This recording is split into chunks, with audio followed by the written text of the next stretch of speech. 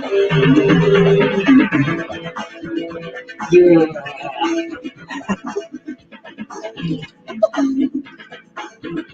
Officer Die, are you ready to bust some heads, crack some deals? That's right, I am Officer Sampson. Welcome to Miami Vice Zenescope edition. That's right, I am Officer Sampson. I got this epic stash going on. We are ready to bust some fools, crack some heads, make some deals. We are ready. Look at how beautiful it is right now. We got palm trees. We got fuchsia neon sun right here. My partner Jay. Where is he? I need my partner. We have Big Joe. He's a tough boss, and he wants us to crack the case. That's right. There he is. Vice time, baby. Vice time. Yeah.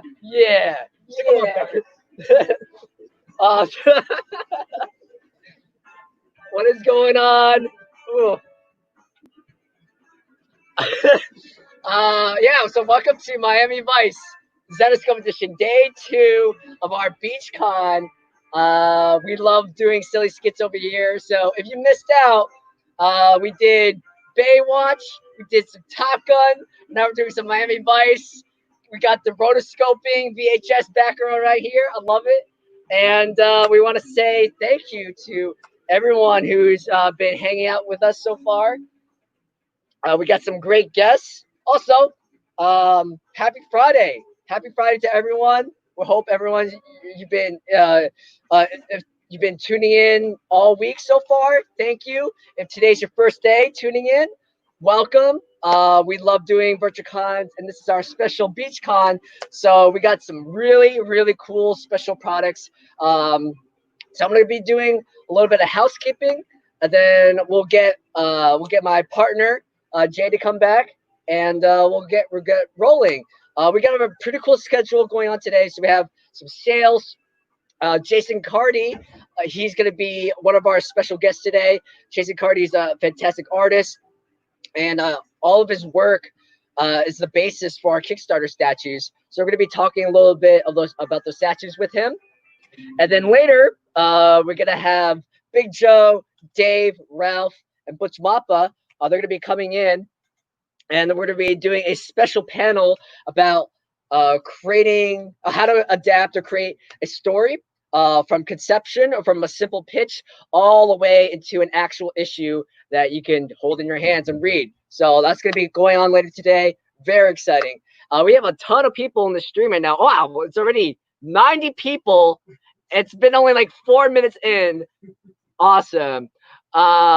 What's up? Hey, Jay. Hey, Michael. Hey, Mike. Hey, Andrew. Wow, there's like so many people so far. Oh, my mustache is falling off. Oh, no. Oh, no. I got to keep the stash on. Okay, great.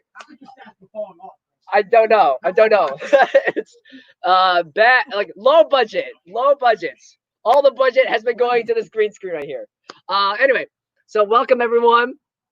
I'm going to be going through some basic housekeeping, especially for people who are just tuning in for the first time. So if you've never attended a virtual con and you want a product that we're showcasing, all you have to do to buy it is you're going to be typing the name of the product code into the comment section. So, oh my gosh, this mustache keeps falling off. It's terrible. Okay, I'm sorry. I have to lose the stash right now. I'm sorry. So every product has a special code. So it'll be like metal 1, book 1, showcase 1. So if there's a product that you want, just type it in the comment section. We'll have Officer Die as well as Officer Dave. They'll be look at the comment section. They will put you down, and after every suite of products are done, especially for those high value products like the packs, Zenboxes, certain books, they will post in the comment section who made the cut. Let's see. And especially if you haven't ordered from us before, if you haven't ordered from the web store or any of our virtual cons, or you're just a brand new customer, new to Zenescope, please, please, please email us at vcons@zenescope.com. That's vcons@zenescope.com.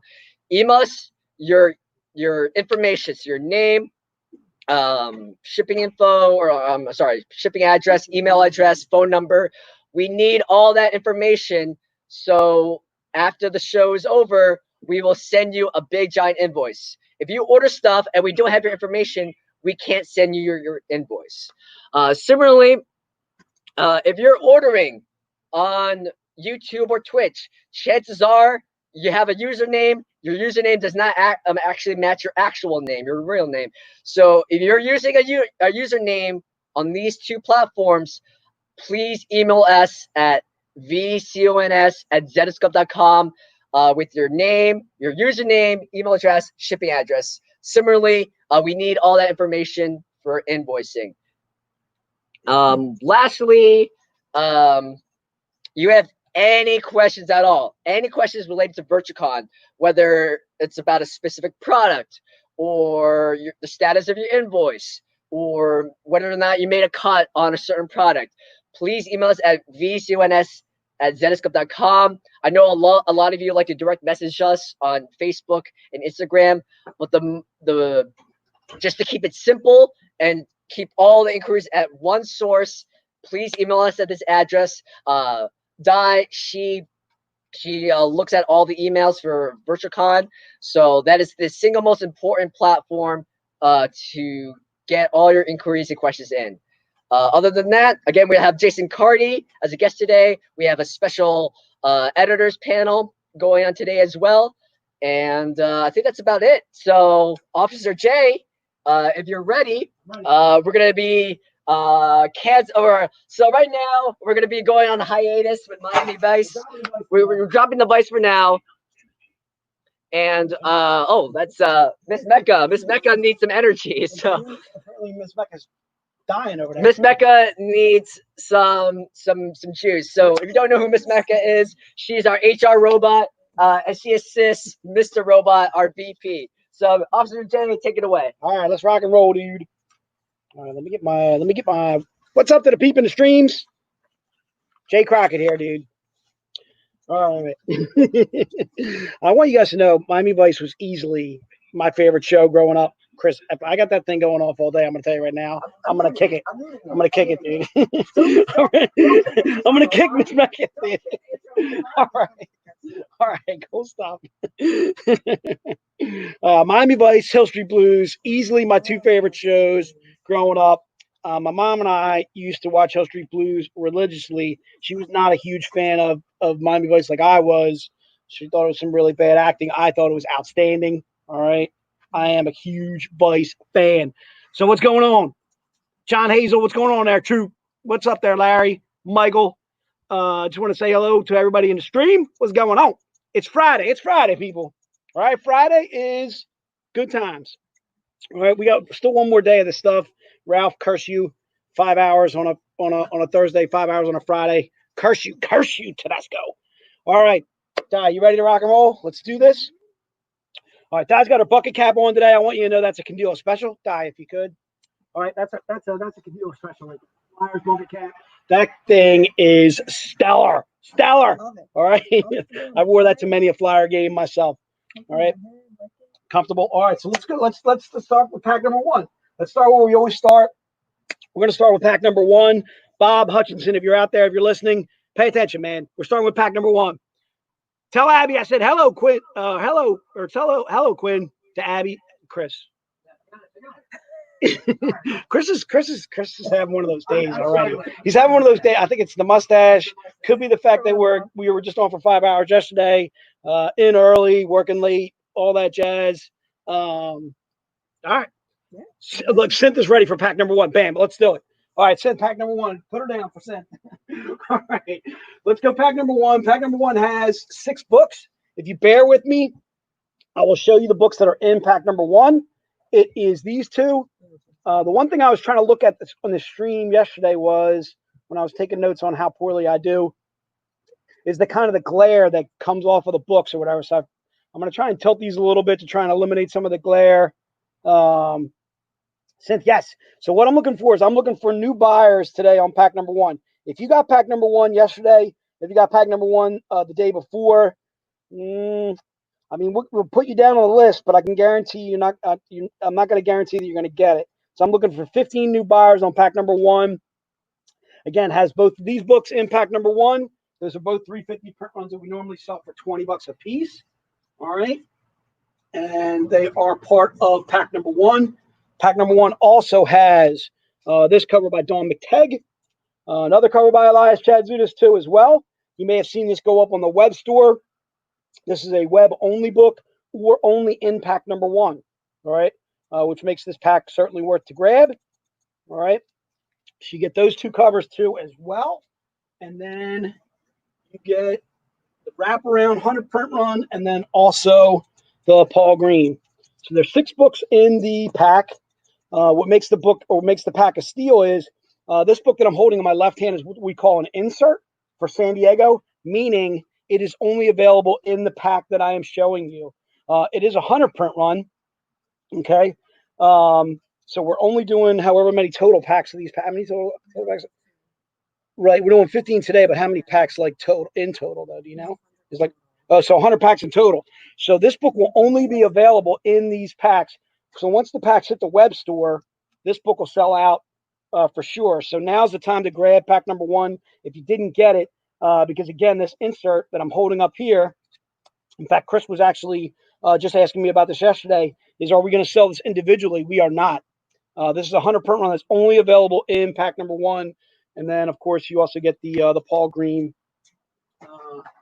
Brim 38 cover, too, as well with that pack. All right, so pack number 1 is $175. And, again, I'm looking for 15 new buyers on that. If you want another pack number 1, you can certainly put it in the notes, but I'm not going to guarantee that you're going to get it because, again, I'm looking to do new buyers completely. So a couple quick stores I want to give shout-outs to. First one is New Wave. New Wave is sharing our stream today. We're going to be doing a retailer hour with them today at, what, 3, Chris? 2? When do we do our retailer hour, do you know? 2. 2 o'clock, we're doing our retailer hour. I also want to give a shout-out to my boys up in Brooklyn, Jeff and Charles, all the troops up there at Hot Flips. They are doing free top loaders. So if you bought prints in the stream yesterday, I don't think we did prints on preview night. We didn't. If you bought prints in the stream, what we are doing is we are going to give you a free mini top loader print, or excuse me, a top loader, a single top loader with your mini print purchase order. And then if you bought prints yesterday, the large ones, if you bought a pack, we're going to give you at least 1 top loader for free with that too as well. And then we're going to do free top loaders with our prints later on today when we get to those later on. All right. So huge shout out to Hot Flips. If you never checked out hotflips.com, they are good for all your supplies, your bags and boards, your top loaders. If you're not familiar with what a top loader actually is, I'll grab one and I'll bring it over and I'll kind of show it to you when we do the prints. But let's get to pack number 2. All right. So pack number 2. We ready, guy? All right. Let's do pack number 2. Pack number 2 is the Z-rated. So it's basically a lot of the topless covers, or basically a lot of the covers that I just showed you, but a topless version. Okay, my sticky notes are holding up. I like it.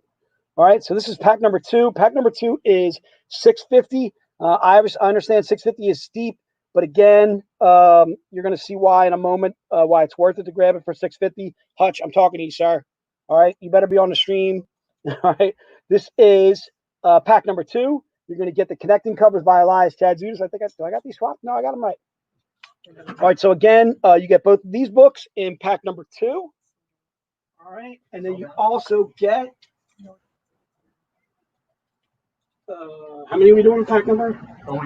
3 copies total. We're doing 3 copies total, and it's definitely going to be new buyers. He did it. Number 3. Look at Hutch. Was fast on the draw. He's 4. Newman. Hutch, you are not fast on the draw, sir. I even warned you. This is the 25 print run that's in that pack. I might as well continue and show the rest of the pack.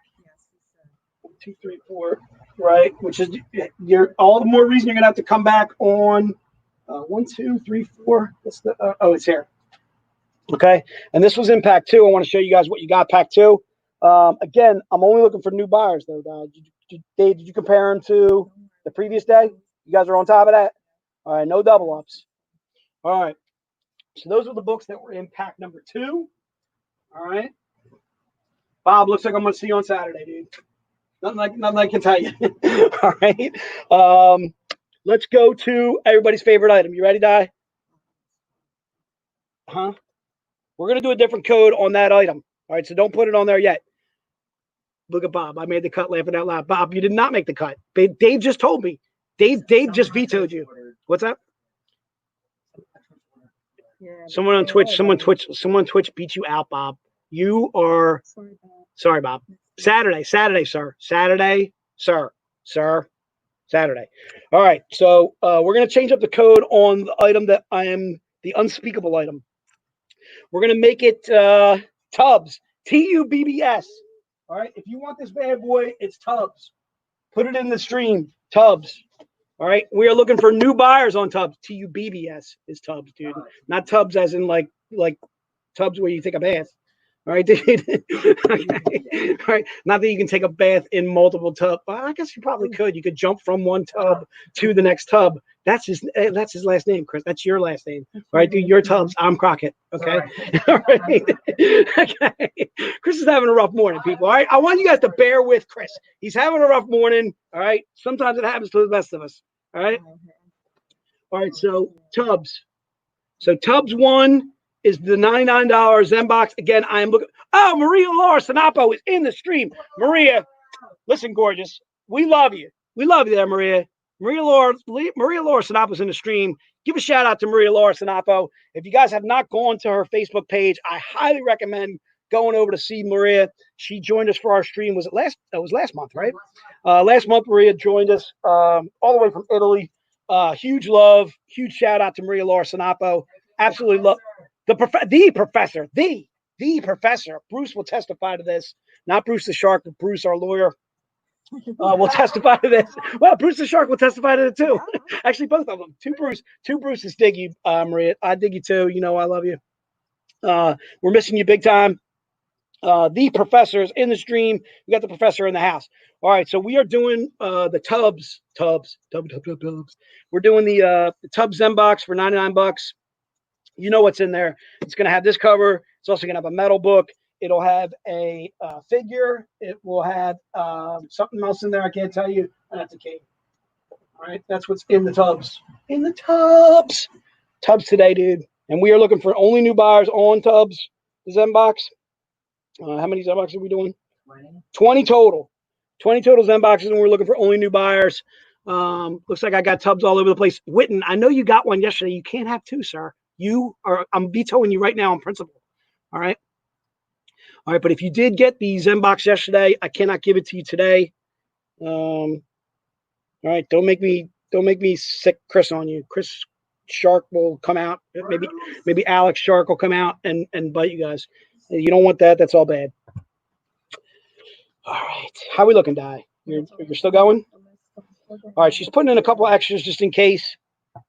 Just in case you are trying to trick us up. You can't trick us up. We have an Excel file.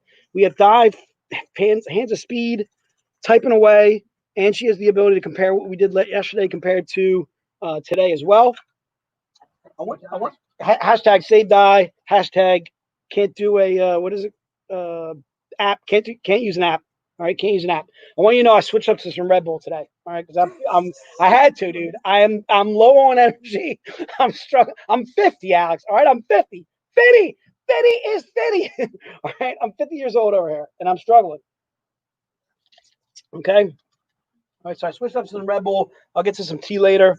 I bought one of those oversized Red Bulls too. I love that thing. Abby, did we get you? Did we get Abby? Dave, did we get Abby for a Zenbox? Abby, we got you. You're covered. I'm talking to my peeps, dude. Oh, I got Trish. I'm feeling okay. It's the problem is I'm old, Trish. That's the problem. I'm old and I need an energy drink. Somebody had suggested yesterday that I get one of those 24-hour somethings or whatever. So I went to a Red Bull. You like Red Bull? I like Red Bull. A Red Bull in my drink. They're great. Thank you, Andrew. I'm with you, brother. Tubs. We got people still asking for the tubs. Are you kidding me?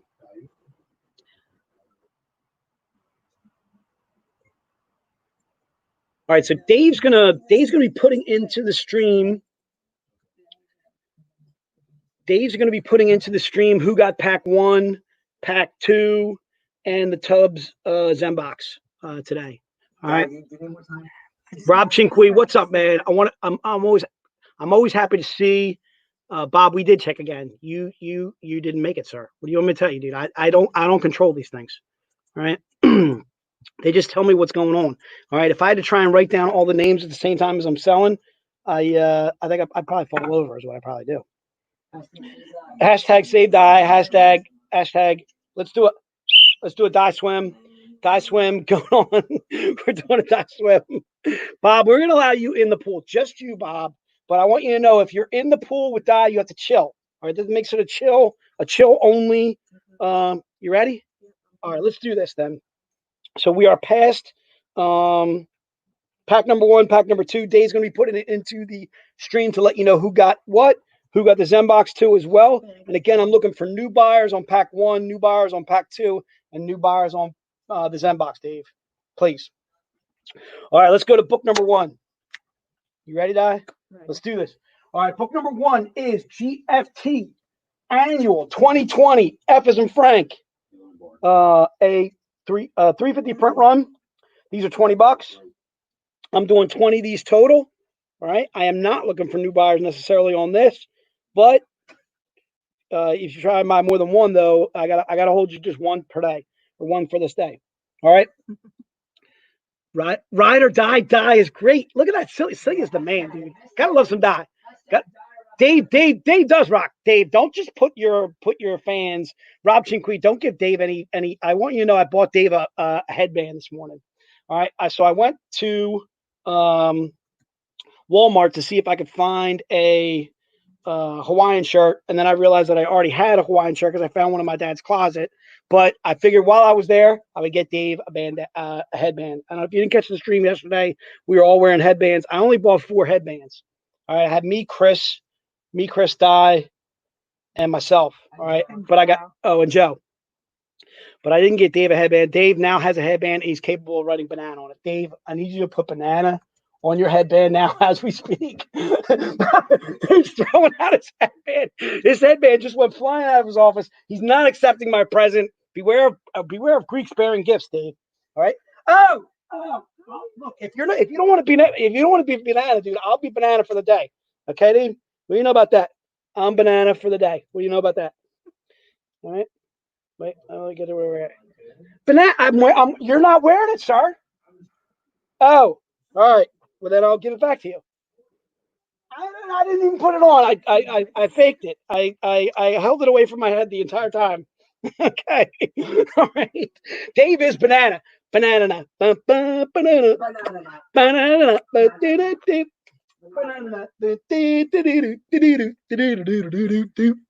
All right, are we good on book 1? All right, let's rock and roll. Let's go to book number 2. Book number 2, it's Friday, people. We're feeling fine. Feeling fine. It's Friday. BeachCon. BeachCon. All right, book number 2 is Belle First, the Black Knight, one shot, Eyes and Indigo. We're doing 20 of these bad boys total. It is a 350 print run, which makes it $20. All right. All right. I'm not necessarily looking for 20 new buyers, but hey, if you guys want to let the other guys get a chance to buy this book, I would certainly appreciate it. How about that? All right, let's put it in that way. So this is Belle versus the Black Knight, one shot. This is the connecting cover to the book, that I just showed you previously. It's Belle versus Black Knight, one shot, Eyes and Indigo. I'm just doing 20 of these bad boys total. All right. And again, that's $20. And it's wabbit season. Duck season. Wabbit season. All right.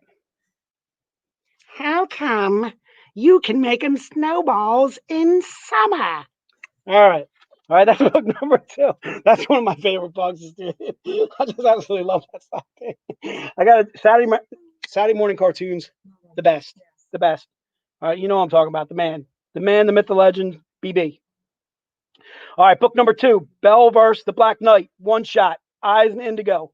$20. We're doing 20 of those bad boys total. You ready, Di? Let's rock on. Let's rock on. Come on, Cletus. I showed it to him. I gotta throw it back out there. All right, book number 3 is GFT V2 38 F as in Frank.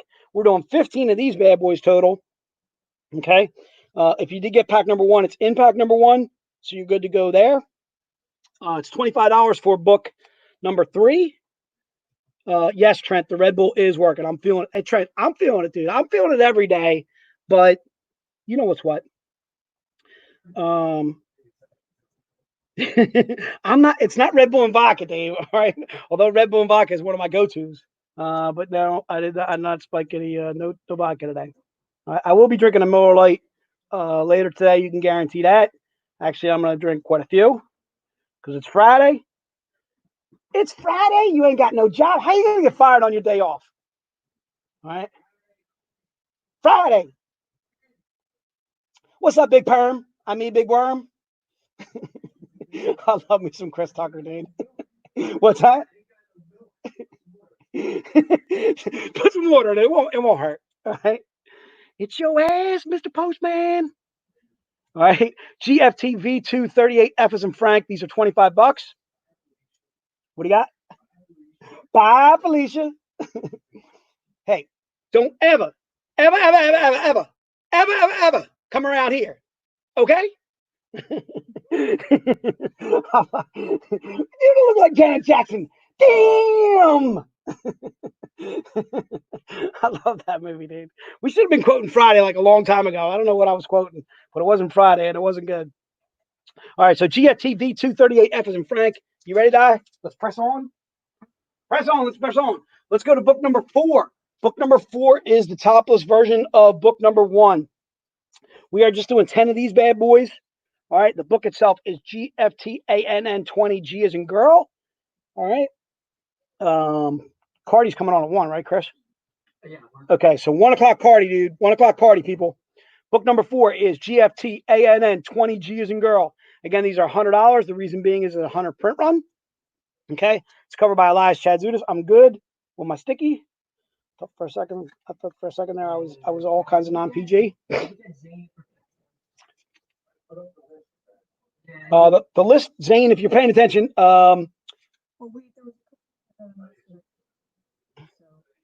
yeah. So if we had some double ups on pack number 1, you may have been removed on pack number 1. I apologize, but again, I mentioned that before. Or whatever. We're looking for new buyers on pack number 1, new buyers on pack number 2, new buyers on the Zenbox, the tubs.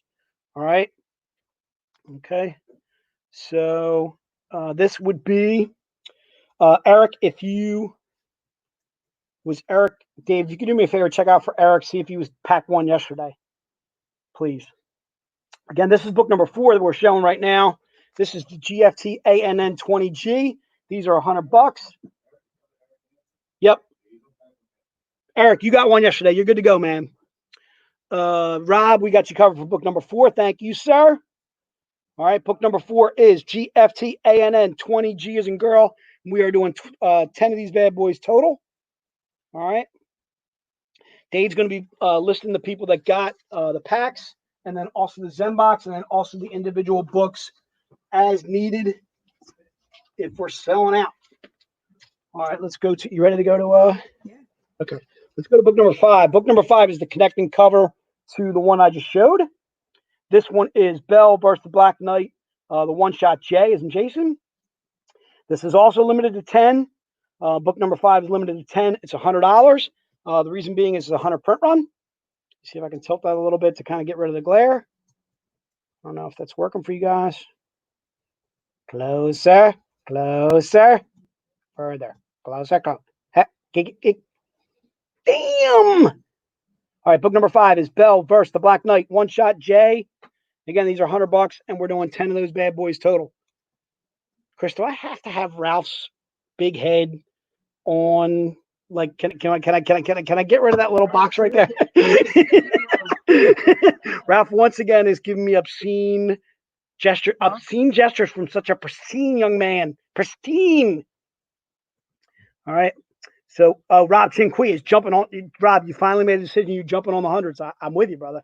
I hear you, man. I can tell you right now, I'm a big fan. All right, so these are the Zen boxes today. Dave just put it up. That was the tubs. Thank you, Dave. And this is book number 5. All right, we good past book 5? Let's go past book 5. Let's go to book number 6. Book number 6 is the Dawn McTeigue solo. We are only doing 7 of these bad boys. Tammy, yes, you did. You got pack number 1 on Wednesday. Tammy, thank you so much for joining us every day. Yes, Chuck, that's what I'm talking about. Chuck's my IT guy. Chuck is my guy who posts links when we need them. Chuck's the man behind the man. All right, that's what he does. So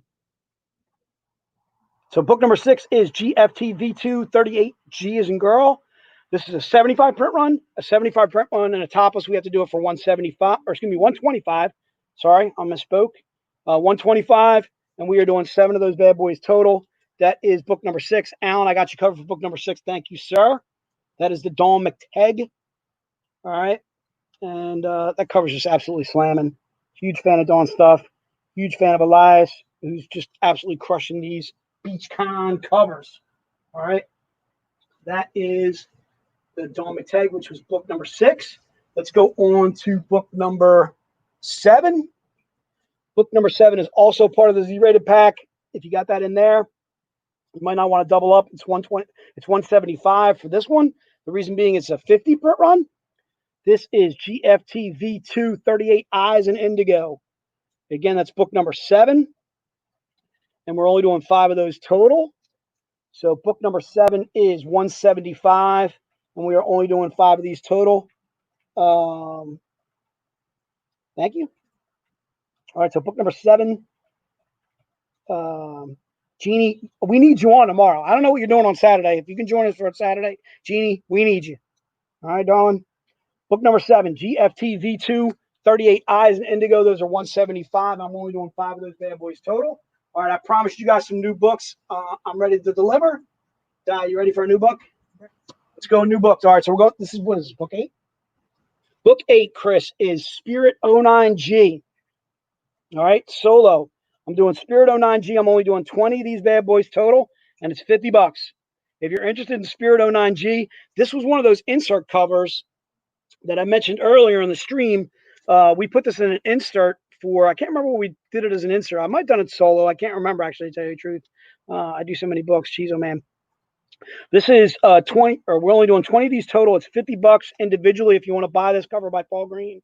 I'm pretty sure we did this a San Diego, probably 2 years ago, San Diego. I'm thinking.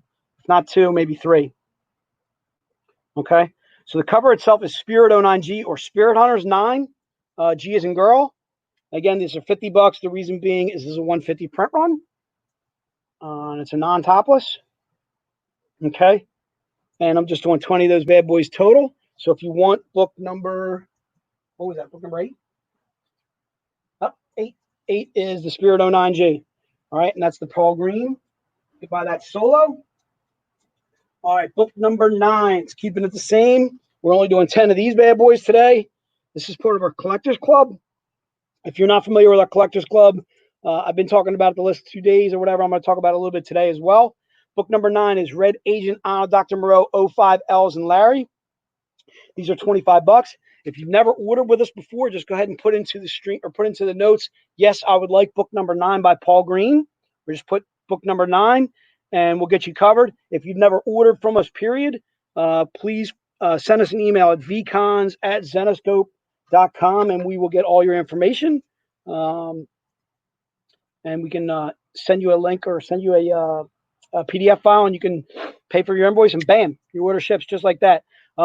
Also realize we're not going to do orders till like Monday, Tuesday, Wednesday next week. All right. Yeah, Wednesday, Thursday. Di's giving me a Thursday. So it's rolling on into the following week. Who knows? We're rolling on to the following week. Who knows what we're doing? All right. You're not allowed to go down the shore.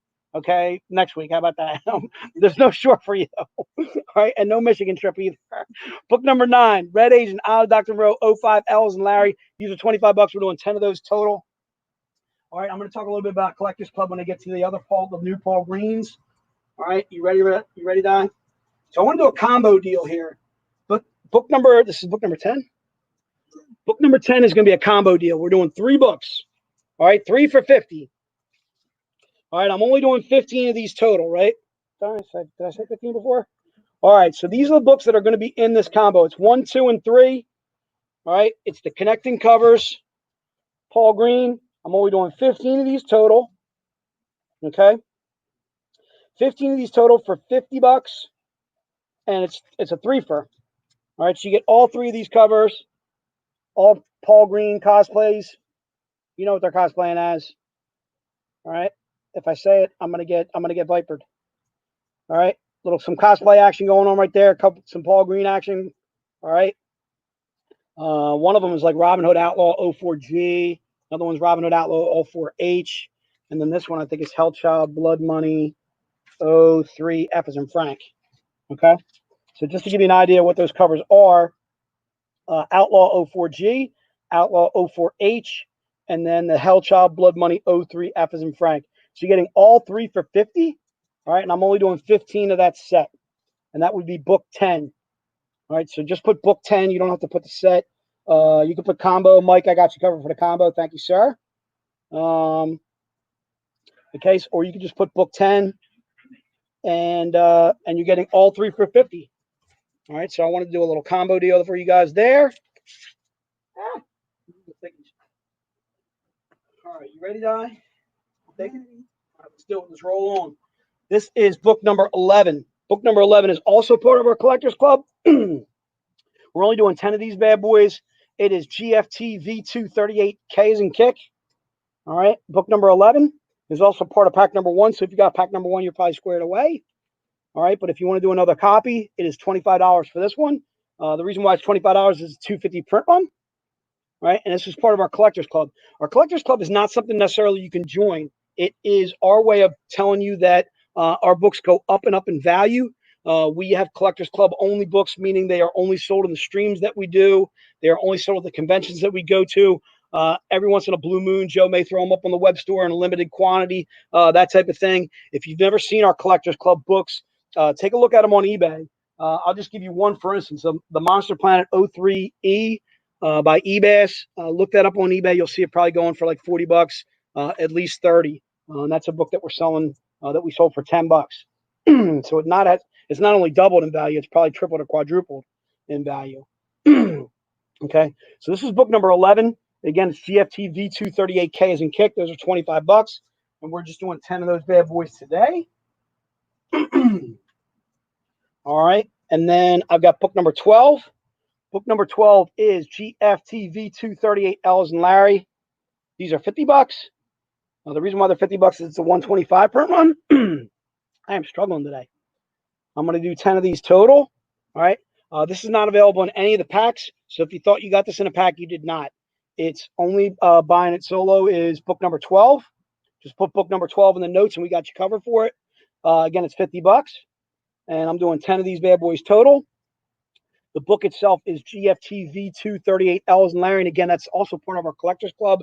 And again, the Collectors Club is not something you're joining. It's just our way of saying our books go up and up in value, and they definitely do. eBay is a sure testament to that. Okay. Robert Pete, we'll give you a shout out. What's up, Robert? Good to see you, my friend. William Roof, shout out to you as well, as always. Thank you for joining us.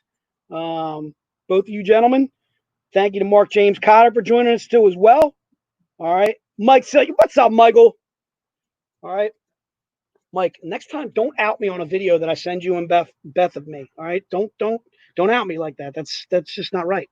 All right? I don't know about that, but it's just not right. Okay. All right. These are private moments. Okay. Private moments that you and I and Beth are having. We're sharing. Okay. Book 12, GFT V238 Els and Larry. $50. 10 total. All right, you ready, Dad? What are you thinking? Collectors Club. I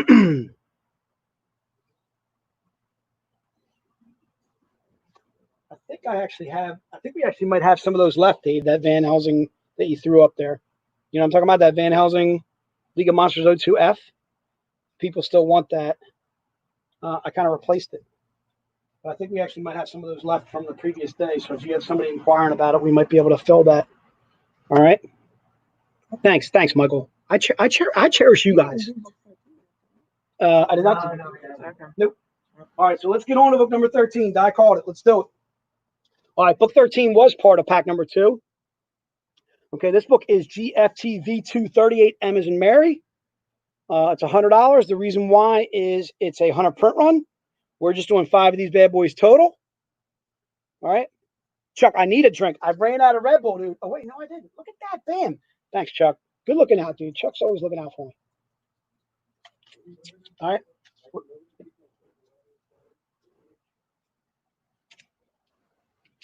They're not sold out, are they?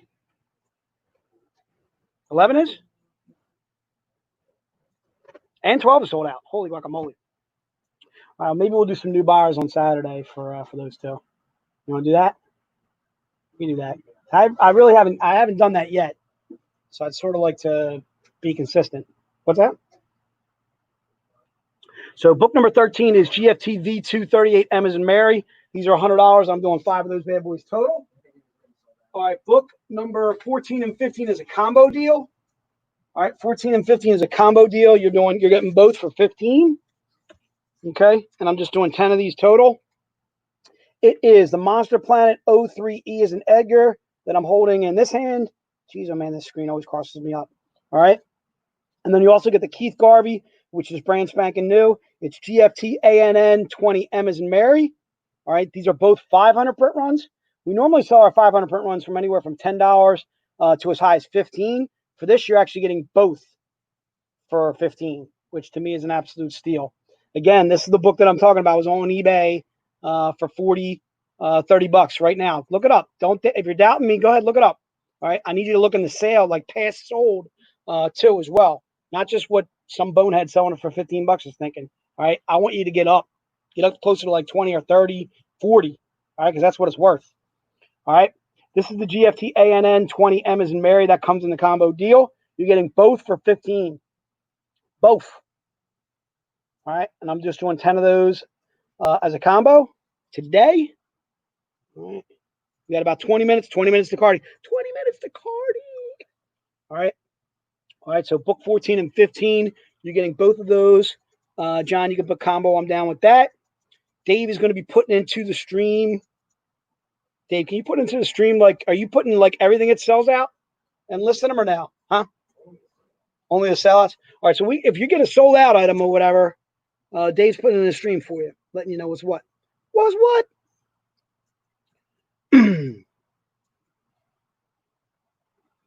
All right, so again, book 14 and 15 is the combo for $15. And I'm sure we got 10 people on that. Yeah. That seems to fly. Fly! Oh, look at the pelican fly! Hey, pelican! What do you got? What tray? Only in a stream that we do, Trent. It's Trent, right? Why aren't we selling the Garvey individually? So Trent, the only time that we sell our collector club books, you may have heard me mention this, is only in the streams that we do. Sometimes rarely on the web store. So you may influence Viper right now to try and put that in the put that on the web store. But again, our collectors club books are only available in the streams that we do. It's a possibility it'll be in our August stream. I can't guarantee it though. I never know what the products are going to be until Joe shows them to me. All right. And then I have to correct his Excel file because he makes a ton of mistakes. All right. But that's just between you and I. All right. That's just between you and I. Okay. All right, Ty, you ready to roll on? Yeah. All right, let's do the showcase. All right, the showcase is the Paul Green Frosted Frights. I got to fix this Z-rated thing every time I do it. All right, the showcase is $100. We are only doing 15 of these bad boys total. All right. And did we sell out of this both yesterday and today? Or yesterday and the day before, Dave? If you could find that out for me. Huh? Pretty sure we did. All right, let's do, you want to do new buyers in the Frosted Frights? All right, let's do we're only doing new buyers in the Frosted Frights. All right, showcase. All right, do we sell out of both days? All right, so we're going to do new buyers in the showcase only. You can put it in the notes that you want a second copy, but I'm not going to guarantee you're going to get it. All right, so I'm looking for new buyers on this showcase only for today. And again, it's a $100 item. So I can't guarantee that we're definitely going to have 15 new buyers. But if you did get it one of the previous days, if you guys could wait and let those that did not get it get a chance to buy it, I would certainly appreciate it, as would they, the new buyers. All right. So again, that is the showcase. We didn't sell it yesterday? No, we had one left yesterday. Okay. All right, well, we'll hold that over. All right, we're only doing 15 total today. Then I would say maybe scratching on the new buyers thing, man. What do you think, dude? All right, we'll wait. Just Daz writing everybody down. We'll see how it goes. All right. All right. So again, $100, and that's the showcase. And again, that's the showcase one. You just put showcase, and Rob. See, Rob's diplomatic about it. Rob's like, hey, I know I got it probably yesterday, but if I can get it again today, I'll take it. All right, Rob, I appreciate that about you, sir. All right. All right, so that is the showcase. Tell Viper we on posters of those showcase books. Posters. I hear you, William. I hear you. we don't really do posters, actually, to tell you the truth. We do metal cards. We'll do mini prints. We'll do prints, but we really don't do posters. And one of the reasons why is we probably have to sell our posters in order to do posters. The big two, as you know, the big two, I don't want to mention them. Those guys are big enough where they can do posters pretty much on pretty much everything they do because they make so much money. We're not capable of doing that. Not just yet. We're getting there, though. Thanks to you guys. All right. Let's go on to, you ready, guy? Let's go to the showcase set. So the showcase set is 2 books. It is $125 for the showcase set. And how many of these bad boys am I doing? Showcase set. I'm doing 10 of these bad boys. Chris, that sound right? All right, let's go 10 of these bad boys total. You're getting 275 print runs in a showcase. If you're not familiar with a showcase, it's basically a higher graded paper for our books that we do.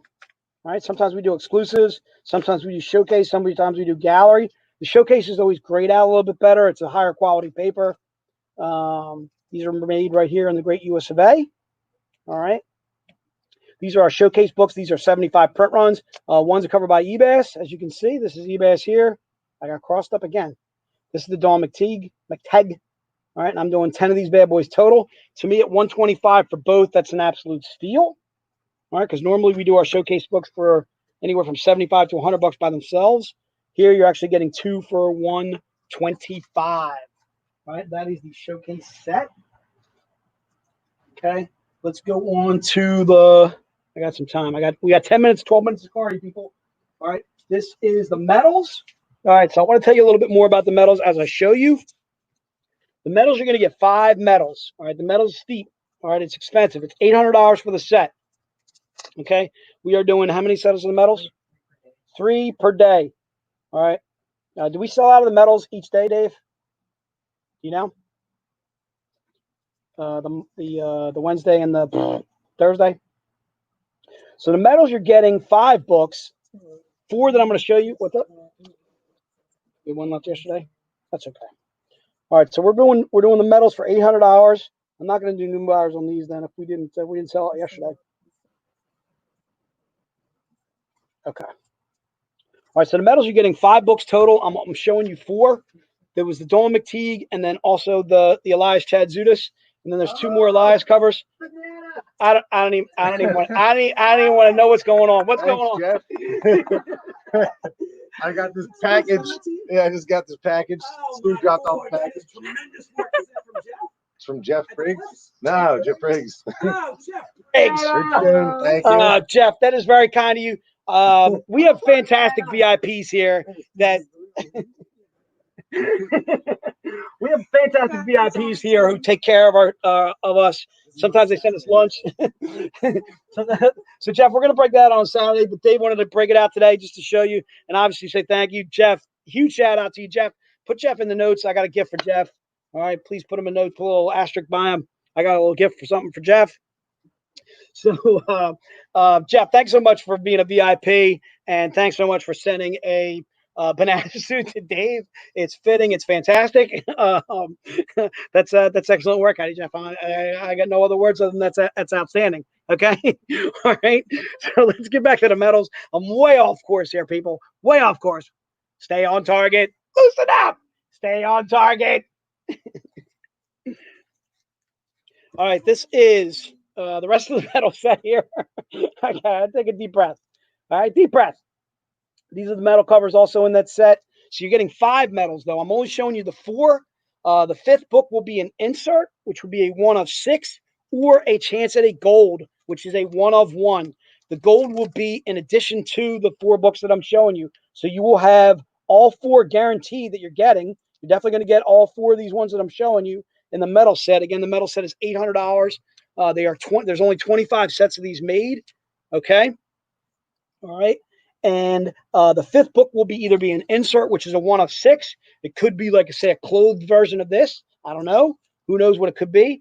And then the 4 out of those 25 sets actually have a chance of a gold, or a 1 of 1, a gold tinted version of one of the books that I'm showing you here. And that book is a 1 of 1. I've seen our gold medal books. Talked to us about Sean Wolf actually before.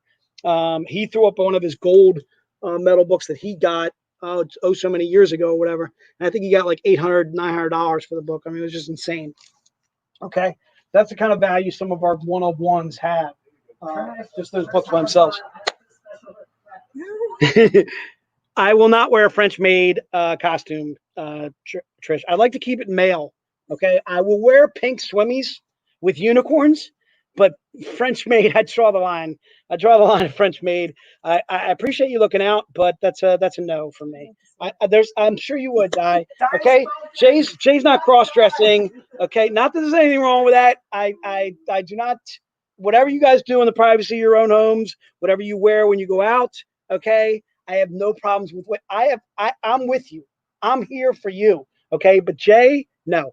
Pink swimmies, yes. Pink swimmies is a yes. French maid is a no. Thank you, though. Good work out of you. All right, let's go on. Let's go on to we got time, right? We got time. Let's go on to the gallery set. 8 minutes to Cardy. 8 minutes to Cardy. We're going across the pond today to grab Jay Cardy. It's probably like 6, 7 o'clock at night over there. I think they're like 6, 5, 6 hours, right? Something like that. Okay, so the gallery set, we brought back some classic covers. It is $750 for the set. And how many of these bad boys are we doing total? 4. We're doing 4 of the gallery set. Okay. All right, so the gallery set is this Mike DeBalfo that I'm holding over here. I got it right this time, finally. All right. That's the Mike DeBalfo. It's Grimm 61, which is a classic cover that we did.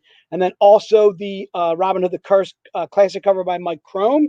All right. As you can see, all the gallery covers are topless. The other thing I wanted to kind of mention too is the galleries are a better grading book. It is more squared off instead of rounded edge. It actually has a squared off, like it's almost like a hardcover. It's not quite hardcover, still soft, but you get the point. Am I losing? I thought I was losing a little bit on my Ebas there. The Ebas, that's Grimm Fairy Tales Missing Legend 7, a classic San Diego cover that we did so many years ago, and then also the Dawn McTeigue. That is Robin Hood Outlaw, covered by Dawn that she did. And again, $750 for the set of galleries. And we are doing 4 of those bad boys total. All right, and that is the gallery set. All right, let's go on to what else can I do? I can do some exclusives, right? We're kind of an exclusive hour, right? Let's go to it's a good question. Yeah. Oh, you got a suit ready? All right. I'll tell you what. Let's go. I didn't count on us having this much time. Let's go with it though. All right. What do we got left on? We got any pack ones left, Dave? We have 3 pack ones left. I'm gonna show them real fast. First, whenever you want to do what you do, you just jump on one. Okay. Okay. So pack number 1, we have 3 left. All right. Pack number 1, we have 3 left. Pack number 1 is these 2 books. So if you're interested in pack number 1, I'm showing it again because we have 3 of these left. Again, it's those 2 books in the pack. There's 6 books total. Okay.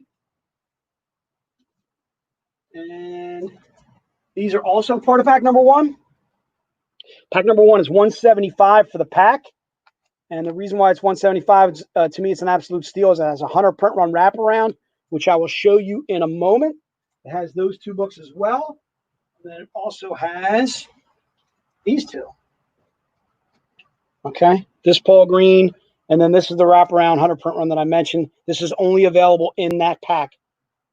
So if you want this book in a wraparound form, non-topless, the only way to get it is pack 1. Okay, and it's $175 for the pack. Okay, and I believe I have 2 left, maybe. Okay. All right, so that is pack number 1. I know I'm sold out of pack number 2, and I'm sold out of the tubs. Do I have any left, Dave? Of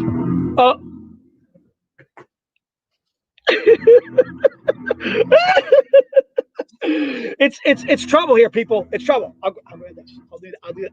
I'll do that. I'm out of here, Shark. I have returned. This is Bruce, the Sale Shark. Welcome back. I have returned to. I returned from the Atlantic. Yes, I returned from the Atlantic Ocean with an offering of beach bucks. So we have no idea what's going on. I am Bruce, the Sale Shark, and as a thank you for all you wonderful fans supporting Zenescope, we're going to be picking a random fan who has made an order so far today, and you will win beach bucks. What are beach bucks? They're basically coupon codes you could use on the web store. So for today, for today's beach bucks, you'll get $20 store credit, $20 to use on the web store on any order you want. So we're picking a winner right now. Joey Besserville, you are the oh, look at all these beach bucks. Joey, if you're here, shoot us an email at vcons@zenescope.com, and Bruce the Sales Shark, will email you a coupon code for your beach bucks. So congratulations. You know what? I think we have time to do one more. Let's do one more. Let's do another one.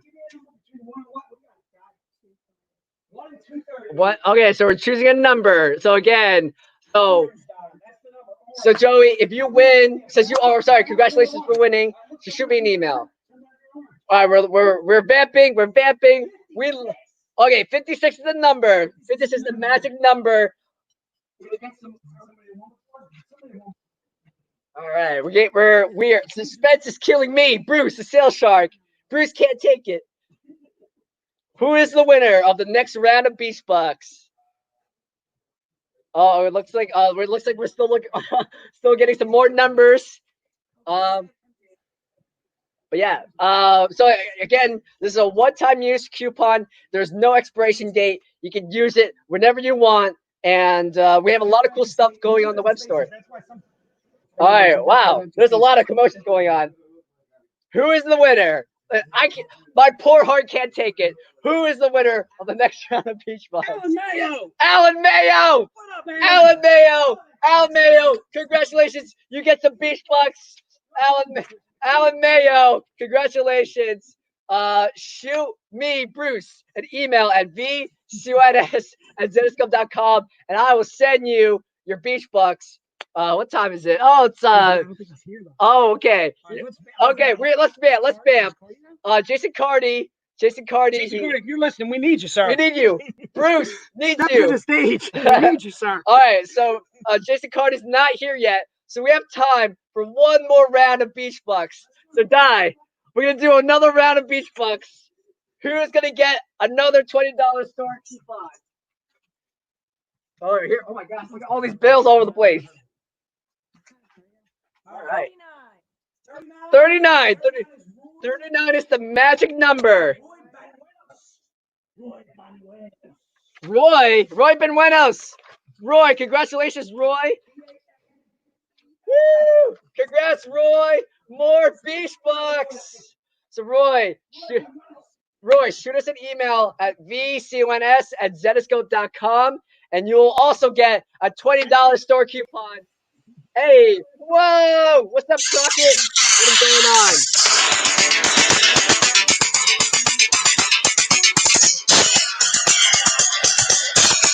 Beautiful, beautiful, What's up?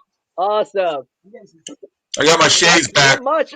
Where is We don't have Jason. Jason Cardy? Jason Cardy's missing. We just got me.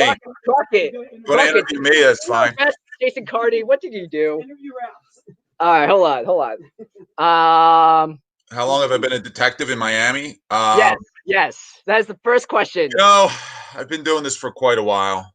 You started as a beat cop, right? Yeah, patrolling the streets. Caught a lot of crooks, killers, all sorts of deadbeats. I see Cardy coming on. There he is. Oh, okay. Officer Cardy on the scene. Okay. All right. Chris hates when I do that because he can't talk over me. Really? Okay. Jason Cardy is going to be entering the stream in 3, 2, 1. Jason Cardy. Hello. What's going on, Jason? What's up? Yeah, I'm good. Thank you. How are you guys? Good to see you, man. Good. It's great. It's Friday. We are patrolling the streets. We are on the run, or we are on the lam for some awesome artists. And Crockett, you don't want to know what's going on here. Yeah, Jason Cardy, you are our number one person of interest. So welcome to the stream. Welcome to Miami Vice, and we're so happy to have you today. What are you wearing, Chris? I'm wearing a shark suit because don't worry about it. See, he's Bruce the Shark. Jason.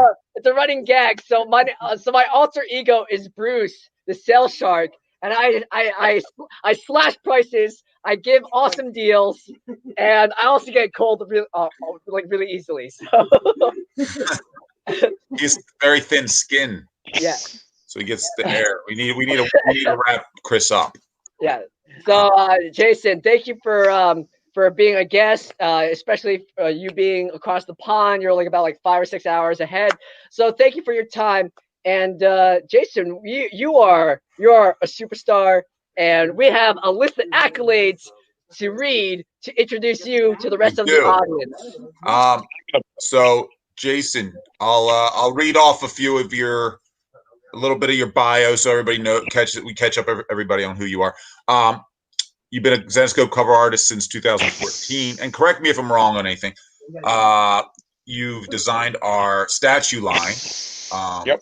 You're based in Wales, which we covered. You've been a professional illustrator working in the comic, graphic novel, and gaming industry for 17 years. You started out as a colorist on the UK edition of Marvel's Spectacular Spider-Man. Very cool. Jason migrated from coloring comics to cover and pinup illustration.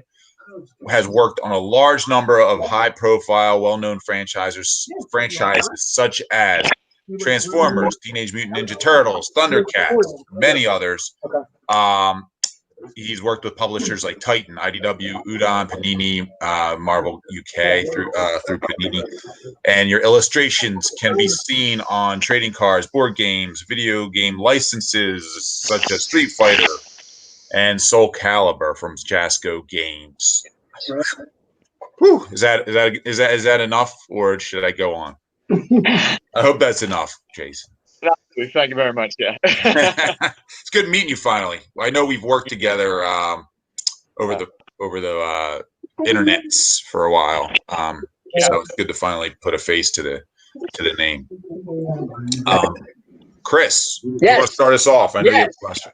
All right, Jason Cardy. My first question: were you a fan of comics growing up, and what was your favorite comic book and/or pop culture character in general? Huge fan of comics growing up. I was quite limited with what we could get on UK shelves at the time. A lot of American stuff to make it over here, but we do all the franchise characters. But I really loved Ninja Turtles, like Thundercats, and Spider-Man was a big one, and especially Transformers for me was big growing up. And when I got into my teens, it was more kind of like manga. and the Japanese influence started coming over, and I loved the cyberpunk and the sci-fi concepts over there. So yeah, that's the kind of stuff I was into. Awesome, awesome. Jason, what ultimately, I guess what ultimately made you want to get into comic book art? And what, did you have any major influences coming up, getting involved in doing comic art?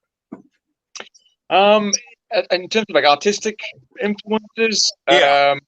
I was a big fan of Michael Turner and Yep. Massimo Nuccio. I don't know if you heard of him. He came up with Ghost in the Shell, and Adam Warren. I really liked his stuff as well. But strangely enough, as a teenager, I didn't really have much intention to become a comic artist at all, really, which is a bit strange. I kind of studied graphic design, and I thought that's where my career path would go. I loved comics, but I was happy being a fan. And I wanted to do design work and technical illustration, things like that. And it all changed in 2003, but I'll get to that in a minute. Sure. Excellent. That's awesome.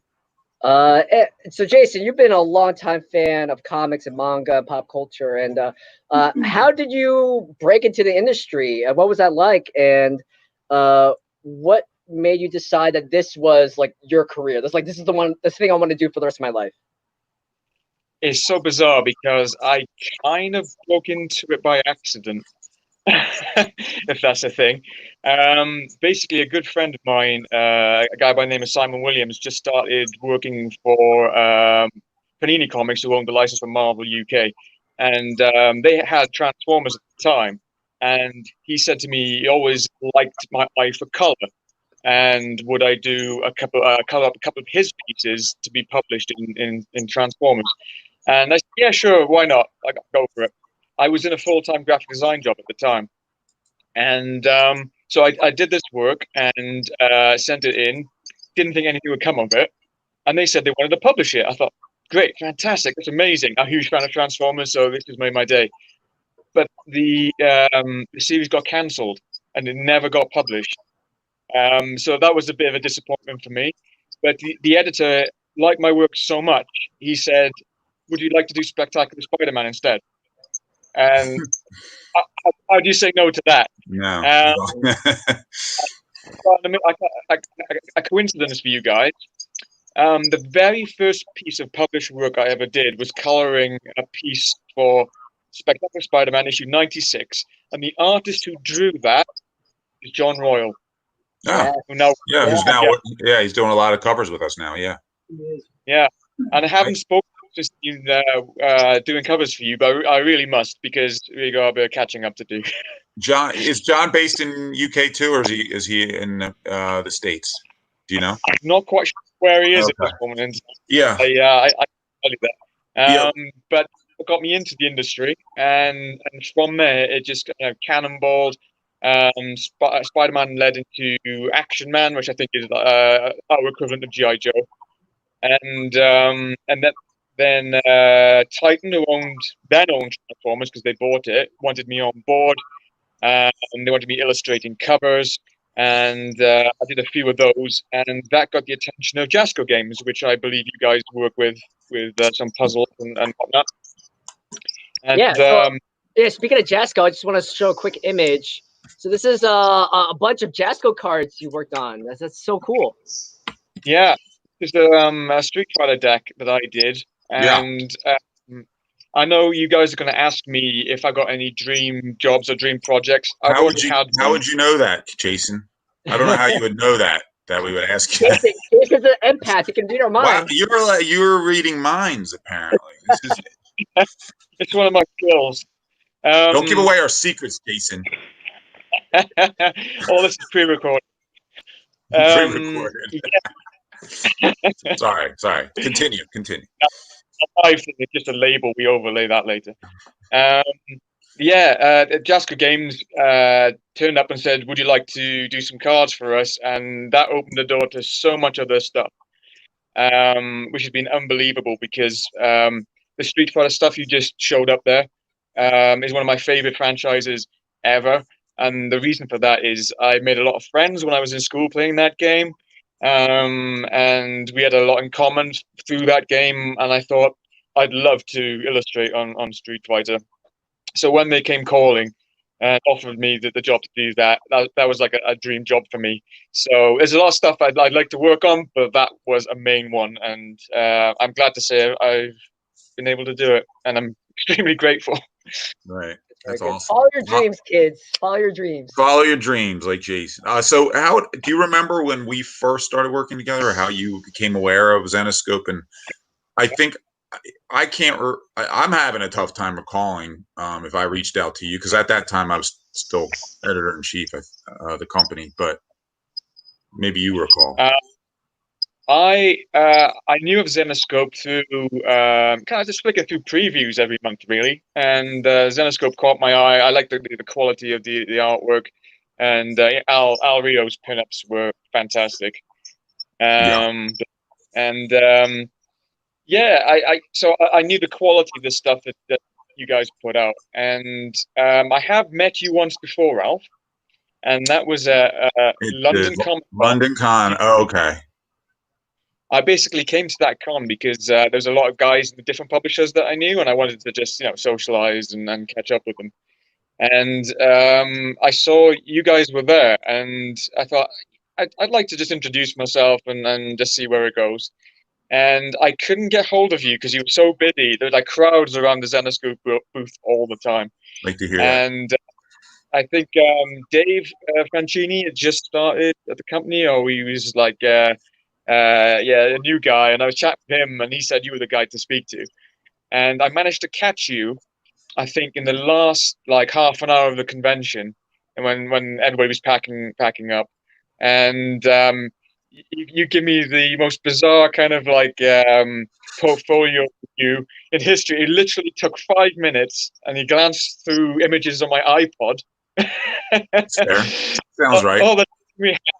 And you saw the Jasco game stuff that I did, and it was a matter of kind of like the right place at the right time, because you were thinking about doing the statue line. Okay. And you had that in mind, and you gave me your last business card. So you said get in touch the week, and I did. And it now really, because I know that the statues took a little while to get going, but you give me like covers to do in the meantime. Yeah, that's how I do portfolio reviews. I look at the artwork for, 5 minutes is probably like a lot. Like it was probably like 40 seconds. I just know if I like it. I'm like, oh, that's good. That's publishable. That's how I do it. It's not very technical. I don't give the technical feedback. I just go right for, this is good, this is not good. Let's get moving. Binary. Yeah. I'm like the Matrix. That's funny. And Jason, do you remember your first Zenescope comic that you worked on, and what was it like working in the early days of Zenescope when during your tenure here? Yeah, I do. It was the Masumi series, because you guys created that character, and that just fitted in with the kind of like the Japanese manga style that I had. And it fitted in with the style for the Bishoujo statues. And Ralph, you said, we've just started Masumi. It'd be great to have a few covers for that. And I think you just give me 3 covers to do right there and then, like the week after. And yeah, that's fine. Yeah, I think you guys. I think you got some images from the Masumi there. Oh yeah, this one, right? Yeah, that's the first one. There we go. There we go. Jason, I gotta say, I forgot. Yeah, is that the first one? That's the very first one. This is issue 1. Yeah. That's awesome. I love. Jason, I gotta say, I love Masumi. I'm a huge anime and manga myself, and like she's one of my fan favorites. So like, it's so cool. That is dope. I know we have a lot of Masumi fans in the audience right now, so that's really cool. Thank you very much. Yeah, I love that. Still one of my favorites. Thank you. You're welcome. Yeah, do you have, while we're looking at these, Jason, do you have a specific approach to being able to take like a concept that might not originally be your idea and turning it into a work of art that you're proud of? Yeah, actually, it's quite similar. Something easier when the client comes up with a setting or background, and you're kind of like working within limitations. Sometimes it's more difficult when it's a blank slate, and somebody goes, "Yeah, just do this or do that," and in a few words as possible.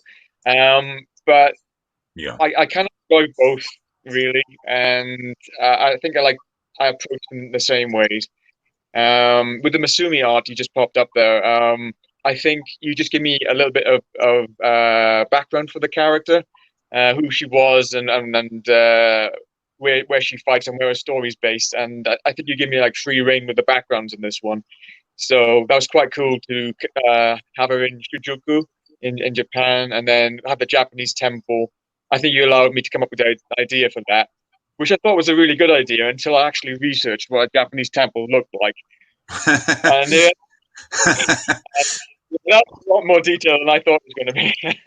Yeah, and it's such a great background. It gets lost because the image of the character is so strong and so centrist. But and sometimes these gorgeous backgrounds you don't necessarily appreciate as much as you should when you look at the whole piece together. And and how much time goes into something like that. Go ahead. I'm sorry. I was just going to say the Robin cover that Chris popped up on the screen there. It kind of like has a bit of my graphic design background in there. Dave allowed me to be a little bit abstract with this one. I think this is a Robin Hood Justice cover that's coming out. I think it's issue 5. So I'm not sure if this issue 4C, I believe. Yeah. 4C, is it? Sorry, 4C. And I said I got a nice kind of like abstract idea to incorporate some of the ideas of the character with the arrows and then kind of like the speed and motion along with New York landscape. And I put it together, and Dave said, "Yeah, I really like this. Let's go for it." So I'm grateful that you guys can be quite flexible with your backgrounds as well and your concepts. Oh yeah. And I think this is my favorite cover so far. Yeah, I think it's important when you're doing. I mean, for us, and like when you're working with artists, I think it's really important to let the artists come up with a lot of the, you want to send a concept or a loose concept over to somebody, but you have to let the artist kind of play in the sandbox and do some things they want to try. And I think with good artists, they can deliver, and bring something, elevate material or elevate a concept that you were never thinking of, which is really great in that collaborative process, I think.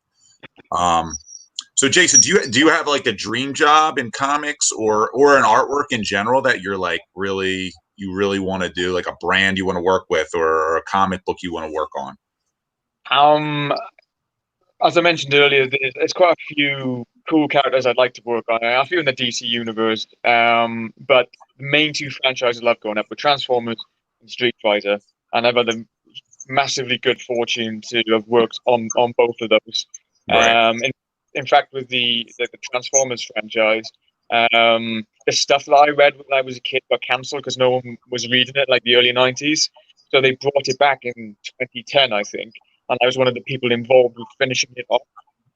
And that for me was amazing when I realized a piece of my artwork was the last page of the last issue of the stuff that I read when I was a kid. So stuff like that has just blown me away, and incredibly grateful for everybody who's given me those opportunities. Right, that's great. And it's amazing you knew I was going to ask that. So Jason, let's switch gears a little bit. I have right in front of me all of our awesome nostalgia style statues. So for any newbies who haven't seen it yet, this is our full color Sela statue. And then this is our Robin Hood nostalgia style statue. And we've been teasing it a couple of times in the last couple of live streams, but absolutely, hands down, my favorite right now. Hey, you've got a... Yeah. Oh my. Yeah. Wow. These these statues, like I'm telling you, the Van Helsing statues look so good. This is not even like the final draft yet. And thank you, Ralph. So these are. So I'm gonna show some images too. So here. Oh, wait, hold on. Sorry.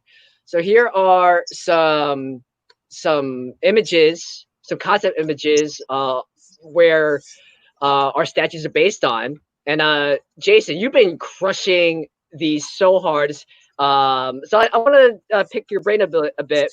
How's it feel to have like these really cool and awesome statues based on your artwork? And what was the process of designing these statues? Again, thank you, Ralph, for giving me the opportunity to do those, because it's quite mind blowing. And sometimes I still can't get over that these things like exist. You know, at some point I drew the lines for these, and now they're standing there in real life, kind of thing.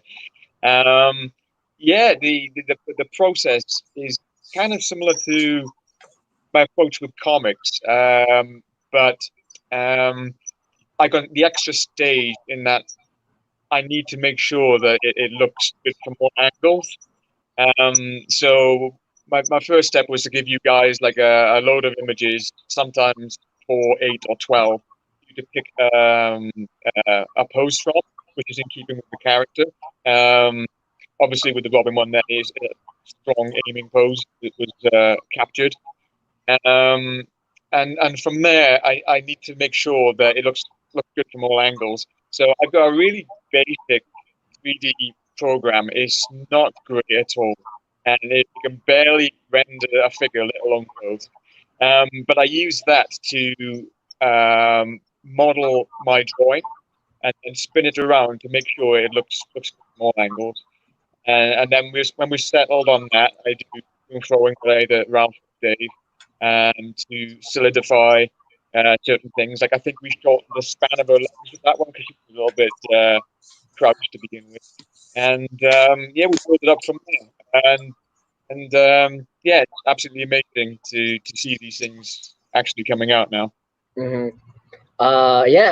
And we haven't launched the Kickstarter yet. It's gonna come out soon.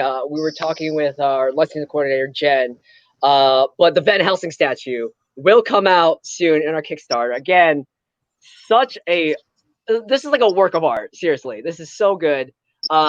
Jason, what can you tell us about the Van Helsing statue? Yeah, I had great fun with this one. I do like Van Helsing as a character.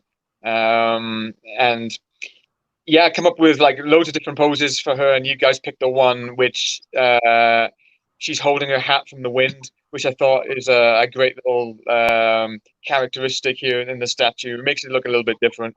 And as you can see on the screen here, my processes, I do a really quick rough of it, and I'm a digital artist. Like I only do kind of like pencil work when I'm doing con sketches and things like that. I do enjoy it, but when it comes to professional work, I tend to work totally digital, so that it's easier to change things and move things around.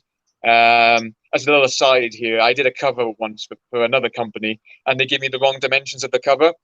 But I did it completely digitally, and because I did that, I was able to move things around and fit it in. If I'd done it on a piece of paper, I would have been absolutely livid. Right. This Van Helsing statue, fantastic. Great time working on it. The turns, I think we got a little image of the turnarounds there. This was a little bit different to Rob. No. Wait. The other image, I think you got the turnarounds. I'm looking. That's not it. Chris, help me. Hold on. Chris, help me.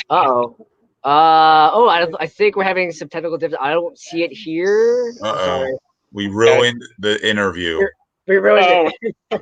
Good job, Chris. I blame Chris automatically. Sorry, Jason. It's fine. The turnarounds for that statue showed that I had to work with and without the cape as well, just to get an idea of what the statue would look like if you didn't have a cape and with it on, to help the like get it. But yeah, it's looking good. That's the first time I've seen the prototype, so I'm quite excited to have that one come out. Yeah, here's Yeah. a shot of the black and white version. Yeah, that Looks oh, so clean. Like, this is not even the final draft. Like, what I love about this statue in particular, like, it's really slick, and there's such little tiny details. Like right here, I'm sorry, like you can see little diamond rhinestones in her boots. And like, like the accenting on her stakes right here, really well detailed. So cannot wait for this statue. yeah. Fantastic. Um, Looking great, guys. and speaking of Van Helsing, so this cover here is one of your most popular, probably Zenescope covers. Can you walk us through a little bit how you created this? Yeah, sure. Again, love this cover because Van Helsing, what's there not to like? I love the steampunk vibe of it.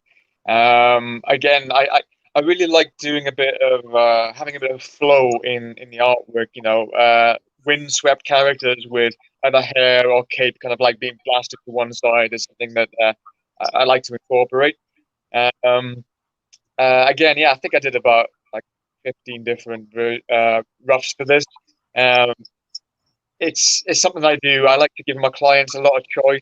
Sometimes I do Yeah, about four. I will say you give the most layout. It's great because it's hard sometimes to narrow them down because you give almost too many options, but it's fun. Like whenever we get Jason layouts, it's like, oh, okay, I'll pick layout Q. Yeah. Or how about double Z? Yeah, I sometimes get a bit carried away. I do about four, and then I think, can I? Yeah, I think I can do better than this. But what if I did it this way? What if I did it that way? And my creativity just kind of like. Do you know the funny thing about this cover is you pick cover A? I could have stopped at one. Right. Well, in fairness, we rarely pick, I think, A. You never know. Well, you never know, though. Poor Jason. You spent like 4 days doing it. Cover took me a couple of days, but I actually spent 4 months doing the layouts. Right. And Okay, yeah, so here's the progression. yeah, I blow up the layout and then digitally ink straight over that. And at this point, I'm giving it to you guys to see if you want to change anything or hide anything or exaggerate anything. And yeah, onto the flat colors, and that's a close up because I think one of the things I really try to get right every time is the eyes of my artwork. I think they're very important to the character, and especially the style of artwork that I do. And yeah, I like to make the eyes quite attractive. So Yeah, that's the reason for the close up. definitely important to have you have those eyes look like they're also like look like they're real. Sometimes you see when eyes are drawn and they don't look like they're focused. I don't know. You ever notice that? Yeah. So I draw the leg away with this. yeah. What's that? It's a 112B pencil. Oh, is that what it is? So how speaking of style, you have a your unique style that's unique to you. How do you think it's evolved over the years from earlier work till now?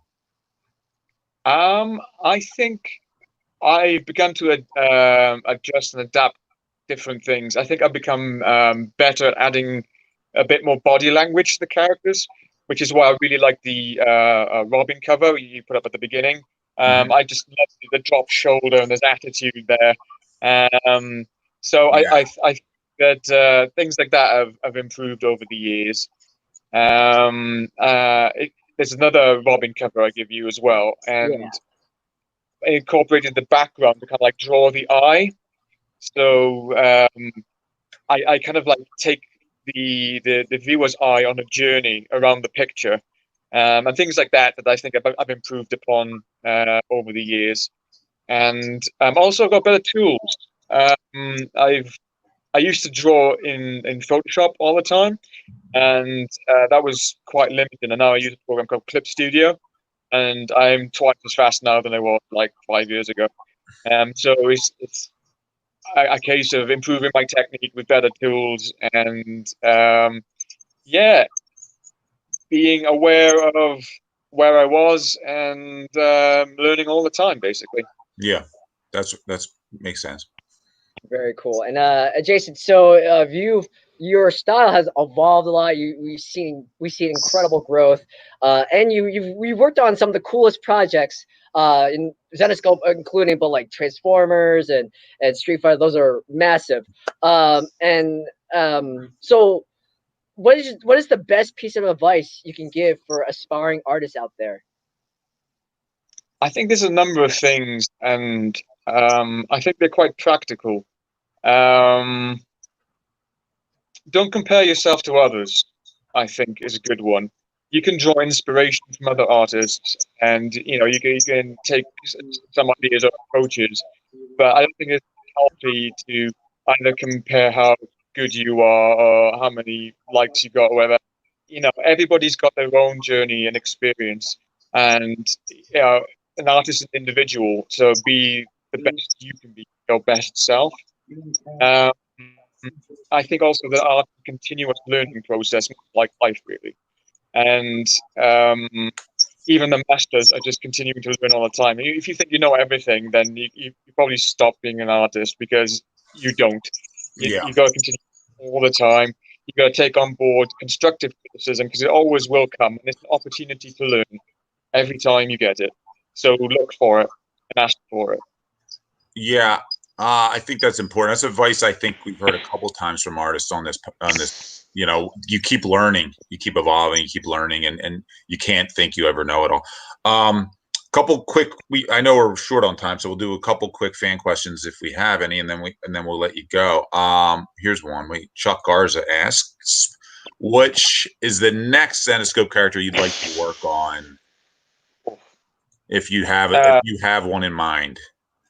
We don't want to put you on the spot. Cool. I like working on all of them. Maybe bring back Masumi. Maybe. Yes, Masumi, please. Yeah. Did you work? You did. Oh, you did do Mercy Dante. I think we booked you on Mercy Dante before too, if you remember. Inferno cover. Yes. Yeah. I think I did a couple of those actually. Yeah. I think I've done quite a lot of it. I think it's about 20, 25 covers for you guys over the years. Yeah, getting up there. Yeah, no one stands out because they're all pretty cool. Yeah. And I do like Robin a lot, but I've also done lots of her. Would you consider drawing Chris as Bruce the Shark? Yes. Draw me as a shark, man. I would love it. Just consider it. I want you to. Okay, it might be like a convention exclusive. Yeah. Yes, please. We're going to MCN London. We're going to have you on a booth. Yeah, it'll be awesome. John wants to know: are we going to see you at any UK cons when they restart? Do you set up at Comic Cons at all? Yeah, I do. I've done a number of them. I was hoping to do a lot more this year, because that whittled down to like 1 or 2 a year, and I was hoping to do like half a dozen at least this year, but obviously with what's going on in the world, that wasn't possible. Yeah. This is we don't know when they'll restart, unfortunately. So we do it this way. But we'll have you back on. We'll definitely have you back on, because there's so much to learn from you, I think, and it's so much to you do a lot. You're great, man, and it's great to have you. We're running short, but we do have a couple little questions for you. Something random. We don't know about Jason Cardy yet. That doesn't have to do with artwork necessarily. Okay. I proposed to my wife in a convention on stage. Oh, you cut out. You cut out. Go back. We didn't hear you. Oh, I proposed to my girlfriend, now my wife, in front of 700 people at a convention on stage. Oh, you did? Yes. What a flex. That was quite random. And I've been strangled by David Hasselhoff. What? Well, who hasn't? He punched Dave Franchini in the face once. I won't get into that story. Okay, we've got that common ground. Yeah, I'm just kidding. He didn't. He didn't.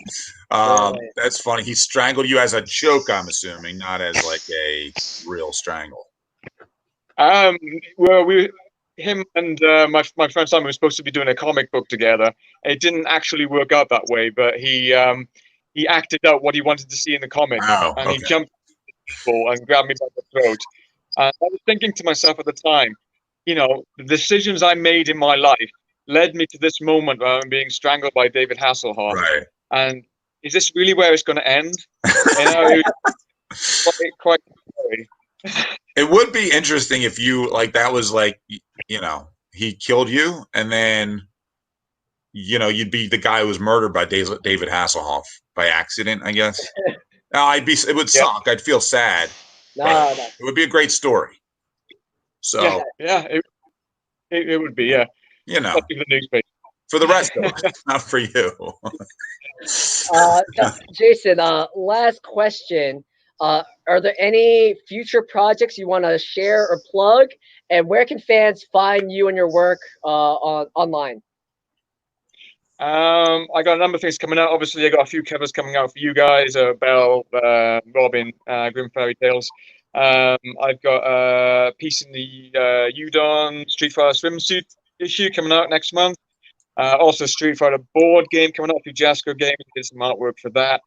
And I got a few other things, but I'm not really allowed to talk about it. But yeah, there's lots of cool stuff coming out. I'm on Twitter. I'm on Facebook. Jason Cardy. And I think I'm going to put up the first piece of artwork I told you about earlier with John Royal. I think I might tweet that later. Get him involved there. That'd be great. And yeah, thanks. Thanks, man. We appreciate having you on. Let's have you on again sometime in the near future then. Yeah. This is my second ever interview like this, and the last one was 2 weeks ago. So I really enjoyed myself. And good. Thanks for the work. Yeah. Thanks for getting me, and thanks for the fans as well. Thank you, man. We'll talk to you soon. All right, thank you, Jason. Right. Stay safe. You're awesome. Have a good one. Cheers. Cool. See you. I'll see you in a little bit. All right, see you, Crockett. I'll be back in a couple hours. Hell yeah. Peace. So, wow, what an awesome interview with Jason Cardy. Thanks to Jason for coming in across the pond, telling us it was awesome work with his covers and his statues. Jason, what a class act. Very cool. So I'm going to bring my co-pilot, my wingman, Goose, Officer J, back to the stage. We're going to be doing some special flash sales all around Jason Cardy's work. So just to support Jason, we got some really cool Jason Cardy related merch right now. So Goose, Jay, can you still scratch? Yeah, I'm still yeah. Oh no! We're not telling you guys that one. You ruined it. Well, dude, it fell apart. All right, we lost the Van Helsing. Holy guacamole. Sorry about that, Jay. All right, so real quick, if you want to go to the website right now, we are doing glassware for 60% off. 60% off glassware. Are you kidding me? 60% off glassware for 24-hour sale. We're doing that. If you want to do it after the stream, I would recommend that only because you guys are not going to believe some of the deals that I got going on you for Jason Cardy. These came down from the chief, so I got the okay on those, and I cannot believe what we are about to do. So I hope you guys are sitting down. If you're not sitting you're need to be sitting down. You're going to need to create some space and give yourself a lot of space. All right, are you ready for like crazy item Jason Cardy stuff? Okay. All right, so let's start with some Jason Cardy stuff. We're going till 2 on the Jason Cardy stuff, so I got some time. All right, prepare yourselves. Jason, a huge shout out, huge thank you to Jason Cardy for joining us. I don't know if you noticed in the notes that I put in there that Dave Franchini and I actually met Jason at London SuperCon. Jason literally just walked right up to our booth and said hello.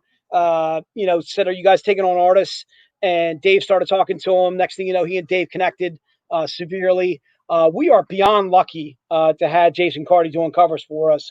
Jason, thank you so much for approaching us at SuperCon. Geez, oh man, Dave, what was that, like 6-7 years ago at least? It might have been like 7 or 8 years ago. Jason came up to the booth. Jason, thank you so much for coming up and meeting Dave and I when you did. We are beyond lucky to have Jason doing stuff for us. Jay, thank you so much, sir. I just got a thumbs up from Jay. Jay, I don't know if you remember me at London SuperCon, but I'm a huge fan of your stuff, man. Thanks for doing what you do. Thanks for all you do. All right, so let's rock on some Jason Cardy stuff. We are doing statues 2 for 1. Are you kidding me? All right, so I'm going to show them to you, and you're gonna be wowed. Okay, so for 85 bucks, okay, 2 for 1. Wow. I know. Crazy. I just got the okay from Joe on this. $85, 2 for 1. You get the Robin. Oops, let me tilt the Robin. Are you kidding me? Jason Cardy style Robin Hood statue, Jason Cardy style Sela, 2 for 1, 85 bucks. All right. He didn't say a limit on this. So if you want it, you got it. All right. The other one I got to limit to 10, but this is a 2 for 1. And it's this is an Are You Kidding Me deal. All right. Joe just came down with the Are You Kidding Me deal. This is a 2 for 1. Oh, I don't even want to know what's going on here. All right. This is Game of Thrones. The hound is in the house. You see these things? The hound is in the house. All right. 2 for 1s. Jason Cardy. We got the hound in the house. Release the hounds. All right. Jason Cardy statues, 2 for 1 colored. All right. Jason Cardy design. Like we can't I feel like I'm in a sword fight the hound right now, and I'm gonna get my head lopped off. All right, dude. I don't want to mess with the hound. I certainly don't want to joust with the hound. This is COVID approved hound right here. Count, you got anything, hound, you want to share with us? Or are you just coming on to steal my thunder? All right, the hound is stopping in just to say hi. Game of Thrones joining us right here as we speak. Shang is incredible. We heard Shang is incredible. Hold on, wait a minute. Hound, would you like to converse with Nick? Who's one of our players? Would you like to converse? Would you like to converse with Nick? Would you like to converse? Wait, Nick is talking to himself here. You don't see it. Oh, we see it, sir. We see it, sir. All right, so 2 for 1 on the statue deal. If you guys are putting into the notes, 2 for statues. Oh, geez. I almost took out. Oh, somebody almost took out the hound. That was me. Sorry about that, hound. All right, so the statues we're doing those as 2 for 1s. It is the colored Robin Hood and the colored Sela. You have to bear with us on the Van Helsing, okay? So if you want the colored statues, the 2 for 1, if you're in the stream and you would like to get these, they are yours. I'm not going to limit on this. Chuck, yes, I'm not kidding you. It is a statue deal, combo deal. David Ross, we got you covered for the combo deal. All right, these are a twofer. All right, you could basically buy one and sell one. I don't know why you want to sell one, because to me, these are just absolutely slamming work by Jay Cardy. Jay, again, brilliant. All right, I had to throw some UK feel in there. All right, huge fan of Jay's stuff. Huge fan of his artwork on this. And as you know, Jay probably gave us 15 different submissions on both of these, and these were winners, no question about it. All right. So those are the on the colored. On the black and whites, we're doing only a limited 10. But guess what we're doing? We're doing a 2 for 1. All right, so it's what are these, 125, right, Chris? Yep. All right. So these are a 125 deal. This is a 125 deal, 2 for 1. We are limited to 10 total. All right, so if you want the black and white, please put black and white combo deal.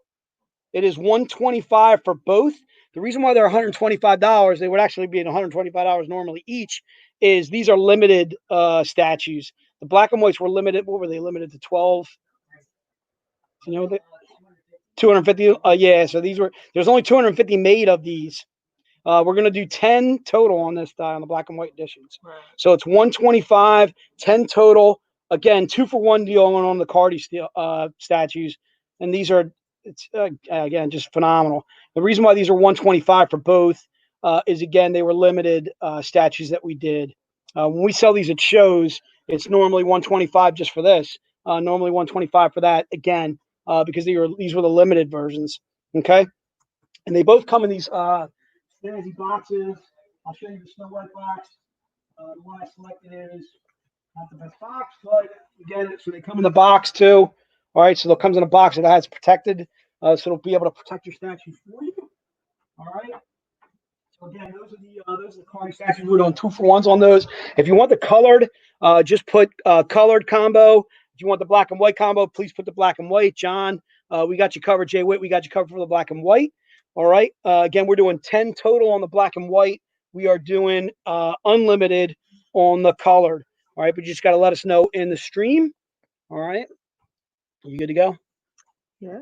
All right, so we're good to go. So I'm gonna keep going with some Jason Cardy stuff because first of all, I absolutely love Jason's stuff. Everybody that wants one of these bad boys in the stream is gonna get one. I think I can do up to like 50 die, maybe like 50, 55. All right, $4. All right, the book itself is the 2015 Halloween special. The code on it is GFTHAL 07. C as in Charles. Okay, so this is the 2015 Halloween special. It's basically a standalone story for just $4. All right, I want to show you some of the interior art. But Jason did the cover on this and absolutely knocked it out of the park. Little candy corn right there for you. Again, these are just $4. This one when we first sold these were $6. So I'm knocking a couple bucks off these. If you want one of these, if you want multiple copies, I'm fine with that. Yep, just put Cardy 1 in the notes, and that'll get you that for $4. Or put 2015 Halloween special, or you can just put Cardy 1 in the notes and you'll get it for $4. I'm going to do up to 50 of these total. So if you want multiple copies, you can put that in. I'm not going to guarantee that you're going to get it, but again, this is a standalone story that we did, a Halloween special from 2015. But again, just phenomenal artwork by Jay. Brilliant. Just fantastic artwork once again by Jason Cardy. We love everything he does. That's all right. Take your time, dude. Do your thing. All right.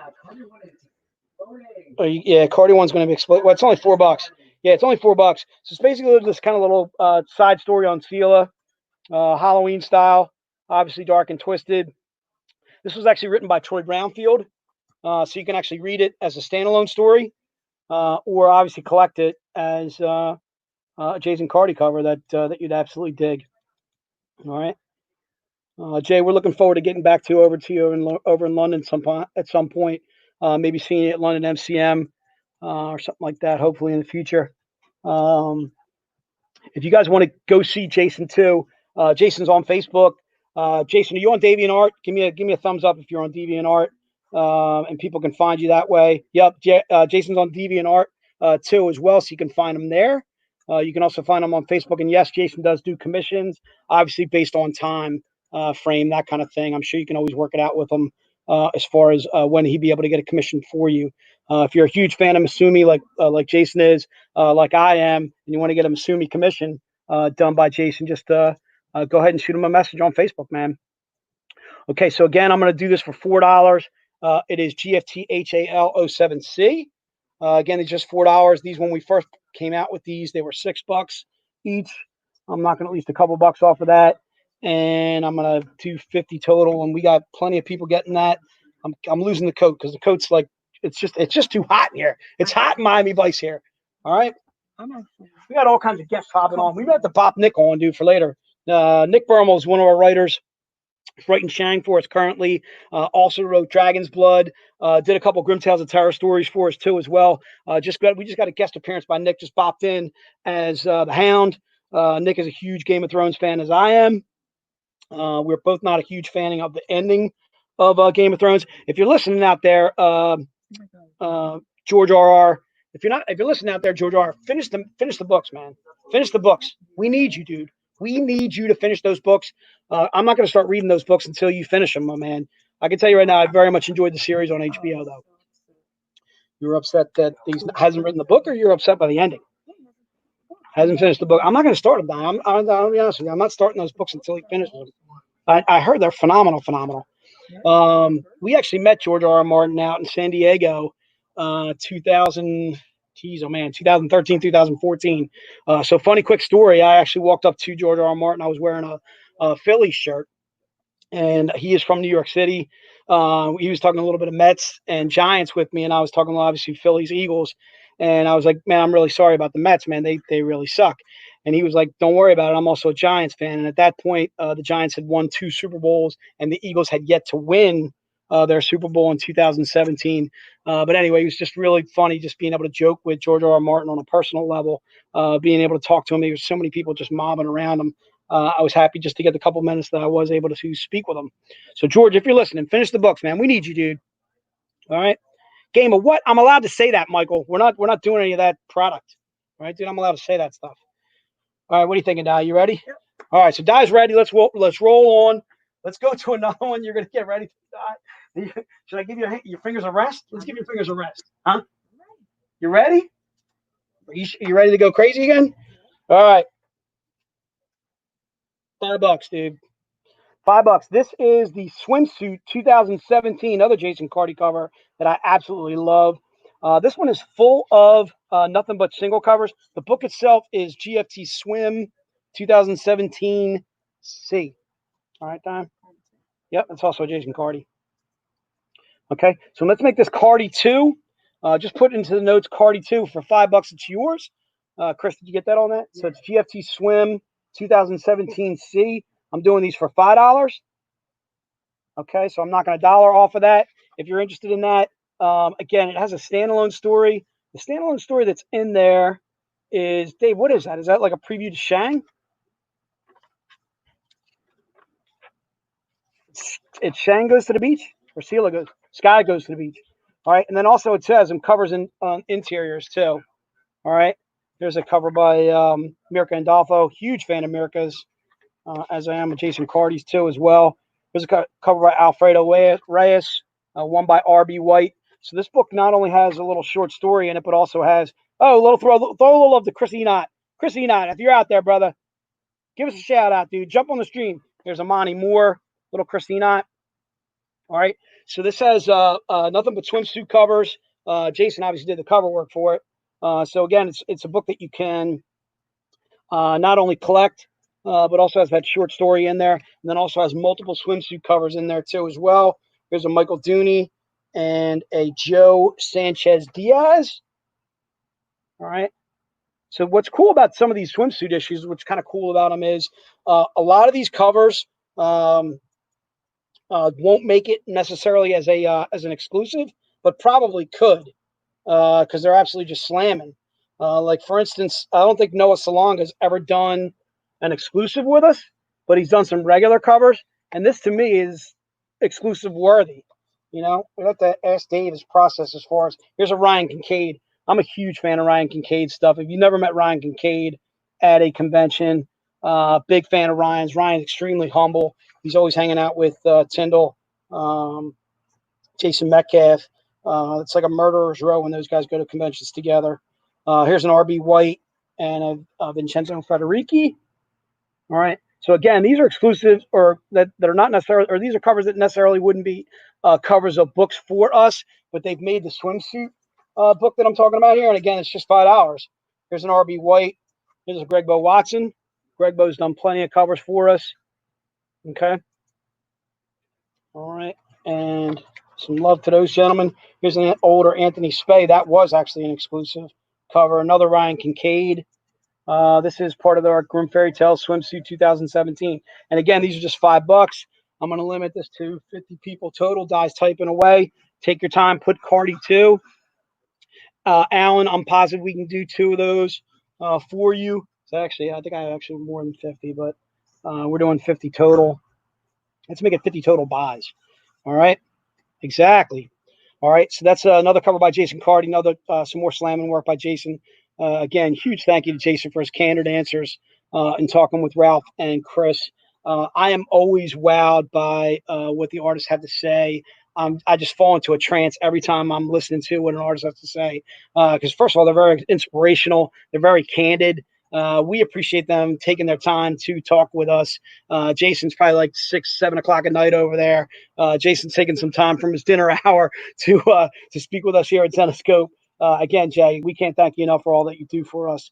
We are beyond lucky. I feel beyond lucky to have met you at SuperCon so many years ago, man. Thank you so much, Jay.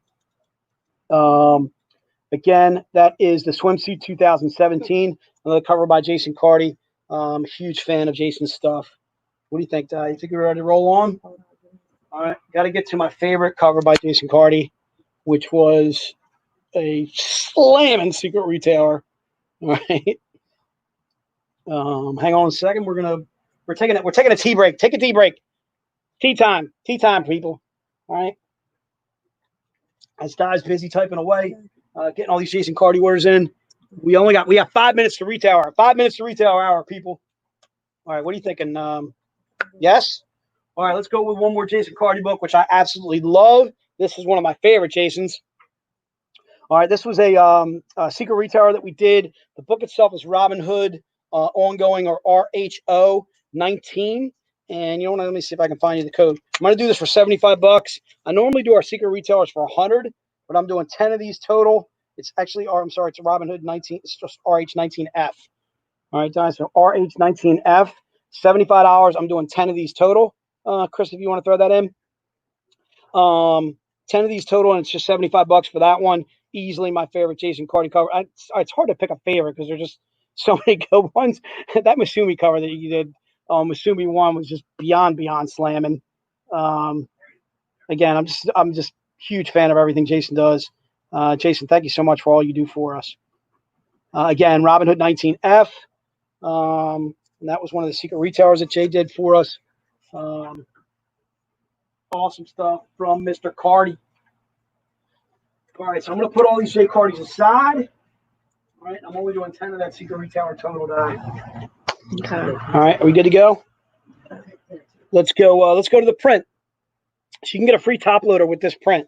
So the print is just put Cardy print, and again that's 20 bucks for the print.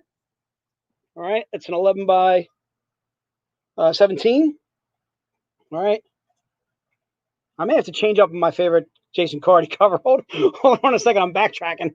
I may have to change up and go to the Van Helsing and make that one my favorite. All right. What do we got? What do we got going on here for lunch? Nice little Firebird. Firebird. All right. So please put Cardy print number 1. And again, we're doing these for 20 bucks. All right. And again, if you're interested in commission work from Jason, please contact him via Facebook. You can also find him on DeviantArt. Shoot him a message based on time frame or whatever. He can always do some commission work for you. Again, huge thank you to Jay for popping in the stream with us, answering all his questions that he did very candidly. All right. So again, the Cardy print is just 20 bucks, or you can put Van Helsing print, Cardy print, anything you want to put on there. And again, that's 20 bucks. And that's the print that we're selling for Jason Cardy today. Okay. I was going to do some art books, but I think I'm going to have to put that on hold because we're going to have to get a retailer hour. Yeah, we're going to have to all right. Mike, Mr. Bankston, we got you covered for the, no, Chuck, we're not doing sandwiches today. We're going with some, looks like meatloaf, looks like some chicken, looks like some pasta. That pasta looks good. And some fries. Oh, and some veggies too. We got some broccoli. And it looks like some cauliflower. Is that cauliflower or is that mashed potatoes? Mashed potatoes. It's not cauliflower. What am I thinking? What are you saying? I don't even know what you're saying. What are you saying? All right. So that's the Cardy print. The Cardy print is 20 bucks. Just put it into the notes. Cardy print, and we got you covered. Nick Lopez, we got you covered, sir. Joe, we got you covered as well. Yes, Chuck, we do get lunch. Although I can see I'm not going to be eating for another hour. All right, I'm going. You know what, Chris? Chris, get something to eat, dude. Get something to eat so that way, like when I'm done or when you're done, I can get something to eat in about 20 minutes. I can put you on retailer hour. I'm gonna have a guest appearance by Chris on retailer hour. Normally I handle retailer hour myself, but what are you doing, yo? You get your Cardy prints? Get your Cardy prints here. Cardy prints. Right. If you want something by Jason, that you didn't see me doing, contact Jay directly. All right. Find him on Facebook. Find him on DeviantArt. My man. Pots and pans. All right. What do you got, Dad? Also, you're gonna get a free top loader with this bad boy too. All right. Remember, Dad, every print gets a top loader. Top loaders courtesy Hot Flips, our brothers in Brooklyn. What's up? One per order. So one per order. So if you ordered a set of prints on yesterday, I can't do top loaders with all your prints, that type of thing. So we're doing one top loader per order. Thank you, of courtesy of Hot Flips. If you never checked out Hot Flips, please go to hotflips.com. They do all your comic book supplies, bags and boards, top loaders. You know what? I mentioned it before, so I might as well cover it. So this is a top loader here. So if you're not familiar with what a top loader is, I'm going to show you exactly what a top loader is, and I'm going to slip my Jason Cardy print right in there. Bam. These are free with your print order. All right, just slides right in there, and it gives it a protective cover. All right. Okay, it's not exactly a frame, but still protects your print extremely well. All right. All right, and so that's a top loader that would be free with your print order that you did yesterday, or if you got the Jason Cardy today, you get one of these top loaders for free with it. All right, go to hotflips.com, support our brothers in Brooklyn. Jeff and all your comic book supplies from Hot Flips. If you want to throw them a little love or whatever, believe me, we'd appreciate it, as they would certainly as well. All right. All right, you ready to rock and roll, Di? So we're going to go to Retailer Hour. So I want to dedicate this hour to, again, huge thank you to Jason Cardy for coming on. Jay, if you want to pop off, that's all the stuff I got for you. Again, Jay, thank you so much, man. Thank you so much for joining us. Thanks so much for answering all of our questions candidly, spending some time with us, a good half hour, 45 minutes. Jay, we can't thank you enough, man. Thank you so much for all you do.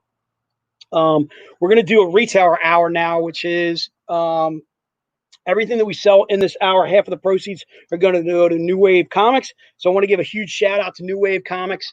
Owner of the store is Jason, also there. We got triple Jasons going on today. Myself, I'm a Jason Cardy. The owner of the store in New Wave Comics is Jason. They got a fantastic store. They got a whole Zenescope sketch section. Chris, if you could find out for me exactly where New Wave is, I think they're in Skipback. Skipback, yeah. So Skipback, PA. If you've never been to New Wave, please go over. Go ahead and support them. Guy, you can eat probably at the same time you're doing it. All right, so I want to start with some of the same stuff that I did yesterday for Retailer Hour, but I'm going to add in some newbies. All right, because I know I got a lot of readers in there in the stream, a lot of repeat readers in the stream too as well. I can't believe we got 105 viewers going on right now. This is crazy. Are you kidding me? Like crazy. That's just Facebook, right? All right, so I'm gonna go to Grim Fairy Tales, the set that I did yesterday. It is the omnibus and then also the chip card. All right, so the chip card has volumes 1 through 8 of our Grim Fairy Tales series digitally. You can basically just put that right into a USB port. And I didn't do this yesterday, but I should have. There you can see like a little pop into your USB port right there. All right, you can pop that right into your iPad, right into your computer. Download Grim Fairy Tales volumes 1 through 8 digitally. So at least you have the ability to read them there. All right, so 1 through 8 digitally, and then also the omnibus. And it's what do we do? We do this for 65, right? Sound right? Okay, cool. So you get the digital card. All right, and then the omnibus. You're getting 15 volumes for just $65, which to me is an absolute steal. If you're not familiar with what we do with our Grim Fairy Tales, we use our Grim Fairy Tales much like Original Brothers Grim Fairy Tales, using a fairy tale to kind of teach a life lesson. So it kind of goes from present day to the fairy tale, or it's a fairy tale taking place in present day. Sela is our guide through the original Grim Fairy Tales. She has the ability to put you into the Book of Grimm and show you these are the consequences of your actions should you choose this darker path that you're heading down. One of the favorite stories that I like to show is Pinocchio. All right, so I'm going to show you our version of Pinocchio. This would be digitally and in the digital card. All right, you wouldn't get this graphic novel that I'm holding in my hand with it. But again, just the artwork is just absolutely slamming on the story of Pinocchio.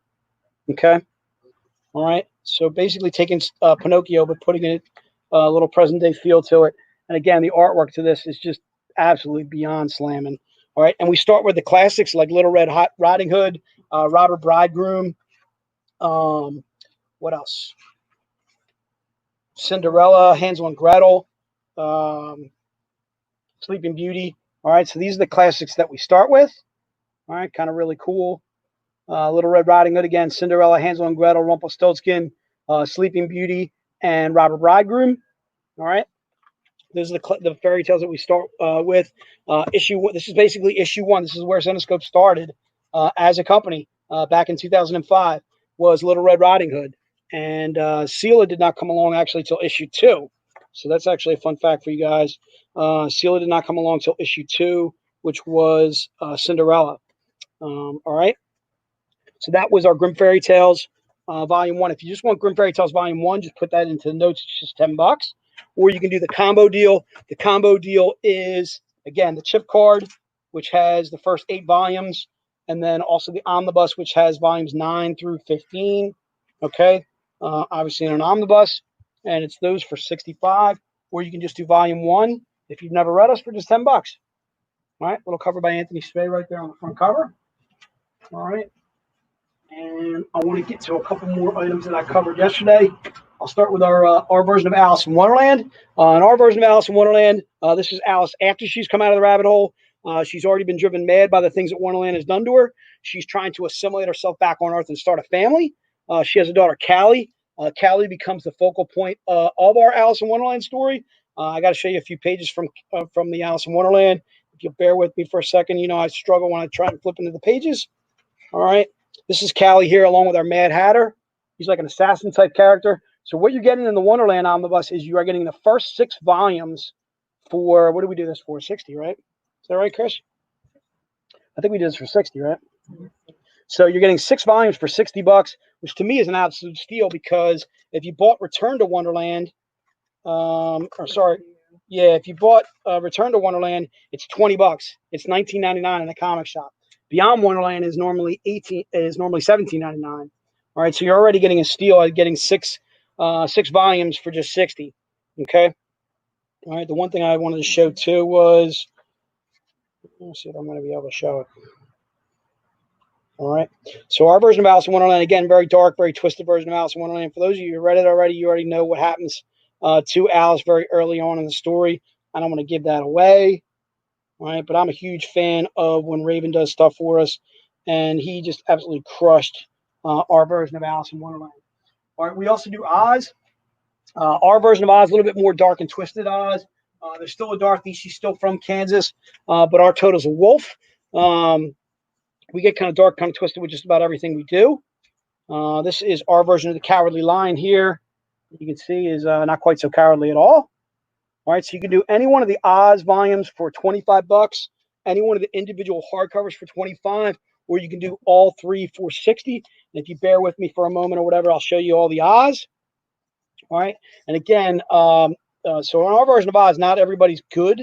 In our version of Oz, I don't want to give away who's bad or who's good or what have you. But to me, again, the artwork in the Oz is just absolutely beyond slamming. Okay. Dorothy is what we would call one of our highborn characters. She basically has a power, an inner power inside of her that she's not aware of until she gets to Oz. Okay. Then it's just some phenomenal artwork on the Oz. Also, if you want to get these signed by Joe Bruscia, the writer, you certainly can. The Oz Volume 2 would be Warlord of Oz. And again, these are all hardcovers that I'm showing you, so that's why they're $25 each. Or you can do all 3 for $60. Okay. So Volume 2 would be $25. Volume 3, which is Oz Reign of the Witch Queen, that would be $25. All right, so I want to get to some new stuff that I didn't do yesterday. A couple of deals that I got going on today, which is, let me see, I did these yesterday. I did not do these yesterday. All right, so let's go to these real fast. All right, so I didn't do Gretel yesterday. I want to show you Gretel, written by Ben Mears. If you're not familiar with Ben, Ben did Hellraiser. Okay, our version of Gretel, she is basically a witch hunter. So when she's captured as a young girl, she and her brother Hansel, she is starved.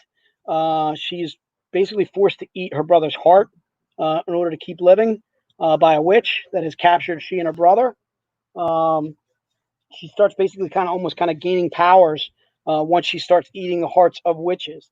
So she's actually kind of a good witch hunter in the fact that she is ridding the world of witches that are basically stealing these children and so forth, killing children. But kind of dark and twisted in the fact that she's actually eating their hearts, which is really demented and crazy. That's basically the brain trust of Dave. All right, that's Dave right there. Has Gretel eating hearts and gaining the power from them. All right, if you don't try and get in the head of the banana. You never can get in the head of the banana. It's vast. It's vast. This is not a soft banana. This is an outstanding banana. Okay. All right. So let's do, I didn't do Age of Darkness volumes 1, 2, 3, 4, and 5. So if you want to buy them individually for the cost that they are, I'm going to run through the prices on those.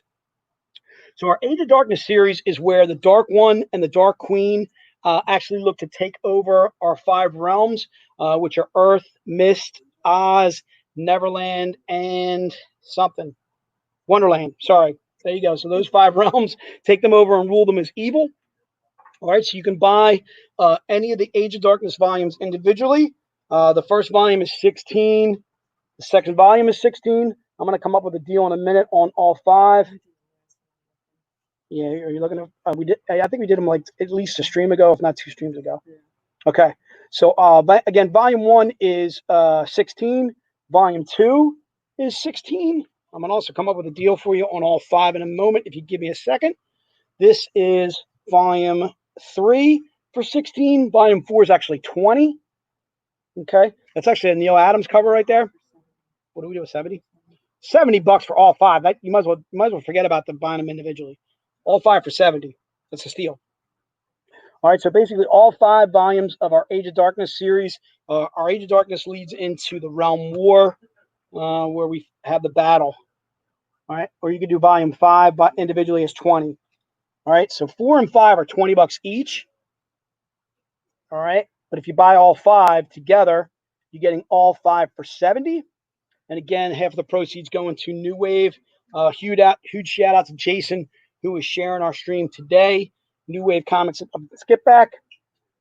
All right, so volumes 1, 2, 3, 4, and 5 are all 5 for 70. All right.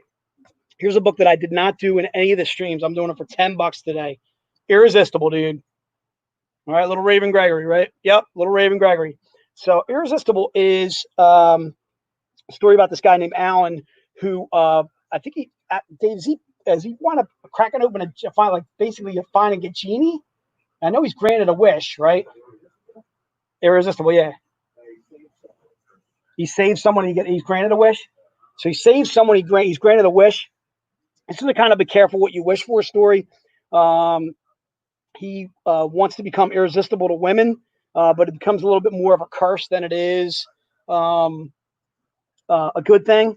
It's kind of a be careful what you wish for type of story. Okay. And again, I'm just doing this for $10. Is Irresistible.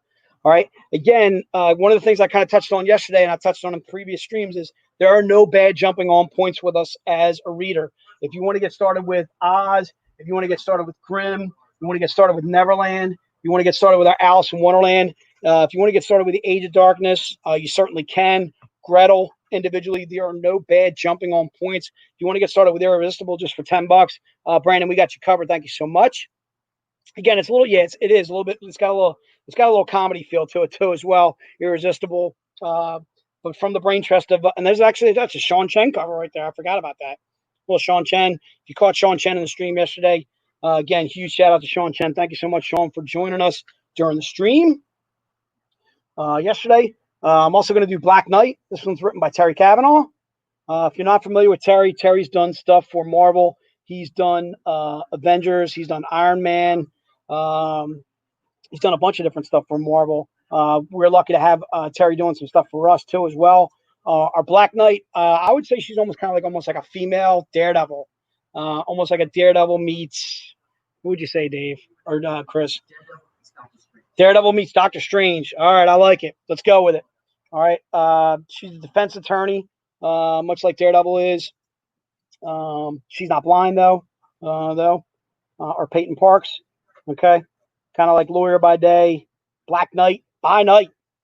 All right, absolutely badass. All right, and again, written by Terry Cavanaugh. I just want to show some of the interiors for that. I'm sorry, Black Knight is 20. I apologize. I'll show you some of the interior work on there. Just some phenomenal work. All right, and that's Black Knight for 20. Okay.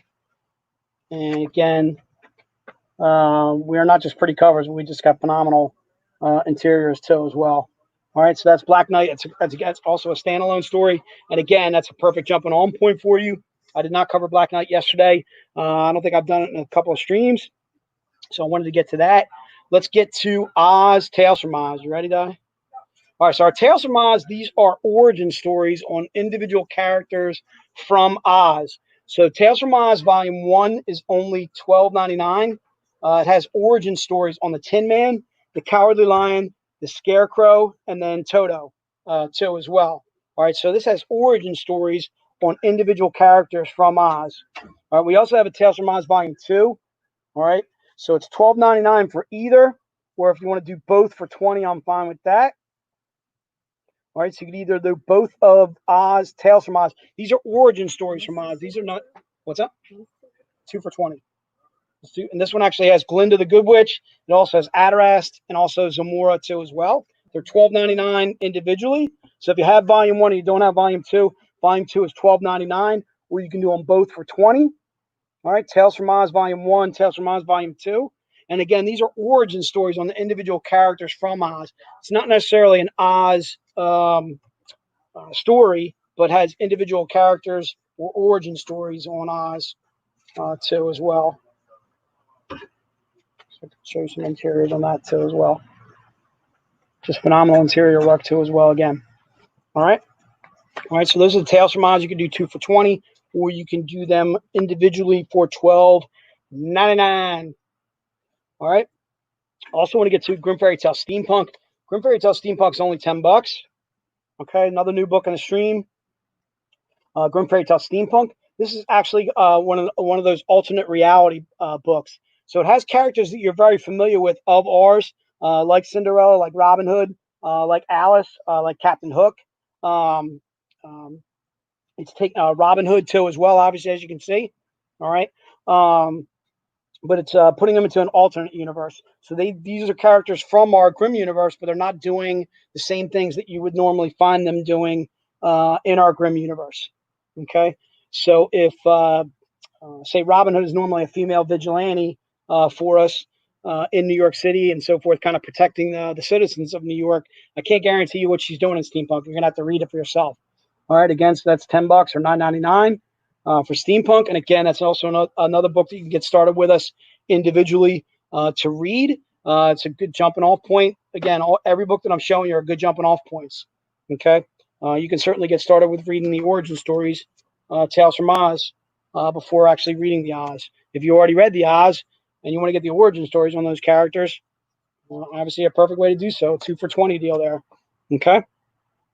All right, so those are the Tales from Oz. That is the Steampunk. And again, Steampunk is just 20, or excuse me, 10. Sorry about that. Try to double the price on you there. Shadow Dragon Wolf. Shadow Dragon, we got you covered for a Steampunk. Thank you. I'm assuming that's a sir, but I have no idea. Enrique Gutierrez, we got you covered for Tales from Oz 1 and 2. Thank you, sir. Nick Gonzalez, we got you covered for Steampunk as well. Thank you. Kurt Nicholson, let us know if you want just Tales from Oz Volume 1 or if you want both of them for $20. All right. You want both? Both. I like it. Good call. Thank you, sir. All right, so let's keep on rolling with some graphic novels. I wanted to cover one of the ones that I covered yesterday, which I absolutely love. It's got a story by Mr. Franchini himself, one by Pat Shan, one by Dan Wickline, one by Anthony Spey. This is our Grimm universe. Our Grimm universe are origin stories on individual characters from our Grimm universe. So I'm doing a couple origin story books. This one has Little Red Riding Hood. Also has the Goblin Queen. That's the one by Dave. Also the dark one. Dave, what are you doing? Dave, are you typing in Di's Excel file? Bad Dave. Bad Dave. Bad banana. Bad banana. Bad banana. Somebody squish the banana. Could you somebody? Nick, where's the hound? Where's the hound? We need the hound. Release the hound. Release the hound on Dave. The hound's in the doghouse. The hound's in the doghouse. The hound may be in the doghouse, but I'm not in the doghouse. Nick, what do you got to say? You got to say anything another day? Nope, nothing to say from Nick. What, like, sound like empty-headed Nick once again? Basically, nothing to say. But pretty much, that's Nick. All right, that's Nick. All right, Nick, if you're watching, I'm messing with you yet again, sir. If you want to try to come up and mess with me as the hound, bring it on, sir. Bring it on. Love you, Nick. Big shout out to Nick. Huge thank you to Nick. Actually, who writes for us. He does the shang. I tease Nick. I've literally known Nick since he was, since he was born. Right. I've known Nick that long. Nick is Jen's son and writes for us now, and obviously does a phenomenal job of that. And I tease him just because he's Nick, and I've known him obviously since he was a kid. All right. Michael, what are you asking me on? The Grim Universe? The Grim Universe is 16. If that's the one you're asking me about, sorry about that. The Grim Universe origin story is 16. Chuck Garza saying a hello to Nick's head. Did Nick leave? Did he stick around? You still in there? All right, so again, the Grim Universe. Jen's here? I'm in the conference room. I'm doing what I do. I'm eating. Dude, stab me. Can we turn on lower? Yes. Turn on lower. Your mom's not gonna be happy about it, but let's do it. All right. No, you're not comfortable. Grim Universe is 16, dude. 16. So again, origin stories on the individual. I'm gonna break out to the Goblin Queen, Dave's story, because I absolutely love the interior artwork on the Goblin Queen. It's friggin' slamming. And I don't want to tell you how she becomes the Goblin Queen. More from the twisted mind of Dave. All right. I'm not gonna say what she does, but it's twisted. All right. So there's the Goblin Queen there. All right. She is friggin' badass. All right. As you can see, written by Mr. Franchini himself there. Also, if you want to get this signed by Dave, you certainly can. All right. So showing some interiors on Grim Universe. Again, origin stories are individual characters from our Grim Universe. All right. I'm going to do the same thing on the Wonderland deal that I did yesterday. So you're getting 6 different graphic novels. What did I do? These 6 for 60, right? Yeah, I did this yesterday, right? 6 for 60? Is that what I did these guys? I'm pretty sure. I think I dropped them down to like $10 a piece. Wonderland 6 for 60. It's like a Wonderland bundle I did. Sound right? Let's make it 6 for 60 anyway. Whatever it was, if it was that, I'm pretty sure it was. Because I think I dropped them to $10 each. All right, so Through the Looking Glass, if you want to buy Through the Looking Glass individually, it's 16. All right. Written by Pat Shand. All right. If you want to buy Call of Wonderland individually, it's 13. But I don't know why you would do that. You might as well buy all 6 for 60. And if you got them yesterday, 6 for whatever, I'm making it 60 today. I'm positive. All right. See, I know what I'm doing, Di. Sometimes I do get a little confused on my pricing, though. All right. So Call of Wonderland is $12.99. Through the Looking Glass is regularly 16. But again, I'm doing these 6 for 60. If you want to do those. The Madness of Wonderland, if you want to buy that individually, it's 13, $12.99. As is Grimm versus Wonderland, that is $12.99. All right, but I'm doing these 6 for 60 if you want to do all 6 of them. All right, these are individual tales from Wonderland. So kind of like some are origin stories, some are dark and twisted, some are crazy, some are, I think actually one's a Mad Hatter, something. This is $15.99. It's Down the Rabbit Hole. Wonderland Asylum is also $15.99. But why would you buy them for $15.99 when you get all 6 for 60? Bam! All right, so that is the Wonderland deal that I'm doing. You ready? All right, let's keep on rolling then. All right, so let's keep on going. Let's go to Neverland because I forgot to cover Neverland when I first do it. So in our version of Neverland, it is Peter Pan as a vampire type being. He actually usurps children's souls to maintain his youth and power over Neverland. That's why he doesn't age. Tinkerbell's like his henchman. She is his go-between between Neverland and Earth, kind of helping him lure these kids to Neverland. And we do it as a rollover, so where Hook is actually the hero and Pan is the villain. All right. It's actually a cover by David Finch.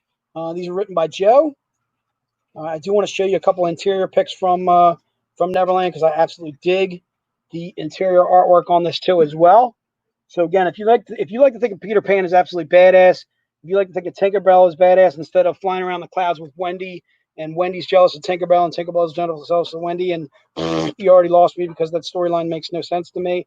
All right, I like to think of Peter Pan as stealing children's souls, like badass. All right.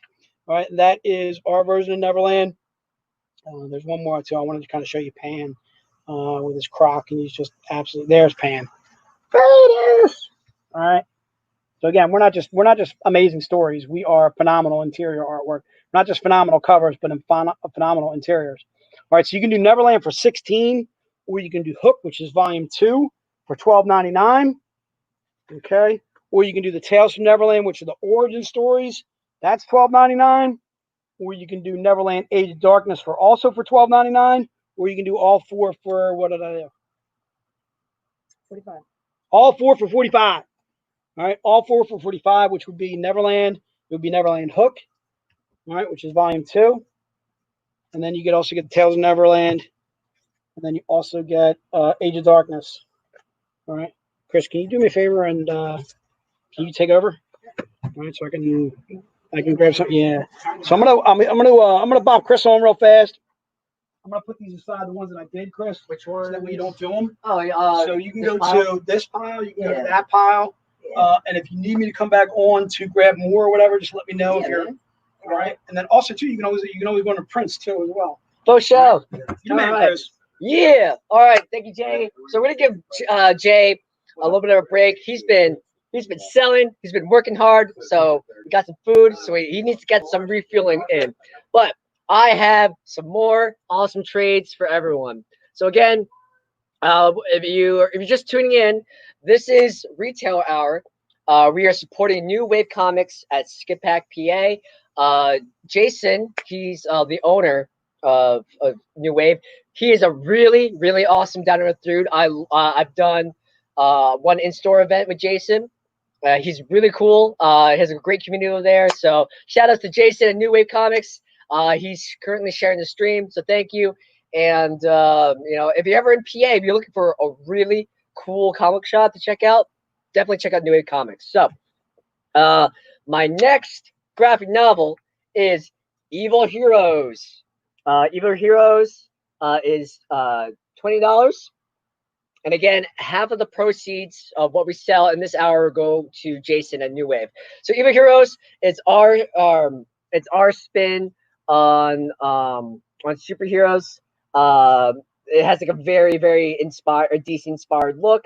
So basically, in this universe, superheroes are real, but these are all anti-heroes.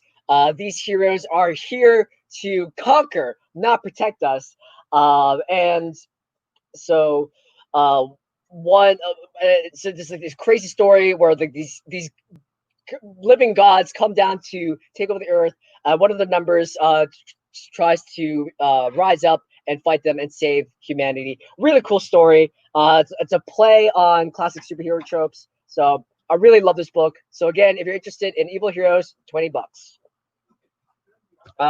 So I gotta give shout outs to Jason Cardy, once again, our special guest. I love Van Helsing. Van Helsing is hands down my favorite Zenescope character.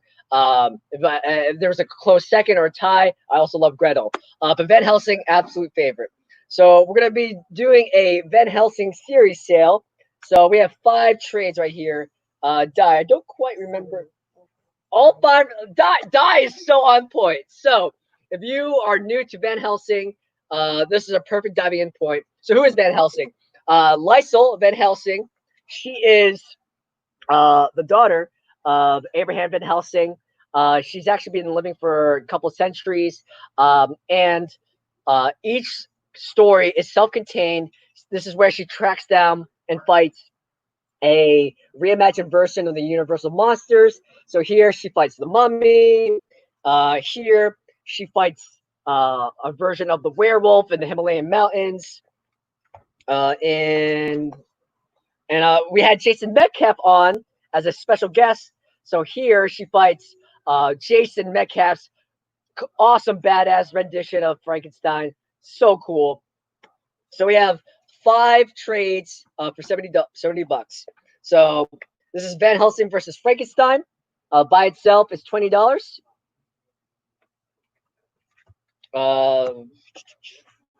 Van Helsing versus the Mummy of Amun-Ra, also $20. And Van Helsing versus the Werewolf. Special shout outs to Chuck Dixon. Yes. I'm getting a little bit blurry. Oh, I'm getting some notes saying the stream is blurry. So hold on one second. We'll refresh it.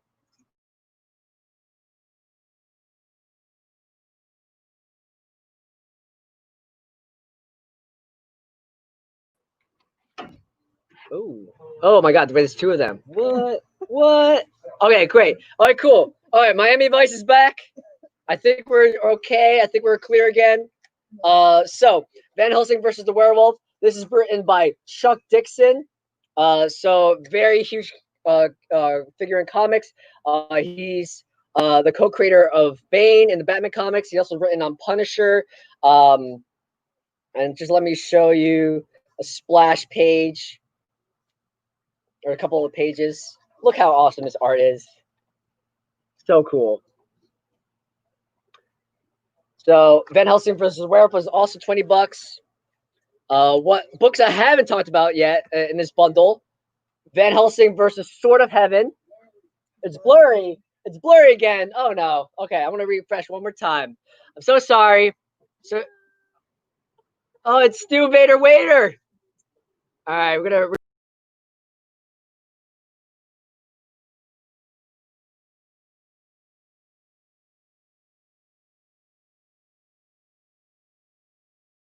All right, one more time. Hopefully, second time's the charm. So we refresh the stream. Hopefully, stream is not blurry. I don't think the stream can handle all this Van Helsing awesomeness. So you can also get the Van Helsing Sword of Heaven, which is $20 as well. So this is a globe-trotting adventure where Van Helsing learns of a legendary sword that can kill any undead. So she travels around Mumbai, India, trying to track it down. Really cool. Let me show you. Make sure there's some really cool splash pages. Here we go. It's like very Indiana Jones-esque, like Temple of Doom. Like she's on the run in the middle of Mumbai, India, dodging thugs, causing general mayhem. Really cool. And shout outs to Ralph. This is written by Ralph. Van Helsing versus Robin Hood, which is only $10. It's a giant crossover. Basically, Robin Hood is tracking down a mob boss. It gets turned into a vampire in the process, and it's up to Van Helsing to try to track her down and save her, which is a really cool story. Two of our flagship characters duking it out. There's a couple of pages. Really awesome work. Shout out to Alan Otero, who did artwork on this. Like, he's so talented. So again, you can grab any of these trades, or you can grab the entire set for 70, was it? 70. Oof, I'm tired. So you can grab the entire Van Helsing set for $70. All right. And we can't talk about flagship characters without talking about Robin Hood. That's right, Robin Hood, or Robin Loxley. So she's a spin on the classic folklore character. So Robin Hood, she's like Green Arrow meets Jessica Jones. She's this hardcore arrow wielding vigilante / hero for hire. So we have the original trilogy. So we have Robin Hood Origin, Robin Hood Wanted, and Robin Hood Legend. So in this original trilogy, Robin, she's bullied and in high school, but those formative years became the sense and foundation or bedrock of her moral compass, and she grows up to the hero she was meant to be. Specifically in this trilogy, she gets transported to the magical world of Mist, where she fights alongside the Merry Men. She fights the sheriff, King John. Really cool. So Origin is $16. Wanted is also 16. And Legend, these are all $16. But you can get the entire trilogy. Okay, entire trilogy for $40. Thank you, Di. So the entire trilogy for $40. So I'm going to show you some really cool splash pages or samples. Let's see. Here we go. So this is Robin Hood in Mist, dodging arrows, kicking butt, taking names. Love it.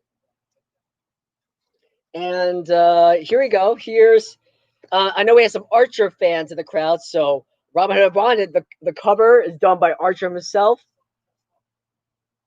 And I'm going to show you some other pages. Let's see. Cool.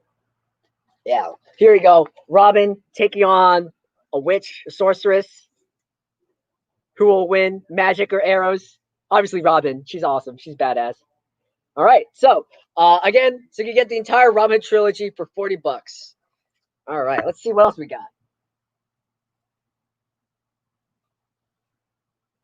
All right. Okay. Moving on. So again, shout outs to Dave. Not only Dave is editor and a writer, he is a storyteller for all ages content. That's right. We're showing off Princess Ninjas. Just another feather in Dave's cap. So Princess Ninjas is part of Silver Dragon Books, our all ages imprint, and so he created Princess Ninjas. Is basically Powerpuff Girls meets Naruto. So 3 adopted sisters. They band together, save the kingdom by transforming into ninjas with magical tiaras, and they're assisted by their sidekick, Turtle Bear. So it's great for anyone with younger siblings or son or daughter or any kids, and you want to get them young, and get them started on comics, promote some healthy reading. Maybe they're cooped up in their house because of COVID-19. This is a perfect distraction. And this book, only $10.99. That's right, $10.99. And it's super awesome. Here you go. So in this, so these are small vignettes, just short stories, all combined into one volume. Here, this unicorn's on the run from an evil wizard, and the princesses have to help her and save her. Pretty awesome. I love it. So again, if you need something for your kids to read, you want to get them the comics, can't go wrong with Princess Ninjas for just $11. All right. So I'm going to talk about one of my all-time favorite graphic novels. Now, this is kind of like a standoff. We've done some sci-fi stories. Shout out to Ralph. He was on a couple months ago talking about oh my gosh, oh geez, what was it called? Why can't I remember? What? Oh no, oh geez, I feel I'm having a brain fart. Courier, that's right, the Courier, Mad Max Fury Road. Oh, Unbound, that was the series I was thinking about. Yeah, so if you're a fan of like Ready Player One, The Matrix, Cyberpunk, definitely check out Unbound. One of my personal favorites though, Black Sable. 2 words: space pirates. How can you not love space pirates? So yeah, this trade is $19.99. So basically, the story of it, the Black Sable, or Captain Black Sable, she commandeers. She doesn't steal a ship. She commandeers it, and then she's on the lam. She's on the run from both a vicious alien race and agents of an evil mega corporation. It's awesome. So if you love, okay, all right, I'm gonna finish up Black Sable, and then Jay will come back in. But so if you love like Guardians of the Galaxy, Firefly, Cowboy Bebop, if you're a fan of Jack Kirby's Fourth World kind of stuff, you're gonna love this book. So let me show you some really cool pages. Captain Sable, she is such a hardcore badass. She doesn't take no names. It's awesome. And another reason why does Bruce, the sail shark, love this trade so much? What's scarier than sharks? Is there such a thing? No, oh, you know what? There is something scarier than shark. Literal space sharks. That's right. There is a race of humanoid sharks that want to destroy all that is good in this world, and I love it. So, if you want space sharks as your main antagonist, you got it right here, Black Sable. So Jay, are you ready? I'm ready. All right, we're tagging Jay back in. All right, but so again, 50% of these proceeds of this past hour will support Jason at New Wave Comics. So shout outs to New Wave. I want to give Chris a little bit of a break because Chris has a retail panel coming up at 3 o'clock. So I want to give him a little break so he can sit down, Chris just ate, and so did I. So I'm ready to get back with you guys. I was missing you guys. All right, so we covered that stuff. So I want to go to some stuff that I did not talk about yet in the stream, which are our coloring books. All right, so the coloring books, we haven't talked about these just yet. You can buy any of these individual coloring books that I show you for $12.99, or you can do an all 6 for $60 deal. All right, so I can do all 6 for $60, or you can buy any of the coloring books that I'm going to show you for $12.99. All right, so the individual coloring books themselves are $12.99. This one's Little Mermaid. Basically, that's the first 3 issues of Little Mermaid. Basically, you can color. A lot of fun to do. And this is not just covers. This is the actual first 3 issues from Little Mermaid. Okay, so again, you can do any of these coloring books for $12.99. Just put Little Mermaid coloring book right into the notes, and you can get the Little Mermaid coloring book for $12.99. Or if you want to do all of the next 6 that I'm going to show you, it'll be a 6 for $60 deal. All right. And again, half of these proceeds going to benefit New Wave Comics. Also is Belle, Beast Hunter coloring book. And again, that has the first 3 issues also of Belle. Okay. And again, you can do some coloring in there. You can make Belle red. If you want to make Belle red instead of blue, go ahead and do it. Go crazy, dude. Do whatever you got to do. All right. Some fantastic interiors by Bong Dazzo. Again, rest in peace, Bong. We miss you, brother. I'm sure his family does as well. Again, $12.99 for Belle Beast Hunter, the first 3 issues of Belle. It's $12.99 for that, or you can do all 6 of the coloring books that I'm going to show you for $60. If you bear with me a moment, I will get to all the coloring books. This is our Grimm Fairy Tales, Volume 2. All right. This has pencils by, I'm just going to rattle off a few. So if I rattle them all off, you're going to be like, what? Are you kidding me? J. Scott Campbell, Paolo Panalina, Sean Chen, who we had on in the stream, phenomenal. Mike Crum, who we had on last stream, Talon Caldwell, Anthony Spey, who we've had on in the stream, Alan Otero, Francesco, Maria Laura Sanapo. Maria, if you didn't drop off, huge shout out to Maria, who did some pencils in this color book. Elias, Chatzoudis, Emilio Lasso, Mike Tabalfo, we've had on before. Dawn McTeigue will be on tomorrow with us. Stay tuned for Dawn McTeigue tomorrow. All right, Dawn McTeague's coming on with Sun Kumanaki as well as Sabine Rich. If you don't have plans on Saturday, you need to join us because we are bringing on the ladies and we're going to rock. All right, Ali Garza, Jason Metcalf, who also joined us on the stream yesterday. David Nakayama, who joined us last stream. Jamie Tyndall, who also joined us too as well. I'm going to show you some of the artwork on some of these. And again, it's $12.99 for this individually. It's a volume 2, but there's no real reason why you can't just grab this bad boy for $12.99. If you don't have it, to me, it's an absolute steal. Because again, the pencils, there's a Paul Green right there. It's just absolutely slamming. If you know Paul, like I know Paul, his stuff is phenomenal. That is a chrome. I can tell right off the bat. Bam. I know my Mike Chrome. I know my Australian James Bond. All right. That is $12.99 for that coloring book. Or you can do the Missing Legends coloring book for $12.99. Or again, you can basically get all 6 of these for $60. All right. So any of these individually, I still got 20 minutes. I got so much time. I love it when I have so much time. I got time. Time is on my side. Yes, it is. All right. This is the Missing Legends coloring book. This has pencils by J. Scott Campbell, Paul Green, again, Jamie Tyndall, Igor Vinorino, who I absolutely love, Andrea Maloney, Andrea Errico, Salvatore Cafari, Antonio Bifolco, Neto Diaz, Noah Salongo, Harvey Telebow, Mark Rosette. Geez, oh man, it's like a murderer's row of the cover artists that we deal with. All right. So again, you can do all 6 of these for $60 that I'm showing you. This one's the different seasons. Has a little cover by Billy Tucci. I got news for you. There's some Billy Tucci cover work in there. Not only has Billy Tucci, but also has Jim Broomall, Dawn McTeigue, Marat Michaels. I love Marat stuff. Paolo Panalina, Ali Garza, Manuel Pratano. Manuel Pratano did our cover. Huge shout out to Manuel. Thank you so much, sir. Michael Dooney, who I absolutely love. Sean Chan again. Mike Chrome, Joe Picard, Al Rio. Again, another one. Rest in peace, Al Rio. Gone way too soon. Billy Tucci, like I mentioned. Anthony Spey. Sean Shaw, Jamie Tyndall. Again, just phenomenal pencils by these. This is the different season coloring book. So if you want to do that individually, just put different seasons coloring book and it's $12.99 individually for this coloring book, or that's one of the Dawn McTeigue.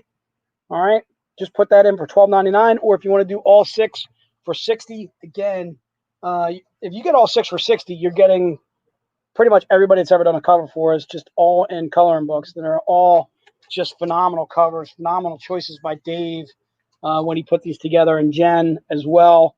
Shout out to Jen, who does a phenomenal job on our coloring books, and the artists that she puts in there along with Dave that they collaborated on. Again, phenomenal pencil work. We are just beyond lucky to work with all the guys and gals that we do. This is our newest coloring book. It's the Legacy. All right. This has like Belle, Jasmine, Gretel, Black Knight, Van Helsing, Robin Hood, Keres, of course. The pencil work in the last coloring book that I'm showing you again is it's $12.99 for Legacy. If you're interested in that, those you covered all those, right? Yeah. Okay. This has Sean Chen, again, Igor Vitorino, John Royal. We mentioned John in the stream. John's over in the UK. Jason Cardy had mentioned that he got some inspiration from John too as well, and he's happy to be working with him too as well. Laura Braga, Mike Crome, Martin Caculo, Jamie Tyndall, Alfredo Reyes, Kevin McCoy, Sabine Rich, Kanan White, Riviero, Anthony Spade, Drew Edward Johnson, again, Jen Broomall. Again, just phenomenal cover work. Some of the cover artists that we do, they do some of the pencils and the covers that they do for us. We're just beyond blessed to have these guys and girls doing covers for us. Okay. All right. And so you can do all 6 of these coloring books that I showed you. Those are the 6 for $60, or you can do any one of them individually for $12.99. All right. So those are the 4, and then the last 2 being the Little Mermaid and the Belle. If you want me to slow down on anything that I've shown you so far, I kind of zipped right through those coloring books. Carrie, I believe we are sold out of the Zenbox today. We will have more Zenboxes tomorrow. In fact, Carrie, I can almost assure you that we're only doing new buyers on the Zenbox, so you will definitely have an opportunity to get the Zenbox. Because if we did, what did we do? 15 per day on the Zenbox? Is that right? Does that sound right? Was it 15 per day that we did on the Zenbox? 20 per day. So we already did 20 on Wednesday, 20 on Thursday, 20 on Friday. That's cleared out a lot of people. It cleared out at least 60 people on the stream. You cannot buy multiples of the Zenbox. So, Carrie, if you're going to join us on Saturday, your chances go up exponentially on obtaining one of those coloring books. Look, Nick, don't be giving, don't be going from here to there now. I see you. All right, dude, I'm watching you. All right, so I also want to cover our Grim Tales of Terror. Our Grim Tales of Terror series, one of my favorite series. In fact, you know what I'm going to do? I'm going to bring on a surprise guest. Come here, Nick. I need you, dude. All right, I'm bringing on a surprise guest, surprise writer. All right, my main man. All right, I'm bringing on Nick, the man, the myth, the man, the legend, who wrote Alligators in the Sewer. I kind of had fun with him, saying I have a Nick head, but this is the actual Nick, who's our writer. Again, it's Raiden Shang. This is a much better version of himself. Nick, you can hold yourself there. Yeah, I'll get you on the clip there, dude. Hold on. Okay, are you clipping for safety? You don't want to fall. I don't know what happened there. I mean, we're all discombobulated here. Yeah, you don't want to run away. We don't want your head falling off the table. All right, dude, that would be bad. It's a paperclip, dude. Can you figure it out there? All right, there you go. All right. So Nick and his head have joined us in the stream. Nick, tell us a little bit about Alligators in the Sewer, dude. All right, one of your claims to fame. What do you got, sir? This is the first comic issue I ever wrote. First comic ever written by this young gentleman right here. The first of like 4. First of 4? Yeah, no, it was kind of had some ideas and pitched them to Joe. So he said, give you a shot on Tales of Terror. He gave a list of all these different stories, and he said that Ralph thought the Alligators in the Sewer one would be a stupid idea. So I was like, well, I'll take that one. So as soon as Ralph says it's a bad idea, we know it's a good idea. Thank God Nick was the pushing impetus behind that. I'm sorry. Yeah, I just my original idea behind it was because there's like you hear the stories about like what was that the Montauk Island off of what was it like off the New England coast, okay, with all the experimental like things going on, like these weird monsters washing up the shore. So kind of went that route with it. Like, what if these alligators were actually these monsters, kind of like these creepy people, alligator people living in the sewers, abducting people, kind of almost like how Gollum would be creeping around down there. Outstanding work by you, sir. All right, so we have a little surprise guest writer joining us right there. Thank you, Nick. Thank you so much. Don't take your head. Leave your head. Nick, what do you got? Tell us more about Dragon's Blood Shang. Shang. So tell us more about Shang. Like, say that you're working on Shang. Yeah, well, Shang's been around for forever, and not too much is known about his past, his backstory. So I said, hey, let's fix that. So I came up with this idea that he's originally a warlord from the ancient warring periods of China. And he maybe is like the last of the Shang dynasty, but that ended way before him. So it's probably more of a made up story on his part or someone in his family. Okay. So now he's fighting to take over the imperial throne, and there's a surprise general who takes up the cause against him, which leads to a fun little action there. And then the surprise general turns out to be Mulan, of course. So now she is introduced into our Grimm universe. Outstanding work. Outstanding. So Shang right now is on issue 2. Is coming out in stores, I believe, this Wednesday, right? Is Shang 2. Right. Right. So, we already have Shang 2 here. And third issue will be next month. Shang's going to be a 4 issue, 5 issue? Just 3, but they're all just 3, okay. They're bigger issues. Okay, so the double size issues. So if you get a chance to, if you go to your local comic shop, and you're interested in bringing up a new story or whatever with us, and again, great place to start with Zenescope. If you've never read us before, you want to give Nick a shout out, pick up Shang 1 and 2. They'll be in comic shops now. If you want to pick up Shang 3, you just got to wait a month for that, and that'll give you a backstory on Shang. All right, Nick, thank you so much, sir. All right, take it easy, brother. All right, so there's Nick just bopping on, one of our writers that we are extremely fortunate to have writing for us. Nick also did Dragon's Blood, too. So if you're interested in Dragon's Blood, Legend of Seeger, that completed series is actually also in comic shops. It's 1 through 4, or you can go to Zenescope.com and pick up the single issues there. It is not out in graphic novel as of yet. You'd have to buy it in single issue form. All right. But I do want to talk a little bit more about some Tales of Terror as I brought Nick on to start with. So our Tales of Terror, again, are individual horror stories, almost like stories from Tales from the Crypt style. We have Keres, who's kind of like a running theme through our Grimm Tales of Terror. She is our goddess of death, our female Grim Reaper. She has the ability to punish those as she deems worthy. Is Keres. All right. Our Grimm Tales of Terror hardcover volume 1 is 30. All right. So if you're interested in getting started with us on volume 1 of our Grimm Tales of Terror, this has 13 Tales of Terror. It has Web of Deceit, Don't Turn on the Lights, Red World, What Lies Above, Monsters Underneath, Bloody Mary, Black Eye, Killer Hook, The Doctor's Garden, Buried Alive, Dead Girl Walking. So there's 13 individual horror stories for just $30. All right, as you know, normal comics are $3.99 a piece. This you're getting 13 issues for just 30, and it's an ideal way of getting started with us if you've never read anything Zenescope before. Is our Tales of Terror Volume 1. Here's Tales of Terror Volume 2. Tales of Terror Volume 2 is 40. Okay, this one has 13 more tales of horror, Tales of Terror.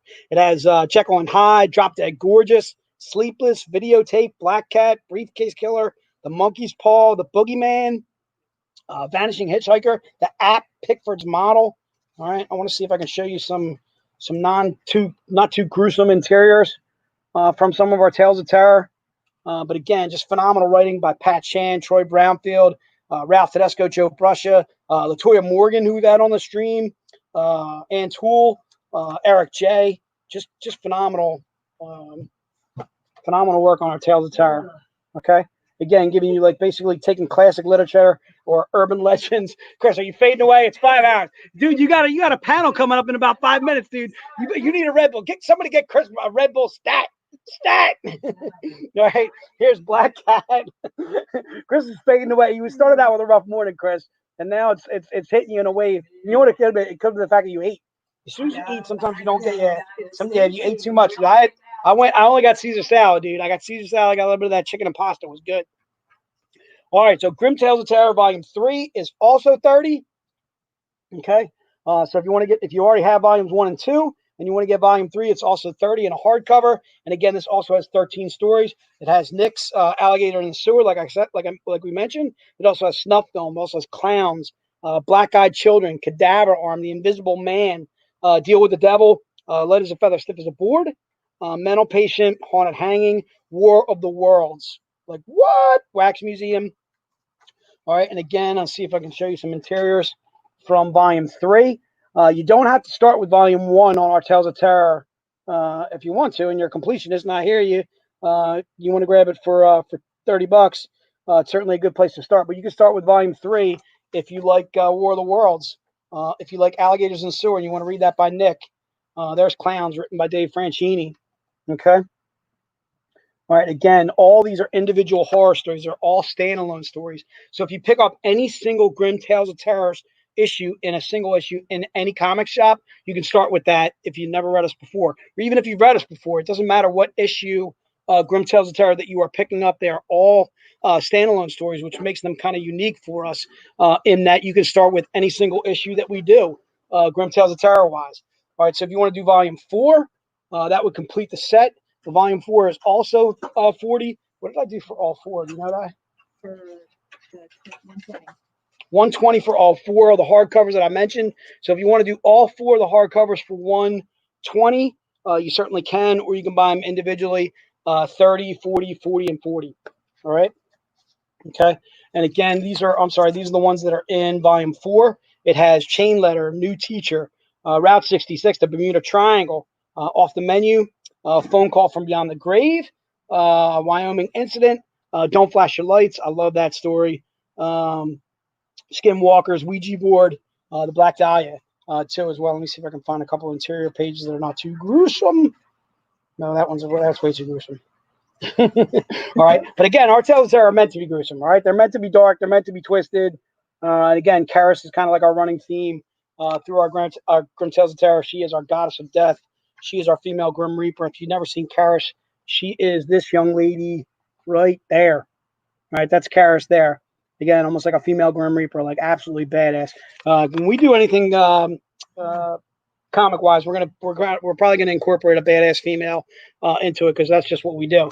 And Keres is definitely fitting the mold. All right, so that is our Tales of Terror there. And I think we got a couple minutes left. Chris, you did do these? You did the Robin Hoods? You did the Van Helsings too as well? All right, let's do a print or two. You didn't do those, right? No. Okay, let's do a print set. You're gonna get some top loaders with these prints. If you number 3 maybe? this one? The first top loader? Oh yeah, you're talking about these. Yeah, So we're doing that for a different cost, aren't we? Did Dave tell you? I think Dave said, Dave, we're doing this for what? 20. Oh, we're doing a 2 for 20. So you get one top loader with this for free.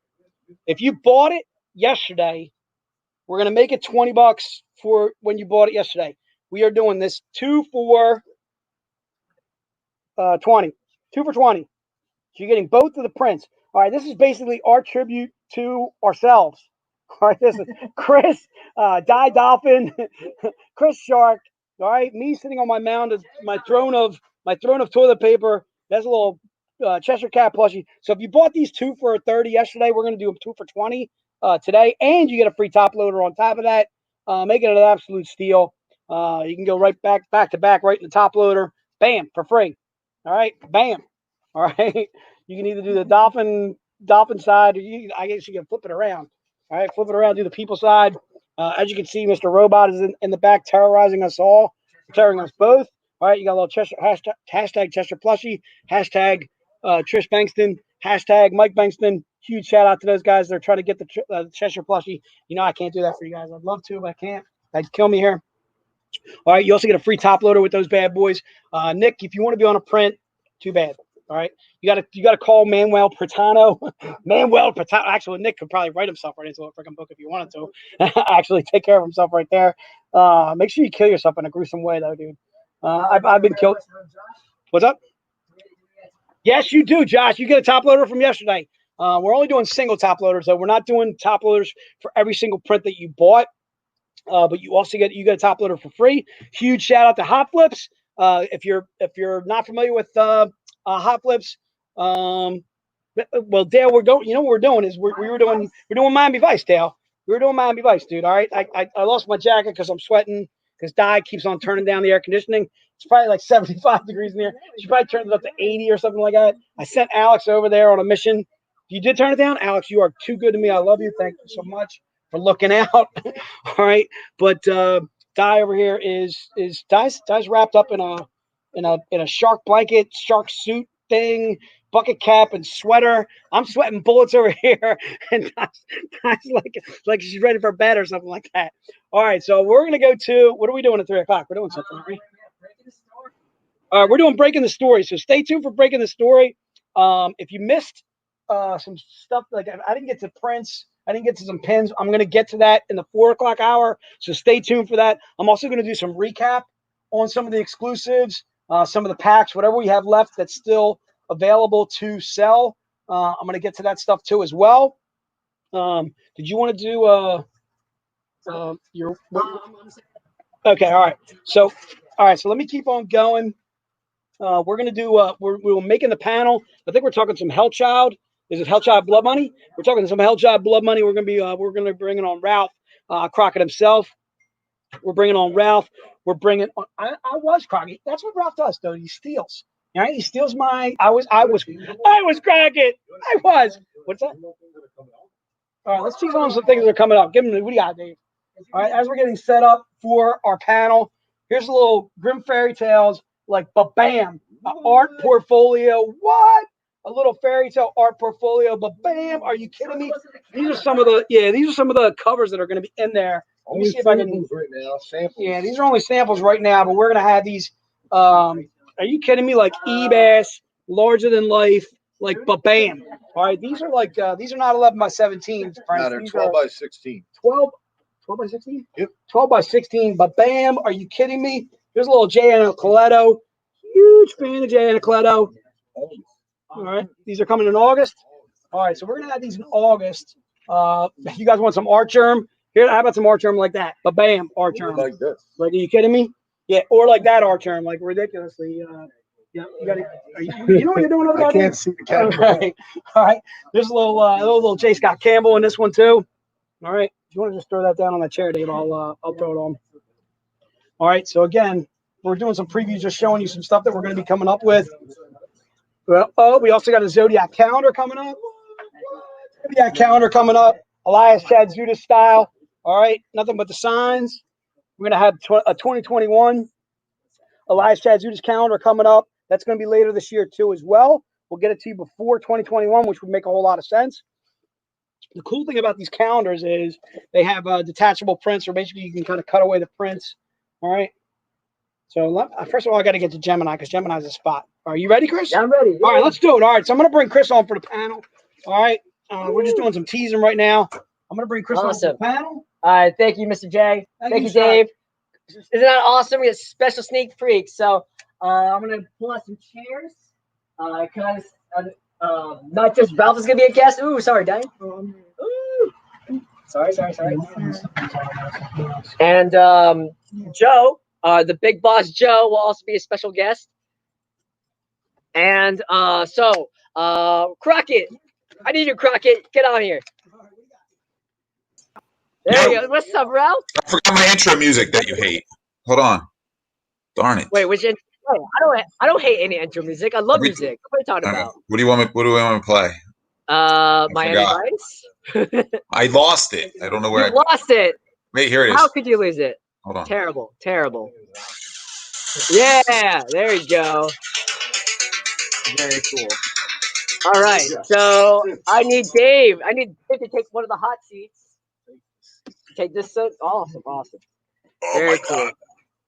Are you all right? You're right. Yeah, I'm stretching. I'm stretching, No. Dave, you there? I see Cheshire.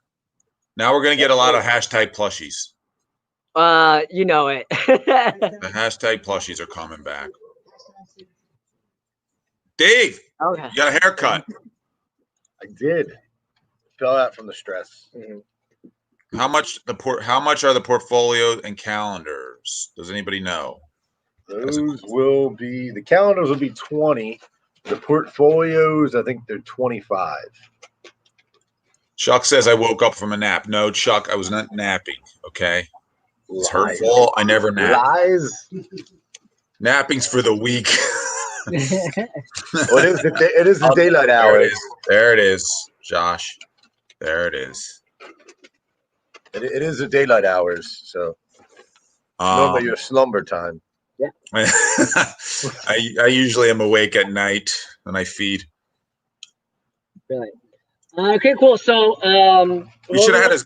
Did you do a green screen for this segment? I guess not. No. I am green screen. Yeah, there's Oh. no room in the office for green screen like Whatever. right now, so it's okay. But so welcome to our second panel of the day. This is called Breaking the Story. So we have Dave, we have Ralph coming in at about 3:30. It's going to be Butch Mappa, who did the interior artwork for Robin Hood.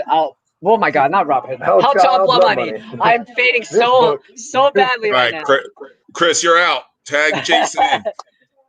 But yeah, so the purpose of this panel, we wanted to give an inside look into how a comic book gets created from a pitch, from a mere grain of like a mere seed, a conceptual piece, all the way to a full script, and then eventually to an actual issue you can hold in your hands. So we're going to be talking with Dave Franchini, our lead editor, and Ralph.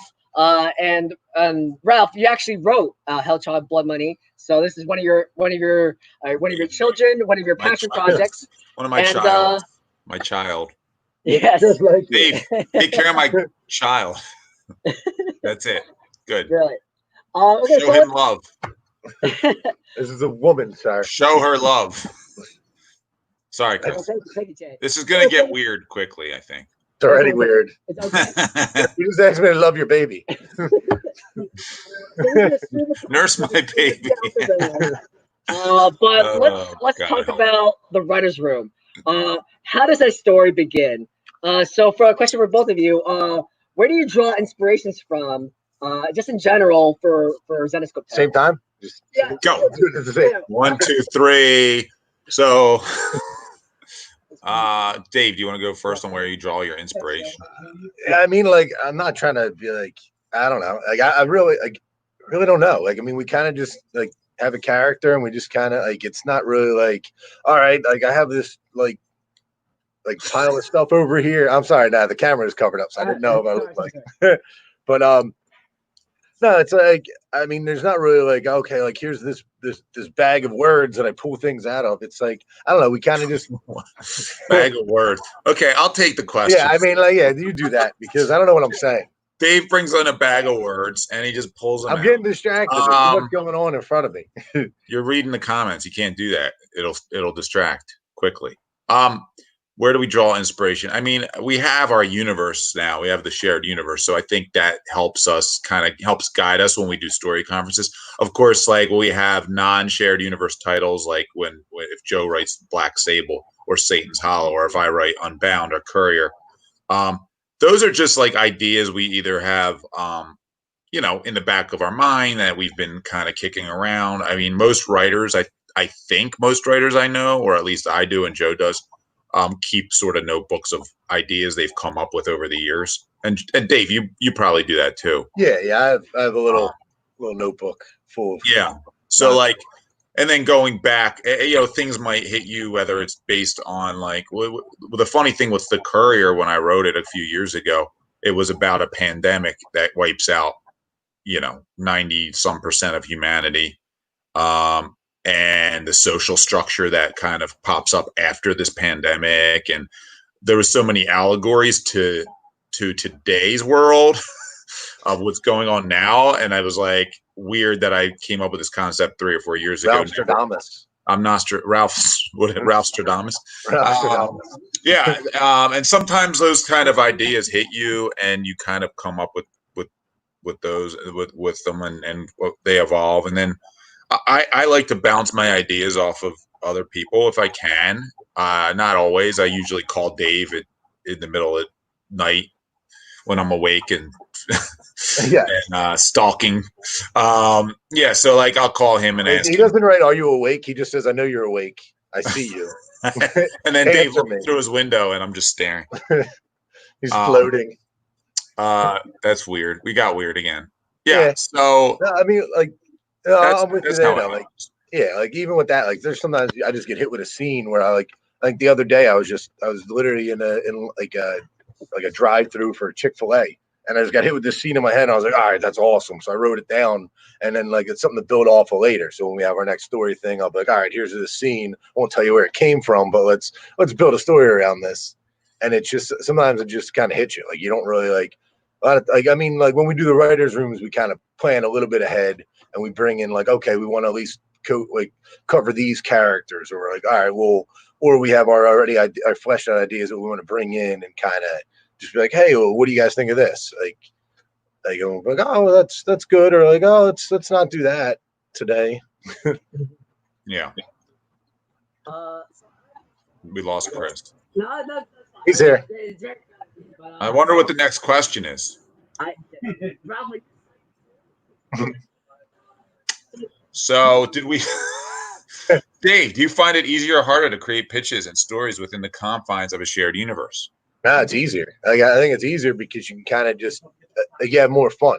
Like you get a little more fun where it's like, okay, like we haven't seen this character in forever. Let's bring this character back. Where have they been? Like what has happened to all these other characters that we can kind of like, oh, well, why weren't you here when the Four Horsemen came? Or like, why weren't you here during this? And it's like you can kind of build off of like what they were going through during that time. And it's kind of cool to just like, okay, like why wasn't she here? What reason can we give the reader like why this person wasn't there, or what they were doing, or what they're going to be doing now because of that?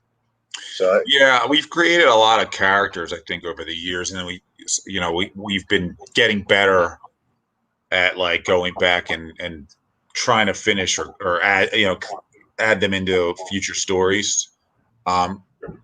Because I guess over 15 years you end up creating a ton of characters and not realizing it sometimes, and then remembering, because Dave's sort of like this encyclopedia of Grimm universe knowledge now. So Joe and I will always be like in a story conference, like, where's so and so? Like we don't remember, and then Dave will be like, oh, that's from issue 6 of Van Helsing, and that's my invitation, Dave. Thank you. You're welcome. Spot on. I hope you enjoyed it. I'll be here all day. Dave, Ralph, what's the process? What's the process like 15 years ago versus now? Any changes, innovations, or achievements? I don't have advancements. I was going to say achievements. I'll answer that. I'll take that one, Dave. Okay. The process is different, I think, obviously, because now Dave's in the mix. More, when Joe and I started, it was just us two. I think with when you're writing in a room setting like we've started doing the last few years, it makes it a cage in the cage when we lock ourselves in the room, and we'll talk a little bit about that. But I think it allows us to have a little bit more, whenever you're in a writer's room, so to speak. I mean, they do work. That's why Hollywood created writer's rooms. I mean, it's very helpful to the process to be able to just bounce ideas off one another and make sure you're at least feeling like you're on the right track when you're creating a story. Because sometimes you can kind of think a story is really interesting or going the way you want it to go, and then you pitch it, and then everybody's like staring at you like, oh, that wasn't so great. I mean, we just build off each other too, where it's like, all right, well, what about this instead? And then we're like, okay, cool. And it just kind of, it flows a little more when you can kind of just take the idea that you had and you're like, I don't know where it's going yet. And then you kind of throw it on the wall. Literally, we write it on the wall, and then we just kind of just branch off of that, which is right. It's kind of just natural. Like it just kind of happens. Write it on the wall. We should probably start using like paper, because like it's weird that we keep writing on walls. And then the people that come back in to clean it, we never get our security deposits back. Nobody appreciates it. They're like, what do you mean 666 and all the conspiracies?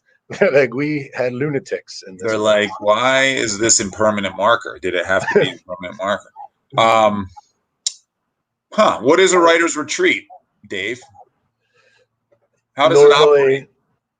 What's that? I have Chris's cheat sheet, so we don't even, he fell asleep. I think. No, I'm not here. Oh, I thought you laughed. He's here. I'm just Ah, he wasn't saying anything.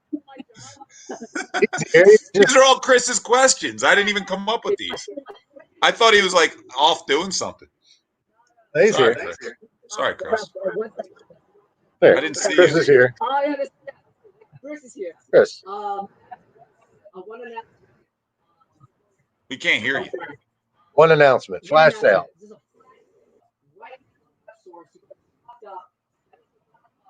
All the Clips clubs be on the web. Is anybody hearing this, or am I the only one not hearing it? Collectors Club exclusives, 2 hours, flash sale website, Zenescope.com. Go now. Oh, thank you, Chris. But also watch us. Yes. So double. Do both. Minimize Dual if you work with dual screens, that would help. Yes. It's preferable. Chris, we cannot hear you. So, like, if you're gonna talk, you have. I couldn't hear you. Can you hear me? I can hear you fine. I can't hear Chris. That's weird. Maybe Chris is disappearing. I don't know what's going on. Chris is fading away. Yeah, we can't hear Chris for some reason. Yeah, that's weird. Does maybe your voice just hit a different pitch that like the mic won't pick up? But Dave, you're fine. You gotta go deeper. Just go deeper. Talk like this. Well, our technical, you sound very muffled. Here, I'll move you over a little bit. Okay, how about now? Yes? No? Yes. Yeah. Wow, that's really Hooray. weird. How about me? Weird. You're fine. Okay. All right. Anyway, okay. So my question for you guys, what is a writer's retreat? I've never been to one, so I have no idea how it operates. And how does Zenescope run these retreats in a different or unique way compared to other publishers? Well, it normally starts out as like a fight club. Really? Yeah, it's a little intense. No, we just pick up people off the street and we fight them. It's weird. Yeah, we have to prove ourselves, and then if they win, they get the right. I don't know. That's how we got Nick. That's how we found Nick. Yeah, that's different. No, I mean, like, you guys. I thought you guys were doing writers retreats before me. But I mean, I guess it's really just like we rent a room somewhere. We lock ourselves up for. We don't rent a room. Well, yeah, we don't get it. It's not like one room. You rent a motel room for a few hours. It's an hourly rate. We rent an Airbnb usually in it's been mainly New Jersey. Yeah, Brigantine by AC. So we can look at AC. We just don't touch it. We're next to AC, but you're really just in Brigantine. And then we just poster the walls with our big sticky notes. Oh my God, you have one. It's from Hellchild. I keep them all. I might be insane. There's our Hellchild sticky note. Oh my God. So Dave usually runs out of room, but that one actually. No worry, there's two. Oh, there is. Okay. There's two colors. That's the second first. We didn't like. Oh, we wasted the bottom of the paper. I'm very sad. I'm saving it for later. We'll just write it like this. So yeah, we just pepper the walls with those things and then start writing ideas, and then we break the stories. You can see this outline's pretty,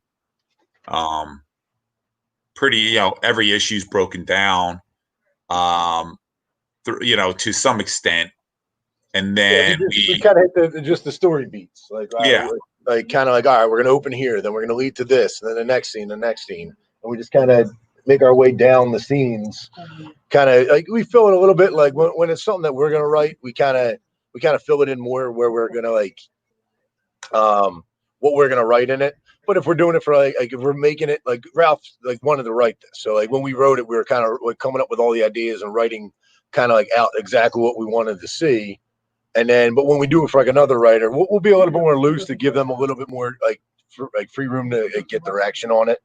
But I mean, yeah, with this one, yeah, we pretty much at least the first 2-3 issues we really went into it. I remember that one too, like because we were talking about the scene where like she drinks the blood towards the end. Right, the blood towards the end. Yeah, I think.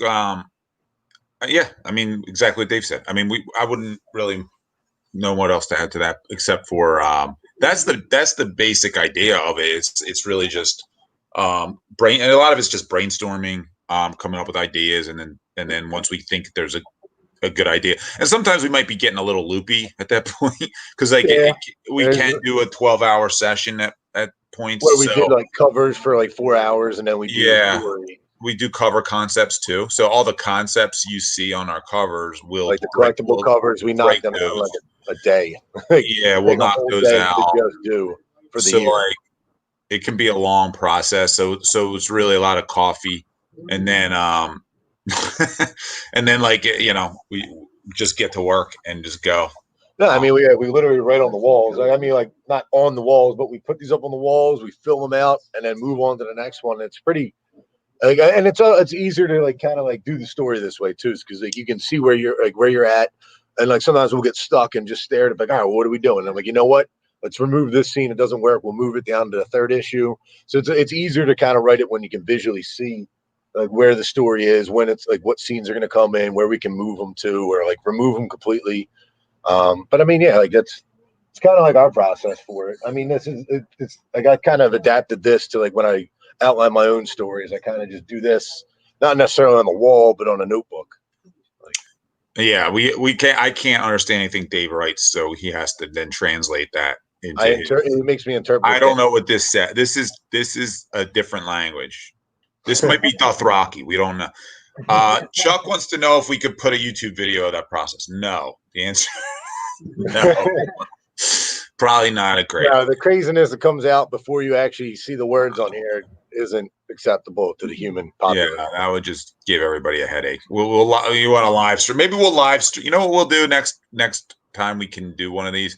We'll live stream like an hour of the process or something. But it's like the hour we have writer's block, and we just the hour of writer's block. Right. We'll live stream that as we stare at each other, and then. I wrote. I did. This is half ink, half tears. That's how I write the things on the wall. It's mostly my tears. It's written in tears. So I just want to hop in. So we have Butch Mappa in the backstage. So we have a little bit more content to get through before we introduce Butch. So on the topic of Hellchild Blood Money, let's talk about how these general ideas were fleshed out. So one of our first question is, what significant points of continuity with Hellchild were the most important to keep for Blood Money? We wanted to keep. Dave, do you remember her powers?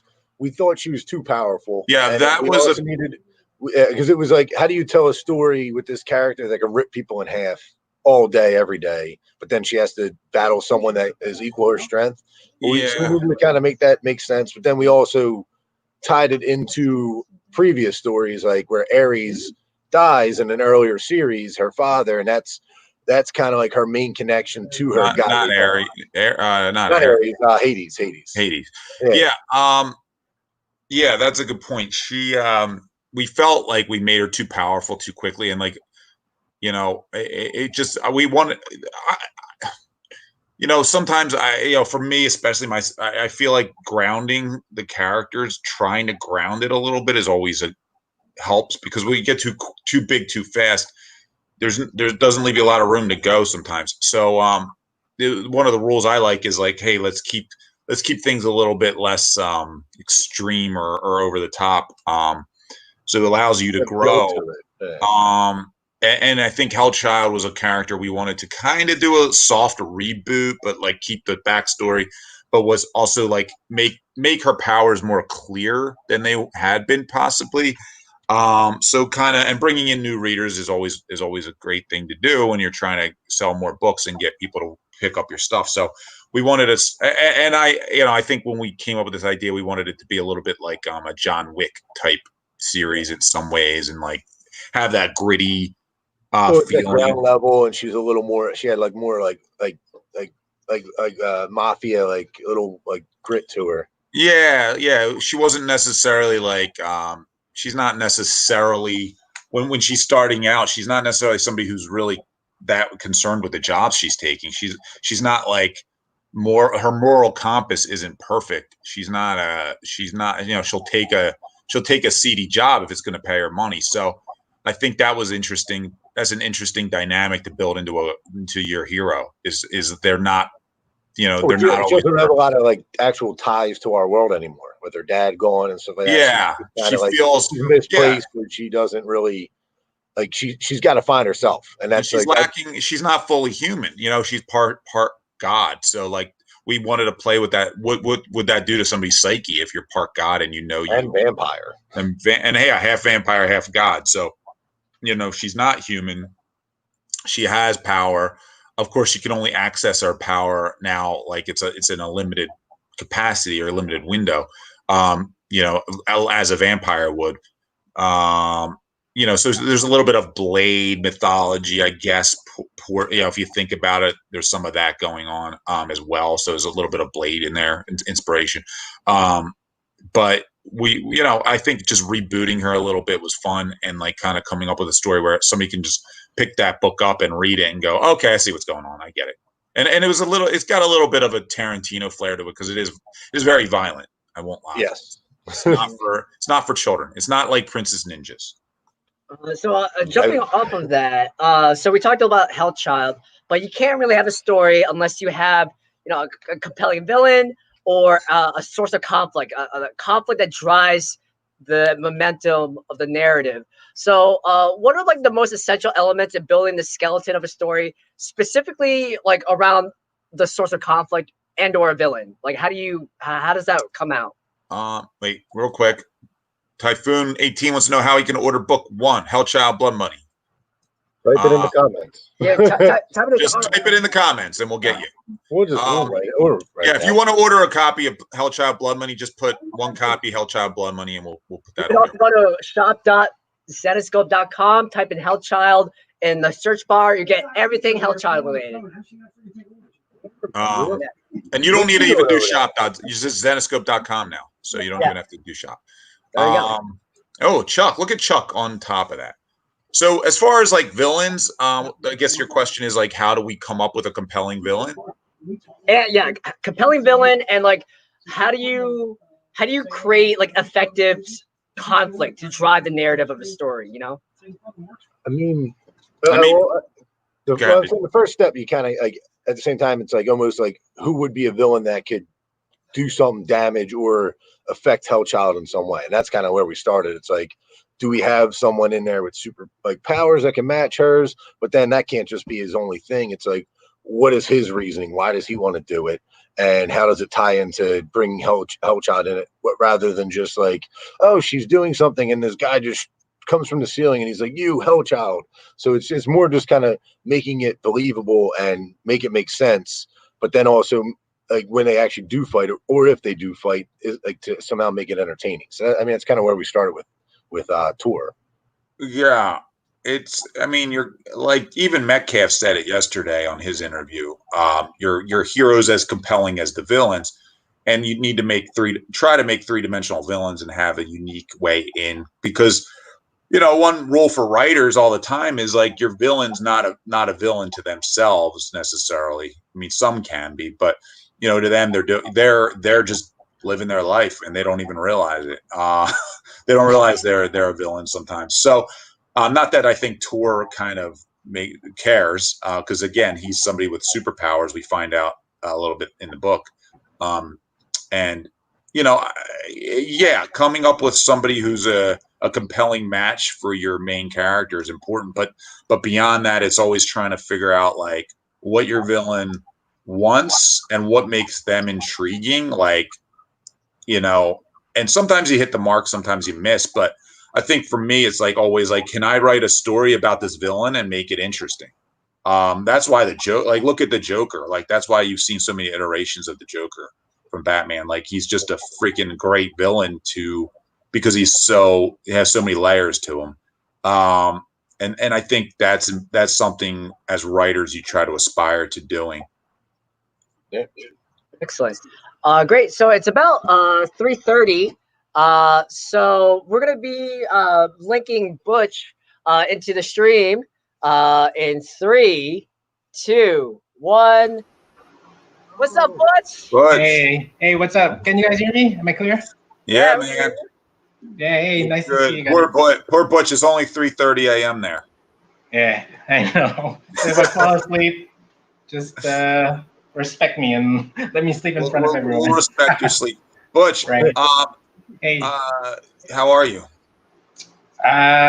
doing good. Like as well as as you can do in everything. So a lot of artists have been saying, it didn't affect us so much because this is what we do anyway.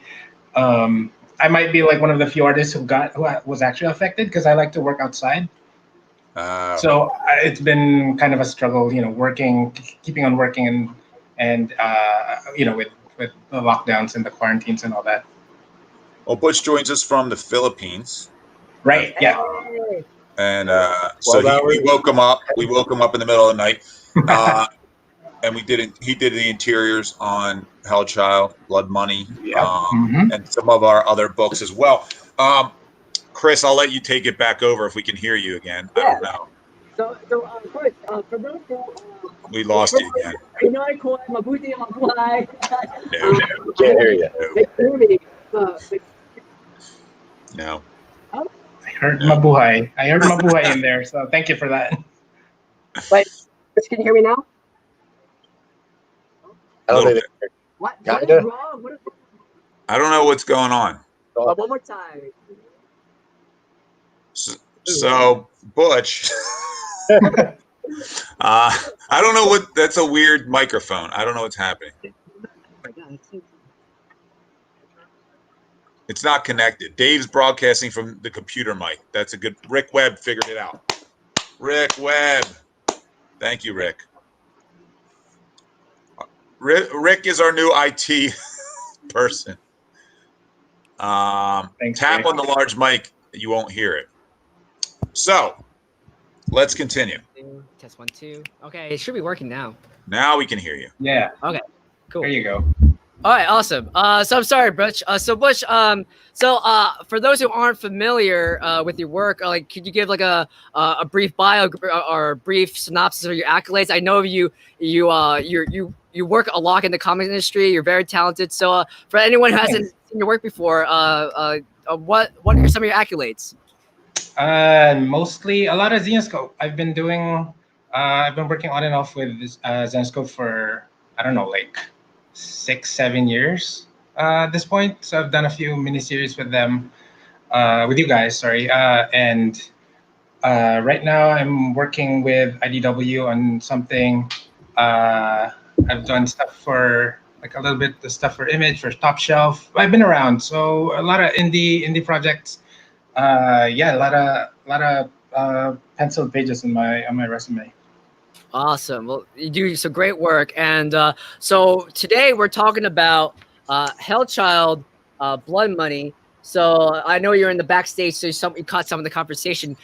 So Dave and Ralph were talking about how the story was conceived and fleshing it out, as well as we didn't get quite into it yet, but actually this feeds for our conversation, building the script. So in the beginning, how did Dave or Ralph pitch to you what Hellchild is, like the character, as well as like the skeleton of the story? Like what kind of direction were you given since you did the interior art on this book?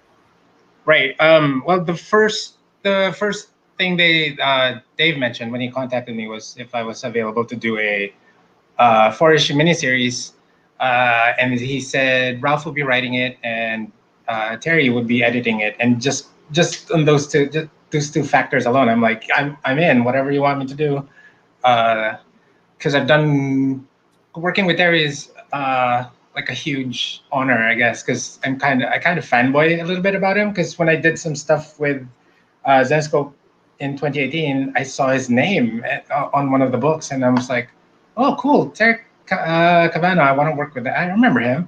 So I was like, maybe someday I'll get to work with him. So having him on the project was really cool. And then, like I said, I've done a few miniseries and a few one-shots with the company. I've never been able to work with Ralph because it's always been with Pat or whoever. And so I'm like, oh, finally I'm able to work with Ralph. So just on those two things, I'm like, let's do this. So with Hellchild, what's interesting to me is she was a new character to me. I'd worked on Realm Knights and Ascension, and between those two things, that's like more than half of Zenescope's main characters, right? So I'm like, oh, okay, this is someone different. I've never, like, she wasn't even around when I came back and read what I'd worked on. She hadn't even been introduced yet. So that was one of the cool things. So I had to reread some of the earlier miniseries, and that's where I got to know the character for the first time. Awesome. So I'm gonna hold on one sec. I'm gonna share my screen, and we're gonna see the script for issue 1, the first couple of pages. So let me do this. Get ready for some brilliance. All right, there you go. I hear Jason laughing. Here we go. All right, so I'm going to show the script for issue 1. So these are the first couple of pages. Dave and Ralph, could you go through just any thoughts that come to mind when building together these first couple of pages of the script, and eventually after that, I'm going to show the full finished project, and we get Butch's input on how we transform the script into an actual issue. So, David and Ralph. I mean, that's all Ralph. Ralph wrote the script. Yeah, that's my script, and it looks amazing.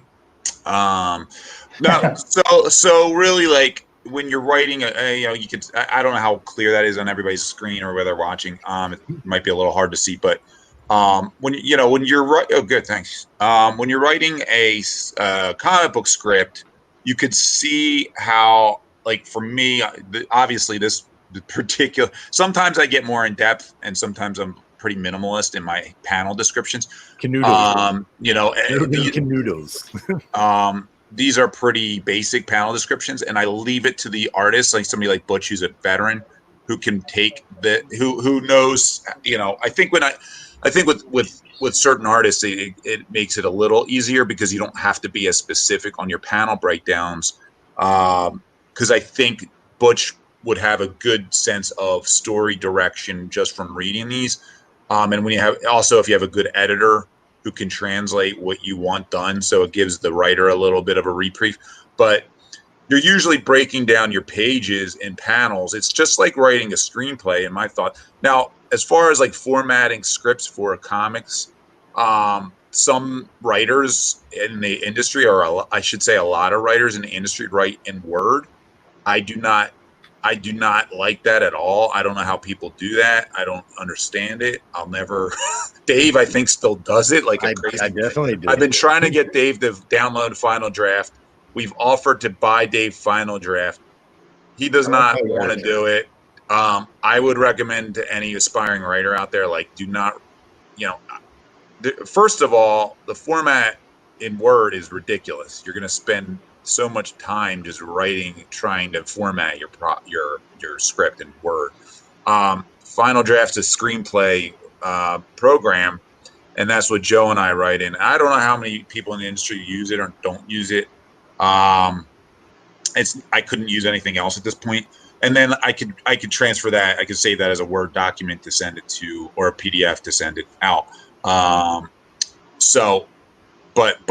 as far as this, like, you'll see the breakdowns, and then Butch, you can kind of talk about maybe taking like a panel direction that I might give in a script and turning that into a page of artwork. So right. So wait, Chris, is there any way to show like the panel breakdown and then the panel what we're going to talk about? I guess that's too hard. I didn't have any of the layouts. I only have like the finished version. Well, or just read it off. Read off what the panel breakdown says. Oh, okay. Sorry. Hold on. Yeah, that's all right. There we go. Back over here. So Because I can't read that. okay, so this is from the first page, half-page panel, establishing shot of L.A. Hollywood Hills house. Jake and Vera, see references, stand on the balcony overlooking the Hollywood Hills. There you go. Pretty basic. Then Butch goes in and does his thing, and he'll lay that out first. Obviously, everything's done in layouts first. Go ahead, Butch. I will shut up. I drank too much coffee. No, it's fine. With this one, there's what you just read, and there's really not much to add. Like, obviously, it's like an establishing shot. This is the first page of not just the first issue, but the miniseries. So, just trying to keep those things in mind.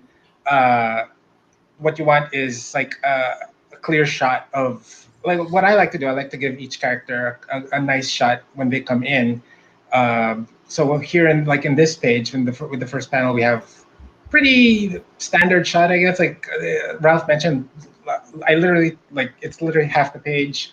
I broke for this one, I broke the border, so you have the feel of the easing into the scene permeate throughout the whole thing. It's in the gutters, and then just choosing an angle where you can see everything right away. So you see it's a certain kind of mansion, and you have the hills in the background. So that's pretty much all you need. You have our two main characters here, and then you go through the page, and we zoom in a little bit more. Excellent, very cool. And we'll go back to the script. So let's say one of the big inciting actions of this issue is one of the characters, she starts ODing, and there's like this surprise twist, I guess, or like the action starts really intensely very early in the issue, where basically one of the characters, she starts ODing and she gets killed. And Butch, I wanted to get your thoughts on, like, how do you so you get some direction in the script. How do you translate like that type of dynamic action, and what direction, if any, do you get? Is it like a how's the dialogue between like the writer and the editor and the artist work out? Right. Well, for like, actually so I've done independent comics, and I've worked with companies like Zenescope. The interesting thing is when you have an editor who's not always there for smaller projects, he's sort of he's in charge, right? So he sees the whole project, like you saw earlier with when Dave and Ralph were breaking down their notes, on their handwritten notes. Like, I never see that. Obviously, what I'm gonna get is like just the clean kind of final word file, and that's, I'm sure Terry, the editor, and Dave and Ralph, they worked out the whole sequence among themselves, and then they bring me in, and then I communicate more with Terry at this point. Although Ralph is always he always sees like every email if he needs to chime in. In terms of the scene, just can you go back like a page two? Page two? Yeah, there we go. Yeah, right there. So we've introduced the characters in page one. So in page two, we're exploring the characters early on. So we have some close-ups, and then when Ben, I believe his name, when Ben calls Jake over, I tilted the camera a little bit, the camera angle over there on panel 4. Like, we're getting that to sort of get that handheld camera feel, like we're running in behind these characters just to create more energy. And then we get our reveal, which is of course the biggest panel on the page, that someone has there was an accident. And again, I zoomed out. I like to zoom out for these kinds of shots when you have multiple characters and lots of information to get to the reader, just to show everything. Like, and you have the little drug paraphernalia beside the character in the bed over there, and yeah, that's how I broke down that particular scene. And one thing I'll add to that, as I'm trying to upload these few of these things here.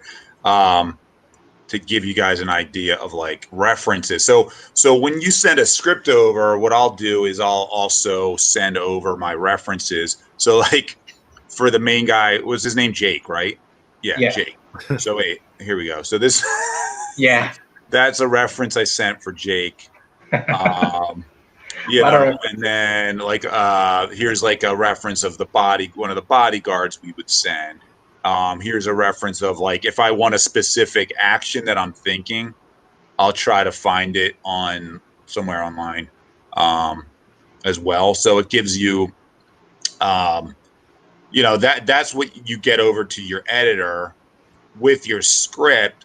You get as many references as you can, so the artist has a little bit of an easier time, hopefully, figuring out like what you're looking for and the idea of what you're looking for as well.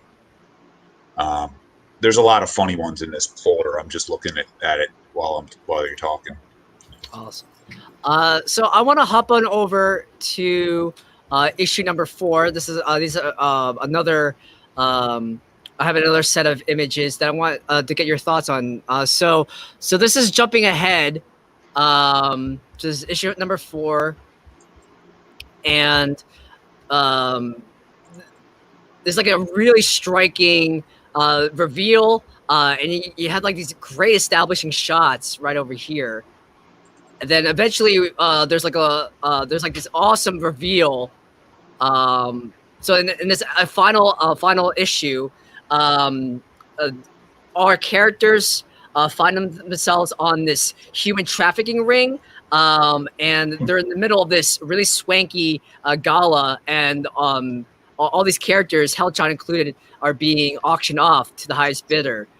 So Butch, what can you tell us about these sets of pages? Again, what Ralph just mentioned about giving references, he was the one, I believe Ralph was the one who was in, there's a reference giving, telling me what kind of mask, because if you just say in your script that, they just put them in masks, then you can imagine all sorts of masks. Like you can, like whatever, you can put superhero masks or luchador masks, but what I was told was to specifically go for that kind of, what's that movie? Eyes Wide Shut? Yeah, that's from Eyes Wide Shut. Yeah, that kind of vibe at least. So that's what I was going for with the characters. Everyone was either wearing formal. Well, based from the previous issue, everyone was either wearing formal outfits or like cloaks, and with the scene that everyone's in the kind of Hannibal Lecter, what do you call it? Like the thing you like a trolley. Yeah, like that trolley thing. Again, that was an instruction that Terry and Ralph told me to go for. So I actually if I remember, I built. I'm not too good with SketchUp, the 3D modeling app. So I made like one of those because I wanted it to be consistent for the whole issue. So I just that's why everyone's, that's why in terms of like the perspectives, it all works out because I modeled that in 3D, like because when you're an artist, you see the issue and you're like, okay, this whole scene happens in like for most of issue 4, I think it happens in like one room. So you can take the time it's worth it to take the time and do more work, like to make models and stuff like that. Yeah. And then as far as like characters too, like we sent over, like this is a reference for Tor. I think this was Harry, who we added to our, so I know we're not looking for exact lookalike of these characters. So I think I sent like 3 different actor references for Tor, but it was like an amalgamation of those actors in specific role. That's awesome. Dave, do you have any thoughts about this issue, like, or about this part of the process? No, I mean, like at this part, I'm not really like involved in it anymore. Like we already spent the time like mapping out where the story was going to go, and then like sometimes it changes a little bit as Ralph writes the issues, they adjust a little bit. But like there were scenes that we wrote out like months beforehand that happened in this issue that I was waiting for months to see. So it's like it's cool to see things that we thought of like forever ago all of a sudden like, oh my god, I remember that. Now it's like, and then Butch draws it, we're like, that's awesome. Like where she's like drinking the blood, or like when there's a guy that gets killed in this issue. Like we talked about that way back, like way before this, and then all of a sudden you see it drawn in here, and you're like, that's awesome. It's really cool. And here's like a reference, and look at like that's the reference I probably sent to Butch. Exactly. And then he matched that as the opening shot. Mm-hmm. Butch, so obviously like Ralph sends you lots of references to get what he feels like is the look or the aesthetic that captures what he's what he's looking for. So we try to set you up with success as much as possible. But were there any particularly unique challenges in drafting any of the pages from Hellchild Blood Money, or was it just more like, or did you even consider it as a challenge? Maybe it was more like, oh, this is something new I haven't done before, so it was something that you were looking forward to. Right. Well, I don't know if Ralph and they talked about it, but every issue of Hellchild is like it's almost like a different kind of subgenre within action, sort of. So that was fun because it starts off with like that gruesome, gritty Tarantino kind of first issue, and then you get your action heavy second issue, and then your third issue is more like a heist kind of kind of issue, and then with the fourth, that's when you get all Zenescope with the horror elements. And so each one had their own personality, and it was cool because like at first I didn't know that, and then you get the second and the third, and you're like, oh, I get that every issue is a different style. And then in terms of extra challenges as a penciler, I think it's not too difficult, but whenever there's like whenever there's a scene in a car, and I think there's like one or two throughout the miniseries, that's always an extra bit of challenge because unlike film, placement is like so important in comics because that's how you manipulate who's speaking first, the reading order. And when everyone's fixed in a fixed location, fixed position relative to each other, it's a little bit of a challenge because it limits your movement, and that's when you get to exercise your creativity and try to figure out, okay, how is this going to work? And maybe it's not always the most exciting shot that you can manage, but it serves the story. Like that's how you can give the information to the reader most successfusly. But that otherwise, nothing really. Everything's pretty much everything for the most part was like nothing too surprising other than that. I'm just showing a couple more references as you're talking. That was a standing gurney. There it is, yeah. And then here's Hellchild's car, which I'm in love with. So I mean, I think you made it more of a modern Challenger, though. I'm not sure. Yeah. I can't remember. It fits her personality. Yeah. It's awesome. I just want one of these. Does anybody want to donate it? Donate one. I'll take one. Very cool. So yeah, I like actually, we're gonna open it up soon to some Q&A. But Butch, one of my questions, so you did such great work on Hellchild Blood Money. Is there any other Zenescope characters you want to take on, or what other Zenescope works have you worked on that you're just had a good time with? Well, first of all, thanks. Thank you for that. Got a shout out Dijo Lima for doing the colors, and he helped with the visuals of the book, of course, and Taylor, of course, for his lettering.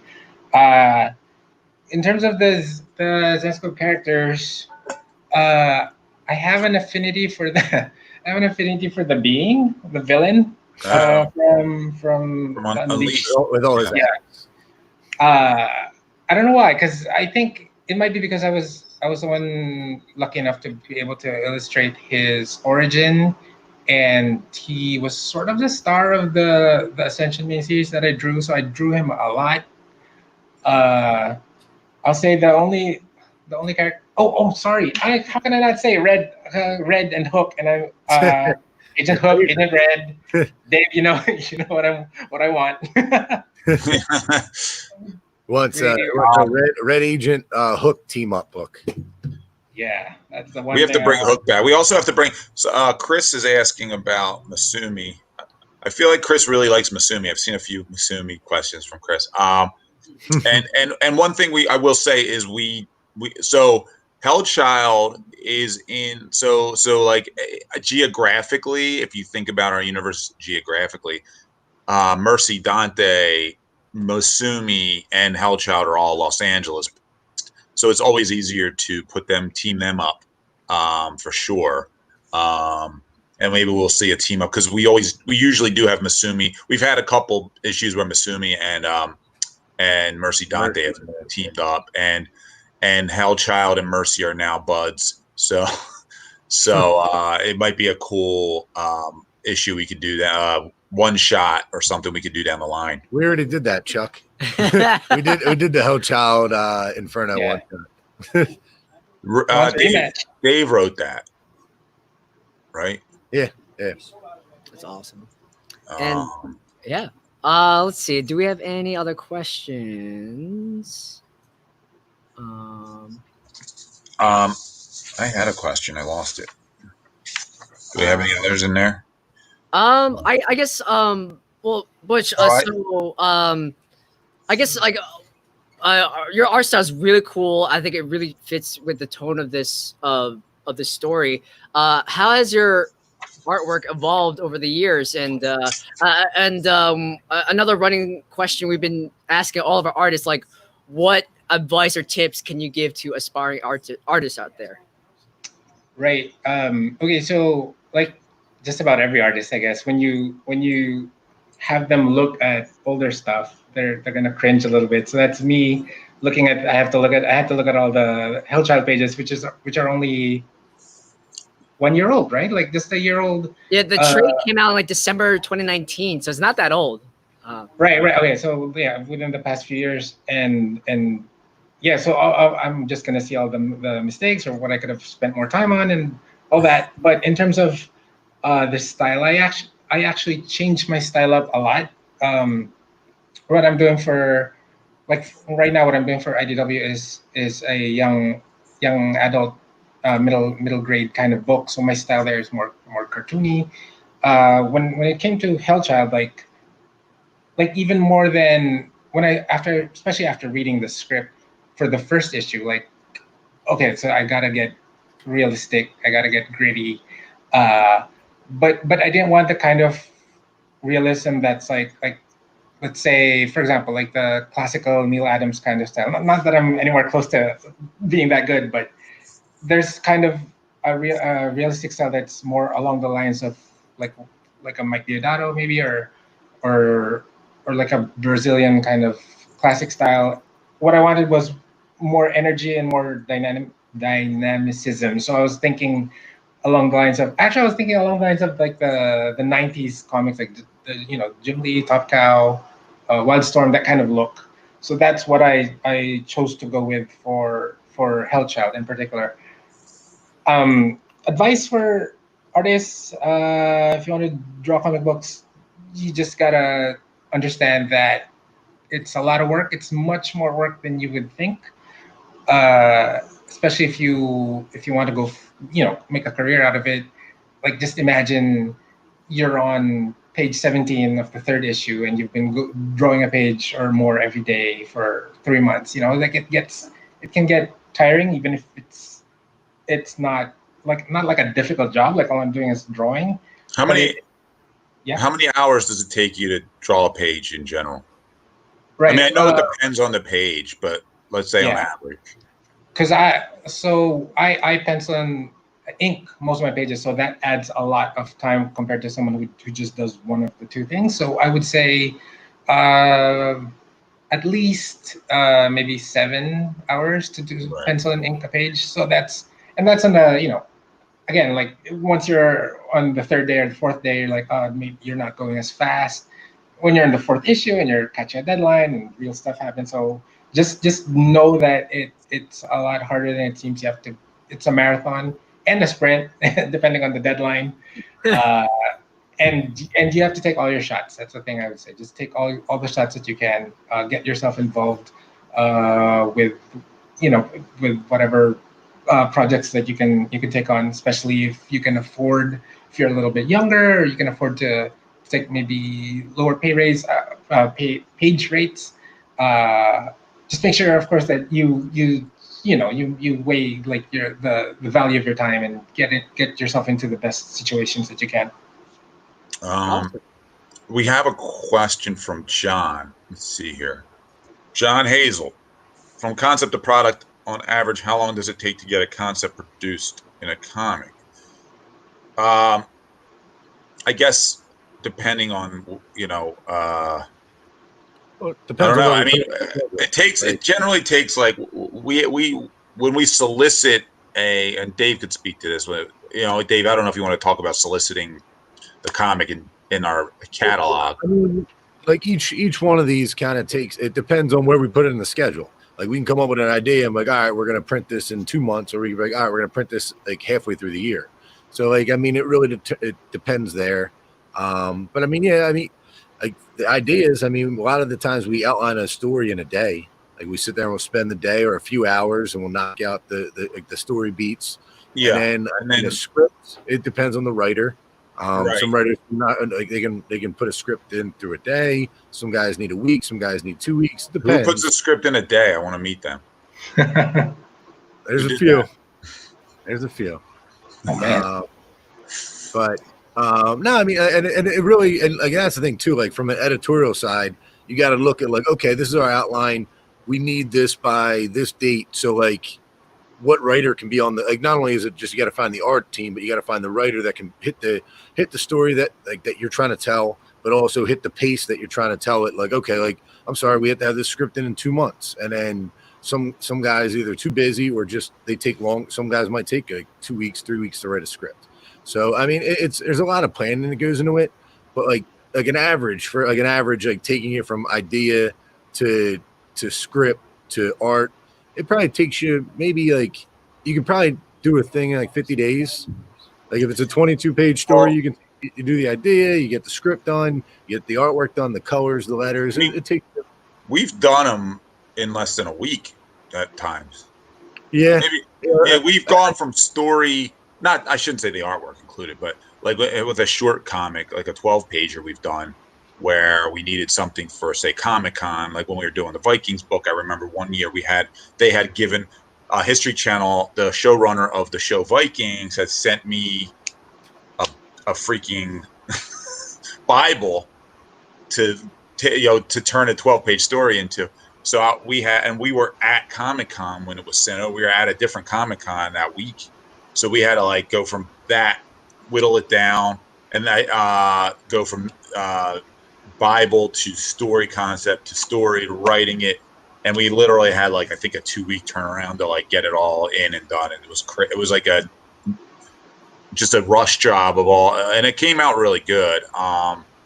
But yeah, that can happen where you can do something, get that turnaround really quick if you have the right team on it. It's just not something you want to get used to if you don't want to. Abby, we're not ignoring you, but I think we covered.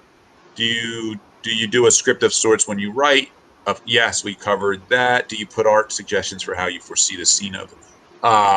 Yeah, this was an earlier question, so we probably got into that after your question, Abby. But yeah, obviously we went through some of that already, so we don't have to repeat it. Do we have any other questions before we? I think we have one last one from Josh. Do you have a target page count, or do you roll with it based on how writing the script goes? No, we have a target page count. I mean, depends on like we pick out like determining like, all right, we're going to do this as a 4-issue, 22-page issue or 22-page scripts. I mean, we determined like beforehand. We were like, all right, this is going to be a 22-page story. This is going to be a 32-page story. It's going to be a 64-page story. So we determined beforehand, and then we map out based on the size that we're going for. So what then that's how you determine like, okay, like, can we fit this scene in? Like, no, this scene's taking up too much space and it doesn't get to the story that we need to. Right. Or you know what, we can actually expand on this scene because we need to. It's going to be a 64-page thing, and then building this scene will help pay off for later or stuff like that. Yeah, and it's a balancing act, and Butch knows this. Like, I think when you're writing a script, you want to balance the story and have some cool artwork and splash pages and those double page spreads. I stink at writing double page spreads out. Like sometimes I'll just write to the artist like cool double page spread of this fight. And then they'll lay out something, and then when I see a layout, because like the Marvel writing method is different. I mean, we have done that before. It takes a lot of trust. We did it with Grim Fairy Tales 100 actually with Anthony Skye. Yeah, so because Skye was also in the office at the time, so it made it easier. But we literally just outlined what was going to happen on each page.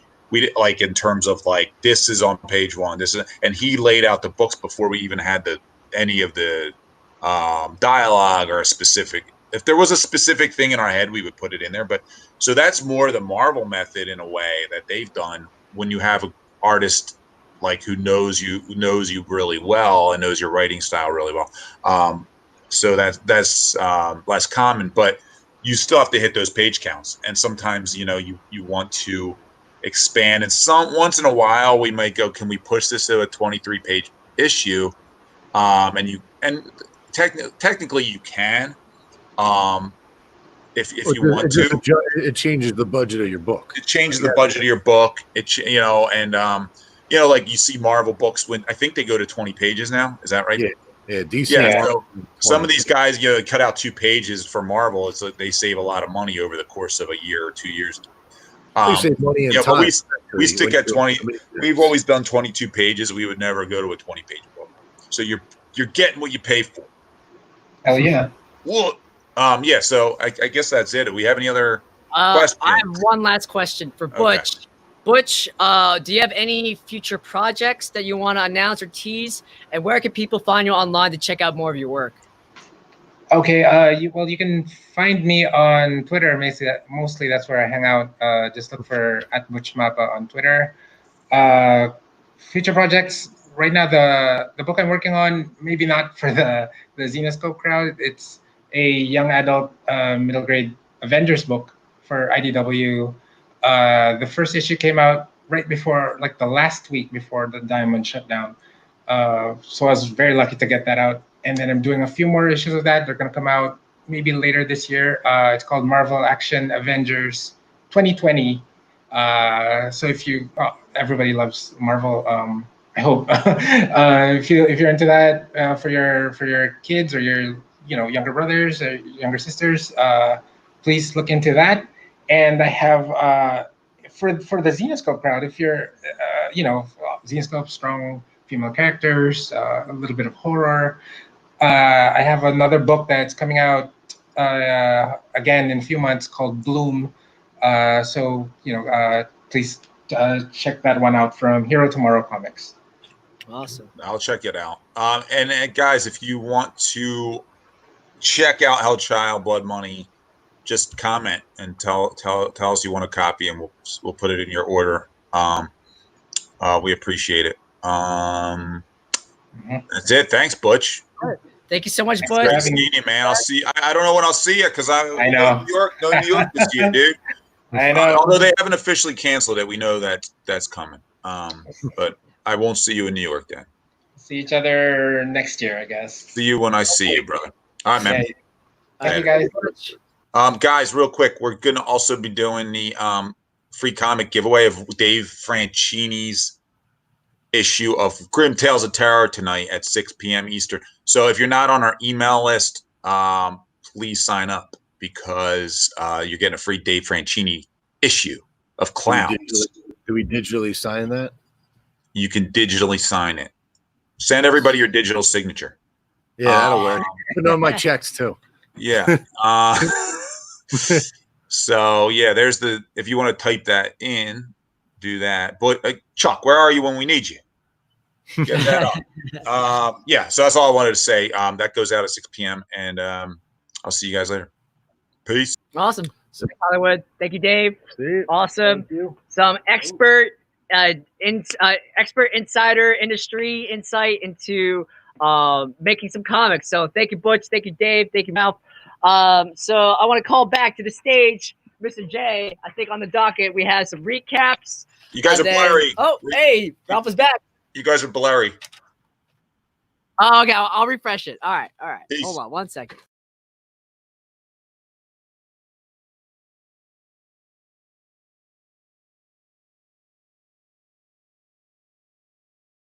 All right, we are back. Okay, so we're getting some feedback that the stream is blurry, but I think we should be okay now. So Mr. J, he's coming back. We're gonna do some recapping, and then once we get closer to the end, we'll do some trivia and some housekeeping. So thank you, Jay.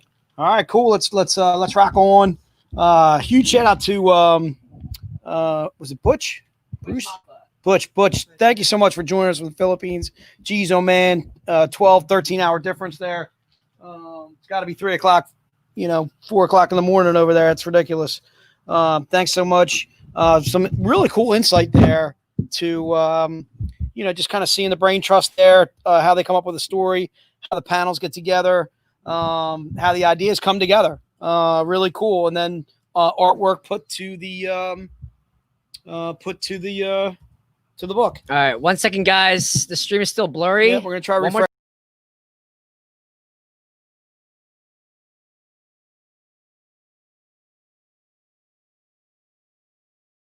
All right, hopefully that works. Okay, hopefully we're not blurry.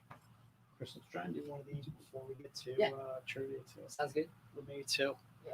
All right. So let's get to some recap. I want to get to some recap. We'll see if we can bust it out.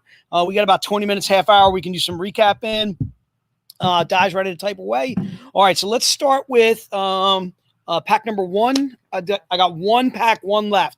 All right. So if you want pack one, you need to be fast on the draw. Pack number one is 6 books. So pack number one will have both of these Elias Chatzoudis covers. All right. Both of these covers are in pack number one.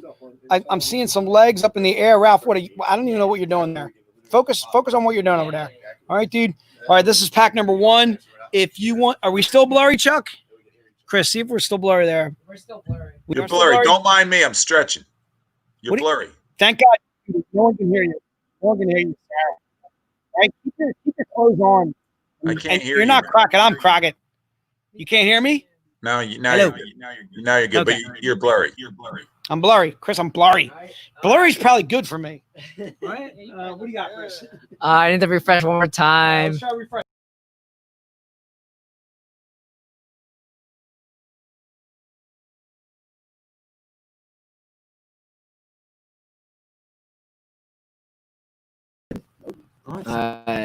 Probably didn't know what was coming. All right, hold on. Hopefully we're not blurry. All right, so we're gonna try. We're trying refreshing. The glassware is only through the web store, Nick. In fact, I think we were doing a sale on the web store. 24-hour glassware, 60% off. I think also we were doing some Collectors Club exclusives on the web store right now. Di had to adjust the quantities. Once again, somebody will remain nameless, Viper, messing up some quantities. Look, you love to point out when I'm screwing up or whatever, but I'm just gonna give you a little guff right now, All right, dude. So we got a pack number one left. All right, so if you want pack number one, you better put it in the notes right now, like quick, bam. All right, fast typing. All right, whatever you got to do. All right, pack number one is $175. It's 6 books. All right, I have one pack number one. William, are we still blurry? We're still blurry. We are still blurry. Yeah, it's pretty bad. Really bad? Like really, really cool? Like really cool? I don't know what to tell you, dude. What do you want me to do? Do you want to try refreshing again? Try one more time. Let's go 5 times the charm. 5 times the charm. 5 times the charm. 5 times the charm. He's gonna give me an opportunity to grab some iced tea. All right, Jay's gonna get some iced tea. If it's still not crystal clear afterwards, I don't know what we could do. It'll take us like 10-15 minutes to restart the entire router.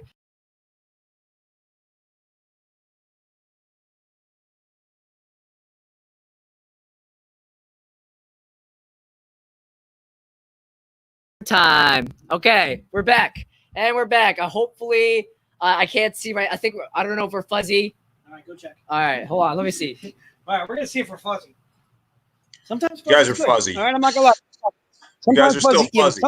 I'm not fuzzy. Right. Fuzzy's good for me.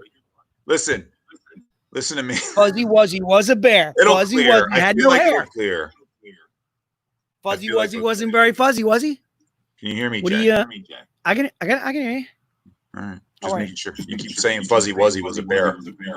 Look, dude, people don't want to hear you talking anymore. All right, go back to stretching. Get your Look legs at up in this. the air. Do whatever you got to do in there. Here we Get go. off my screen. William. Yes, William. Yes, say tell get him. His kick him video off, William. stream is William clear. Doc, we're kicking you off the screen. Huh?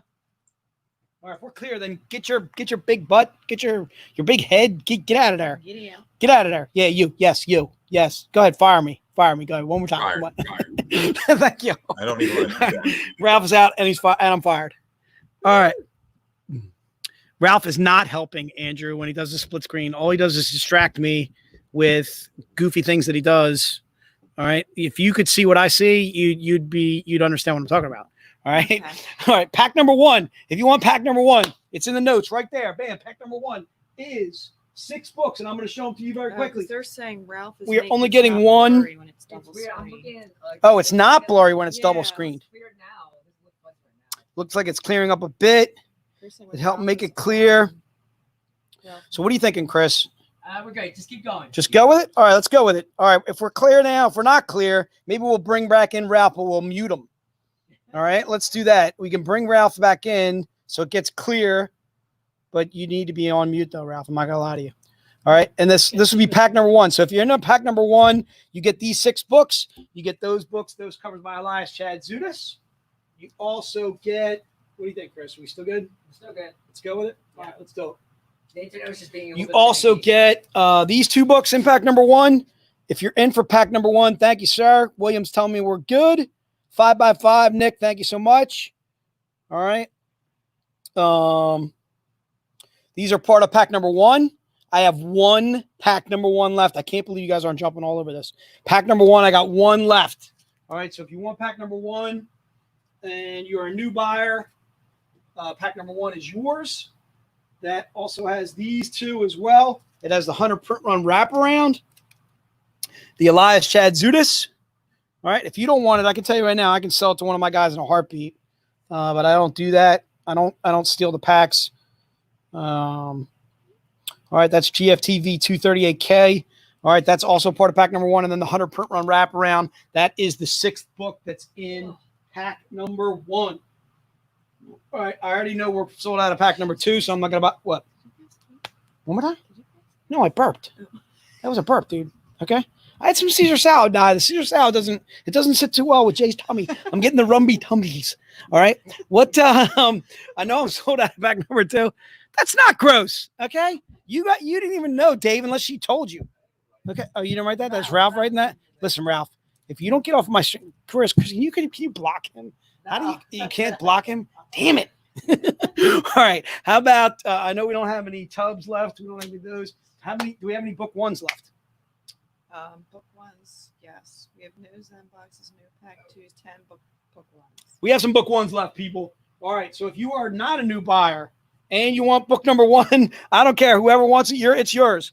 All right. Book number 1 is GFT ANN 20F as in Frank. These are $20. I got quite a few left. So if you want book number 1 for just $20, you want this cover by Elias Chatzoudis. All right. It is 20. All right. So this is book number 1. Just put into the notes that I want the book. If you don't want it, that's okay too. But this is book number 1. Book number 1 is $20. And again, the reason why it's $20 is a $350 print run. It's a cover by Elias Chatzoudis. Elias Chatzoudis. Elias Takani Kala. All right. Let's go with that's book number 1. Just put into the notes. If you want book number 2, that is the connecting cover to that book that I just showed you. Book number 2 is also $20. It is Belle versus the Beast Hunter, or Black Knight. What did I just say? Beast Hunter. Jeez, oh man, I'm crossing the streams, Dave. I just crossed the streams. Belle versus the Black Knight. The one shot Eyes and Indigo. It's $20. The reason why it's 20 is a $350 print run. We do have a few of these left. I didn't even ask you. Okay. All right. Cool. Okay.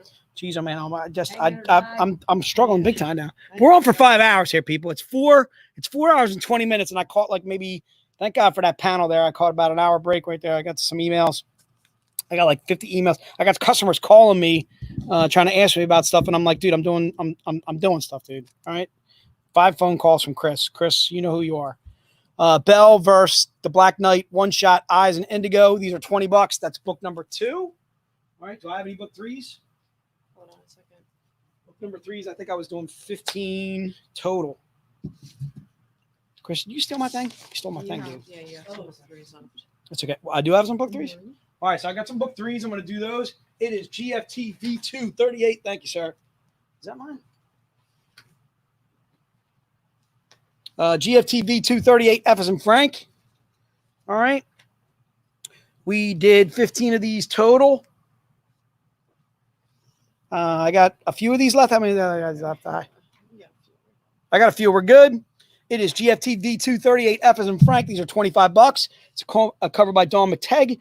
If you are not joining us tomorrow, I don't know what you're doing. Sun Kaminaki, Dawn McTeigue, Sabine Rich. The ladies are joining us for a luau. They're taking over.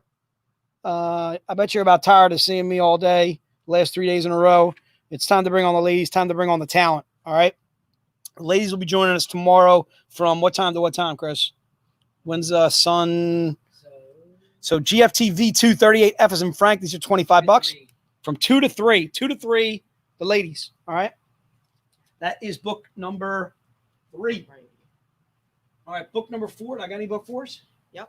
Book 4 is $100.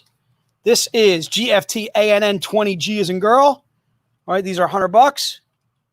All right. And we are doing 10 total. I'm sure we got a couple of these left at least. If you got pack number 2, you already got the book. All right. This is GFT ANN 20G, the 2020 annual. All right. Also to let you know, there's a flash sale on Collectors Club exclusives on the web store right now. Glassware is 60% off for the next, 20 some odd hours. Glassware, 60% off on the web store. ShopZenescope.com. Go. But if you're going to go, make sure you come and do the split screen thing. All right. Open up a couple couple things. All right. GFT ANN 20G as in girl. These are $100. The reason being is it a 100 print run. Another cover by Elias, Chatzoudis. If you're looking for the connecting cover on that, this is book number 5.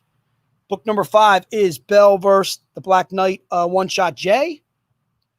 These are also $100. I think we got a few of these left. All right, this is book number 5. If you got pack number 2, it's in that pack. If you didn't get pack number 2, now's your chance to grab this book. It is book number 5, Belle versus the Black Knight one-shot J. And again, these are $100. All right, and we got 10 of those total to sell. Larry, I got you covered. Yeah, Chuck, we're 1 to 5 tomorrow, not noon. So don't turn at noon tomorrow. We're 1 o'clock. I'm sure we'll be here before that, but all right. Do I have any book 6s? Book 6. Yeah, you got 2 left. I got 2 left of book 6. 2 left of the Dawn McTeigue. I got 2 left of this bad boy. This book is $125. The reason being is it's a 75 print run. It is GFT V2 38G as in girl. All right. This is book number 6. All right. If you're interested in book number 6, it is $125. It is a 75 print run. It is the Z-rated version of the Sandcastle Dawn McTeigue. Okay. And again, those are $125. All right. Let's keep rocking and rolling. Do I have any book? 7? I do. All right. Book number 7 is $175. It's a steep one. The reason being is it's a 50 print run. Okay. Book number 7 is GFT V2 38 Eyes in Indigo. Okay. GFT V2 38I. Again, these are $175. The reason being is a 50 print run. We're only doing 50 of these bad boys. This is also part of pack number 2. So if you got pack number 2, you should be good to go on that book. All right. Jay Witt, we got you covered for book 6. Thank you, sir. Thomas Patton, we got you covered for book 6. Thank you as well, sir. All right. GFT V2 38I. Again, these are $175. Nick, I can tell you right now, it's probably not going to happen tonight, dude. All right. Nick, you'll probably get an update on everything that you bought. You will tonight? I sent him one already about through the Monday. Like for Monday, 2 like days. Wednesday, Thursday? Yeah. Nick, you already check your email for the Wednesday, Thursday. Jay, you already got one of these? Did Jay already get a book 7? Jason, if you want a book 7, I'll throw you a book 7, dude. All right. GFT V2 38 Eyes in Indigo, they're $175. Did you get one of those? Huh? I think he was talking about book 6. Oh, book 6. Okay. Did you put them down for 2 of those? Yeah. Okay, cool. All right. Book number 8. Or wait, right? 1, 2, 3, 4, 5, 6, 7. Yeah, book 8. Book 8. How many I got left of that bad boy? Book 8. All right, book 8. I got a decent amount of. Book 8 is Spirit 09G. I was bringing back an old San Diego cover. If you guys want to take a look at that bad boy, it's $50. It's covered by Paul Green. This was an insert cover that we did, I want to say probably 2 San Diegos ago, if not 3 San Diegos ago. This is included in the pack. I may have done this as a solo book, but I cannot remember if I did or I did not. Again, it's Spirit 09G. These are $50. Okay. Spirit 09G is $50, and I'm going to do 20 of these total.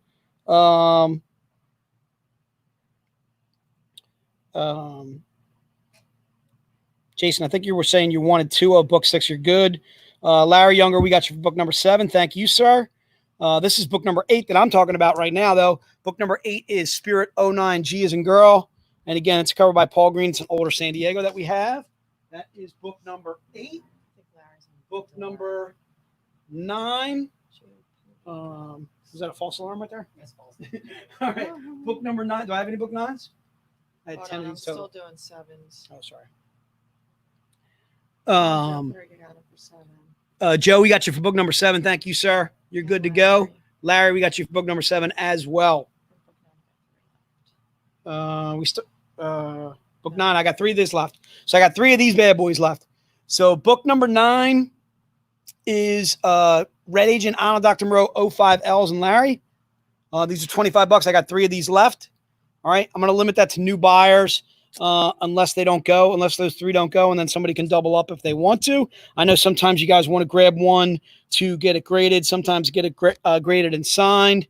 That's why a lot of people double up on books. Other people are selling them too as well. If you're not selling our books, well, you could be. They can't. There's a lot of people that sell books on eBay, dude. Well, they are for collecting, but they collect and they buy, or they supplement their collection by selling. All right. Jason Witt knows what I'm talking about, dude. He buys to supplement his collection. Phil John, Mike already got one last time. Mike, John, yes. Mike did get book 8. Yes. All right. So, Vent, we got you for book number 9. Thank you so much, sir. I don't care. So, book number 9, Red Agent Anna Dr. Moreau 05 L's and Larry. Did EJ Van Norman? Yeah. He got, yes, EJ, you did get book number 9, so you're set, sir. Unless that's a miss, I apologize. I don't know, with an EJ. Exactly. See, Jason would be broke if he didn't, we would break his bank. That's because Jay does everything we do, everything. All right, book number 9. I had a couple of those left. Book number 10 I did as a trio. All right, you ready, Don? Moving along. How many do I got left on the pack? I had 15 total I was doing. All right, you're doing 10. This is book 10, 3 for 50 got 8. I got a few of these left. Yeah. All right, so these are the connecting covers that we did at San Diego last year. This is part of the set. I'm doing 3 books for 50. All right, the books themselves are Robin Hood Outlaw 04G. This one is Hellchild 03, F as in Frank, right? I didn't even need to look. I don't know why I did it. This one is Hellchild 04H. So I'm basically doing all 3 of these books for 50. They're normally $20 books because they're each 350 print runs. There we go. Seeing if I can get them all 3 of them in the screen. Okay. So again, all covers by Paul Green, Robin Hood Outlaw 04H, Robin Hood Outlaw 04G, and then also the Hellchild Blood Money 03 F as in Frank. So you're getting all 3 for 50. They're normally $20 a piece, but I'm selling them as a set today. And you get $10 off of your order on 3 of those bad boys. All right, do I have any left of book 11? Book 11. Book 11 out. Is sold out. How about book number 12? Sold out. Sold out. So the only way to get those Collectors Club exclusives is to jump on the web store. You need, in fact, if you got to leave me, you got to leave me, and I'll understand. Parting is such sorrow. If you got to buy any of those Grim Fairy Tales 38 Collectors Club, the Paul Greens, you know the ones I'm talking to. I'm pointing to them right here. you got to go on the web store. Go shopzenescope.com. That's the way to scoop them up. Has anyone thought about putting all the Halloween specials into a graphic novel? Dave, what do you got on that? We have thought about that. We have not done it yet. There's so many things we need to do. So little time. So much to do. So little time. All right. We're rocking on. Everything is sold out to the showcase. How about the 1415? Sold out. How about the showcase? Go to that one. Let's go to the showcase. Well, everything else is sold out. I gotta cover my something jumblies there, Di. This sticky is not good. All right, so the showcase, I got a few of these left. The showcase is $100. If you're interested in this, the Frosted Frights topless version of the showcase, these are $100. Okay, and it is a 100 print run. All right, that is a showcase edition. How many I got, Dave? 6. I got 6. Well, look, Di, you're you know, who knows what you're doing? Okay, I'm here. Not so much here, but here. All right, like right here. Do I have a mark on my face? All right. All right. You look like a Helen. That's nice, Di. You look like a Diane. Diane, let me tell you why I suck as a salesman. All right.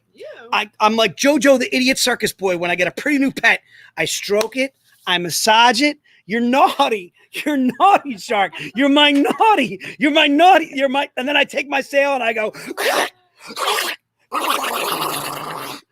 killed it. I killed the shark. All right. You don't know that? All right. That's Tommy Boy, Di. Tommy Boy. Okay. Tommy likey. Tommy want wingy. Okay. All right. Tommy want Sharky. Okay. That's when we got to forge ahead, Di. Am I right or am I right? That's when you say you're sick, you're twisted. That's you got to do your line. You're not sick. You're not sick. All right. So let's go to what can we go to, Di? We can go to. You know what? I never did prints, dude. Doctor, he got his yesterday. I want to do 10 minutes of some prints with free stuff. Let's do that, Chris. Prints? Yeah. Let's skip the galleries. Let's skip the medals. You got print set 3s right over here in front of you. And then the other 2 prints are behind you. I did that already. Yeah. I didn't do these. Yeah. So let's do this bad boy. What's this thing? It's 5 for something. That's the feature. That's 6. Okay. So you're gonna get a top. You're gonna get a top loader with this. It's 6 for 80. All right. So these are 6. This is 6 prints for 80. You're gonna get 1 free top loader with it, courtesy of Hot Flips. Go to the Flips. Go to the flips.com. Dave, put that in the thing.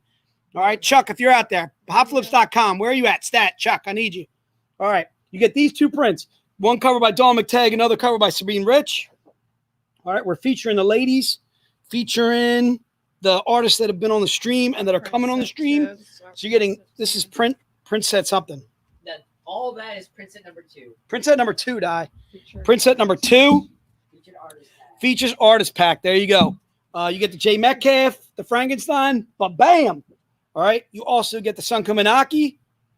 All right. Sun's going to be on with us tomorrow. You also get the Sean Chen. Sean Chen was on with us yesterday. Okay. So you're getting 5 prints. Oh, there's the Jason Cardy print. And a top loader. The Jason Cardy's in this too. Oh, there's a Jason Cardy, the Ben Helsing. That's part of the set as well. Yeah, man. She's gone, dude. She's gone. She's gone. She's traveled. All right. There's also a Jason Cardy print that's also a part of this too as well. We got to do some housekeeping. Right Hold on. He's in the top loader. In the top loader. All right. So this print is also part of that set. You can do. We're doing what? 6 for 80. 6 for 80. That's such a steal. 6 prints for 80. Okay. And you get a free top loader with it. All right. I'm gonna keep on going. We got a couple more minutes here, Chris, and then we're gonna get some trivia. All right. I want to do the. Is this part of something? That's our print set 1. Print set 1, and it's 4 of them? Yeah, it's 4. This is swimsuit set. 4 for what? 4 for 75. 4 for 75. And you get a free top loader with this bad boy. This is the swimsuit set. You get the Sun Kuminaki. Blam. You get the Dawn McTeigue. Blam. All right. You get those 2 prints. You also get the Keith Garvey, which is knocking it out the box, Keith. Knock it out the box, Keith. Knock him out, Keith. Here we go. All right. And then you also get the Mike Chrome too as well. All right. So you're getting 4 prints plus a top loader for $75. All right. If you got it, and that's our print set what? Our print set what? Is that 1? Yeah, that was 1. Okay. Print the set. one you're holding is Uno. Right, was print set number 1. Yes. Again, $75. You're going to get a free top loader from Hot Flips. Go to hotflips.com if you want more than one top loader. We don't have any mini print sets, do we? We do. Oh, we do? Yeah, those the Collectors Club mini. The Van Helsings and the something. Yeah. Oh, the ones that we did from our previous streams. Yeah. Well, you know what? We'll advertise them because you get free top loaders with them. All right. So if you're interested in these sets, they are. What was the one? The one was the Robin Hood Vigilante one. Do you want to make a new thing, Di? Yeah. Hold on. All right. So I'm going to go to 440, Chris. All right. So I got 6 more minutes. 6 minutes, Dougie Fresh. You're on. On. 30. Yeah, they're 30, 30, 30. Yeah. Okay. So the Vigilante one is mini print set 1. Should be, right? Because it was last time. All right. So you're getting these 2. And then you're also getting the topless. I can't show you the topless, but you know what it looks like. All right, dude. It's basically her topless. Not bottomless. We don't do bottomless. We're tasteful here. Okay? Don't get crazy, people. All right. So we do, you're getting the 3 mini prints and you get a free mini top loader with that set of 3 for 30. That is mini print set number 1. So put mini print set number 1 if you want that bad boy. All right, Jeff, we got you for print set number 1. That's the large print set. Nick Lopez, we got you for the large print set 2 as well. You're also going to get free top loaders.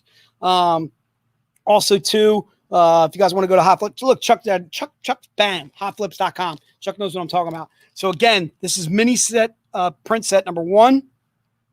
All covers by Paul Green. There's a third one that I can't show you. I could show you, but she's topless, dude. All right, and I didn't sticky note it. All right, yeah, we can't show that. Mini print set number 2 is the Van Helsings. All right, mini print set is also 30. You get a free top loader with this bad boy. You get that one. You also get this one. She's a little bit more scantily clad. And then also there's a topless version too as well. So you're getting 3 mini prints for 30 and a free top loader. Just one top loader, one like mini top loader. Okay. So you'll be able to put those bad boys in there to protect it. That is mini print set number 2. And mini print set number 3. Is there a comic cover of Van Helsing in a swimsuit? I'm sure there is. That's going to be a showcase. It hasn't come out yet. It's going to be a showcase coming out. What are you talking about? Is he talking about this? The Sankamanaki swimsuit. It's also the metal cover of the month, too, right? Yeah, but that's a Z-rated. Z-rated, right? Is that?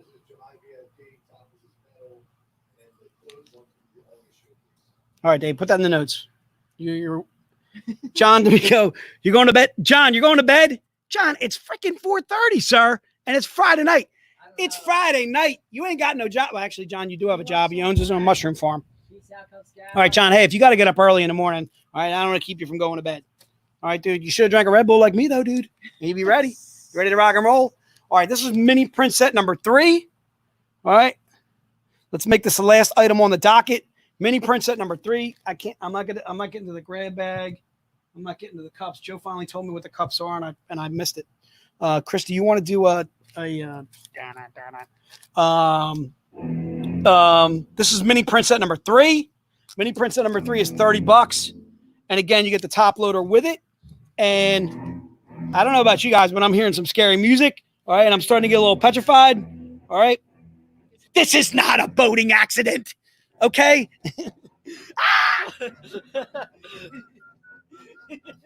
Bruce the Shark. Yes. Bruce the Shark. Bruce the Sail Shark has returned. Thank you, Jay, for all the deals that you do. Oh, Bruce. We don't know who won yet, but we're figuring it out soon. I'm ready when you are. Awesome. Well, thank you so much. Thank you, Jay. Thank you for that awesome recap. Bye, John. You're the best.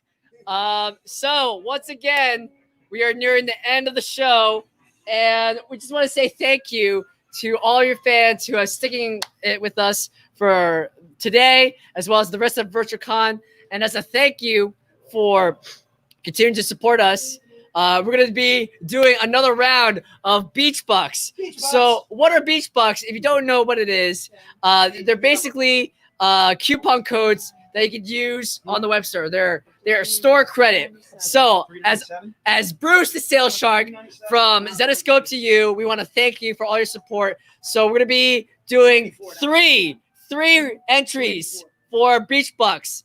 So each of these codes will be worth $20 worth of store credits. So we know, I know we had some really cool flash sales going on. Simon Anthony Romo. Oh, we got the first one. Simon Romo. Simon Romo. Beachbox. Beachbox.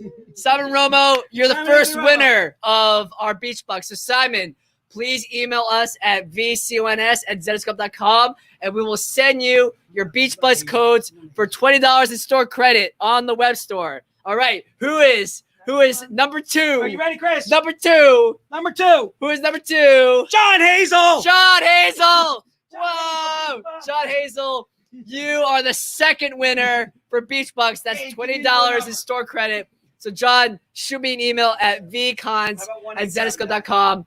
I'll send you your coupon code for Beachbox. We have one last Beachbox winner. Who is it? The suspense is killing me. Please say Bruce from Gruesome Death. Who is Carol Nadeo. Carol? What's up, Carol? Woo! Carol, congratulations. Carol, thank you so much. You won some Beachbox. You won $20 in store credit. So Carol, please email me at vcons@zenescope.com and I will send you your Beachbox coupon code for $20 in store credit. 1 second. Got them all. There you go. Awesome. So Bruce is checking out, and so right now we're gonna be doing one of my favorite things to do of all time, trivia. You know the drill. 5 questions, 5 awesome prizes, free stuff. We love giving back to the community as a thank you for supporting us. So I have 5 questions, 5 really cool prizes. So it's great. What's Pirates? Pirates is playing. Wow, Pirates is playing right now. Hell yeah, good stuff. All right, we are off on the 7 seas. We are going to uncharted water, uncharted territory. That is right. We are in Trivia Isle. Okay, so prizes. So first prize, this really awesome Dark Queen VirtualCon pin by our friends at Fansets. Fansets, they are so cool. They've done so many Zenescope pins for us. They even have their own exclusive line of pinup pins on their website. So if you want to check them out, just Google Fansets or go to fansets.com. Check them out. They're really cool. So this is the first prize. All right. So we have a mix of general trivia and Zenescope trivia. So the first couple of questions will be general trivia. All right. So this is a shout out to Wilson from Castaway. Who created the character of Wilson the volleyball in Castaway? So who created the character of Wilson? Oh, Wilson. There you go. So I got my buddy here, Wilson, right here. Thank you, Di. Who created the character Wilson the volleyball in Castaway?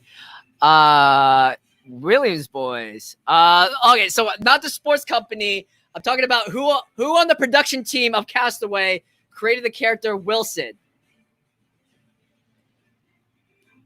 It is. Oh wait, actually. Okay, Mike Scott. Mike Scott. That's right. William Broyles Jr. That is correct. Mike Scott. You are a winner. Oh, there you go. Here's his last name, Broyles. There you go. So actually, fun story. William Broyles Jr., he is the screenwriter, and he was spending a week alone on some island trying to simulate the mindset of Tom Hanks. And while on this survival retreat, a volleyball washed up on shore, literally, and that's how he came up with the idea for Wilson. So thank you, Mike Scott. You won that VirtualCon pin. Congratulations. All right. So question number 2. If you were tuning in on Wednesday, Jay and I, we were doing a whole bunch of Baywatch renditions. So this is a Baywatch question. How many direct-to-video movie adaptations did Baywatch have? That's right. Baywatch had some direct-to-video movie adaptations. How many of them came out? Let's see. Chuck Garza. That is correct. Oh wait. Where did Chuck's comment go? Yes, Chuck Garza. You are correct. There is three direct to video movies. Baywatch the movie, Forbidden Paradise, Baywatch, White Thunder at Glacier Bay, and Baywatch, Hawaiian Wedding. All classics, I'm sure. So great. Thank you, Chuck. Wow, I was so excited about that. I didn't even announce the prize. My bad. So Chuck Garza, the prize for question number 2, you get to choose any one of these mini art print sets. So in the comments, Chuck, let us know if you want Robin, Van Helsing, or Keres as your mini art print set. All right, so congrats, Chuck. All right, so since I am Bruce the Sales Shark, this question, this next question is a Jaws related question, and I'm gonna show you a super cool prize. All right. So this prize was from San Diego Comic-Con 2017. Yeah, 2017. So Chuck, thank you. You want the Robin print, so Di will put that down on your records. But for question number 3, the prize for this is the San Diego Comic-Con 2017 military style backpack. So cool.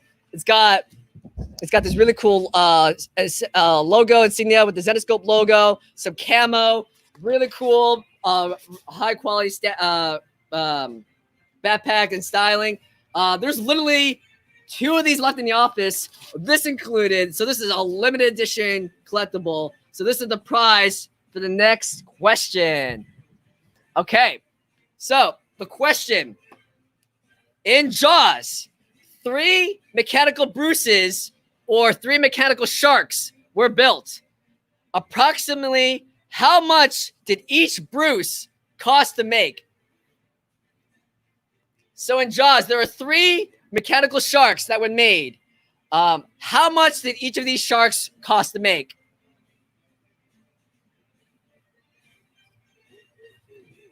Yeah.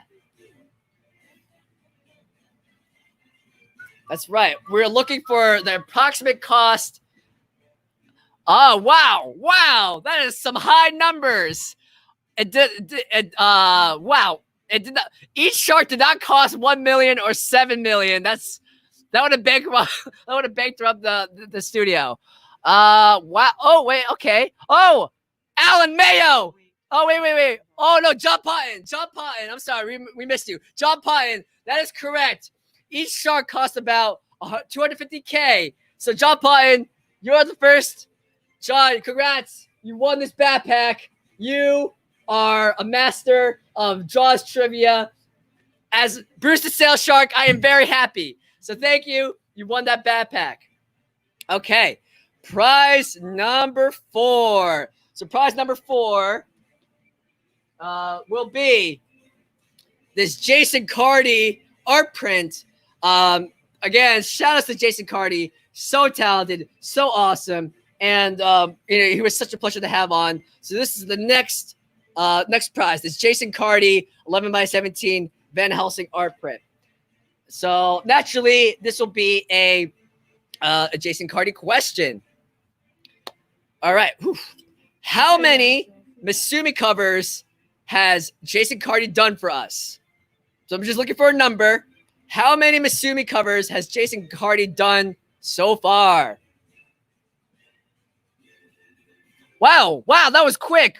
Robert Hopkins, you are correct. He has done 4 covers. So he's done Masumi number 2E, which I believe is a New York Comic Con exclusive. Masumi 1C, 4C, and 3C. So congratulations, Rob Hopkins. 4 is the correct answer. So you've won the Jason Cardy art print. Congrats. All right. Wow, that was Robert Hopkins. You are quick on the keyboard. So last question, since we did a panel about Hellchild Blood Money, we're going to do a Hellchild Blood Money related question and prize. So what's the prize? One of our, oh, this is the wrong one. Woo. Here we go.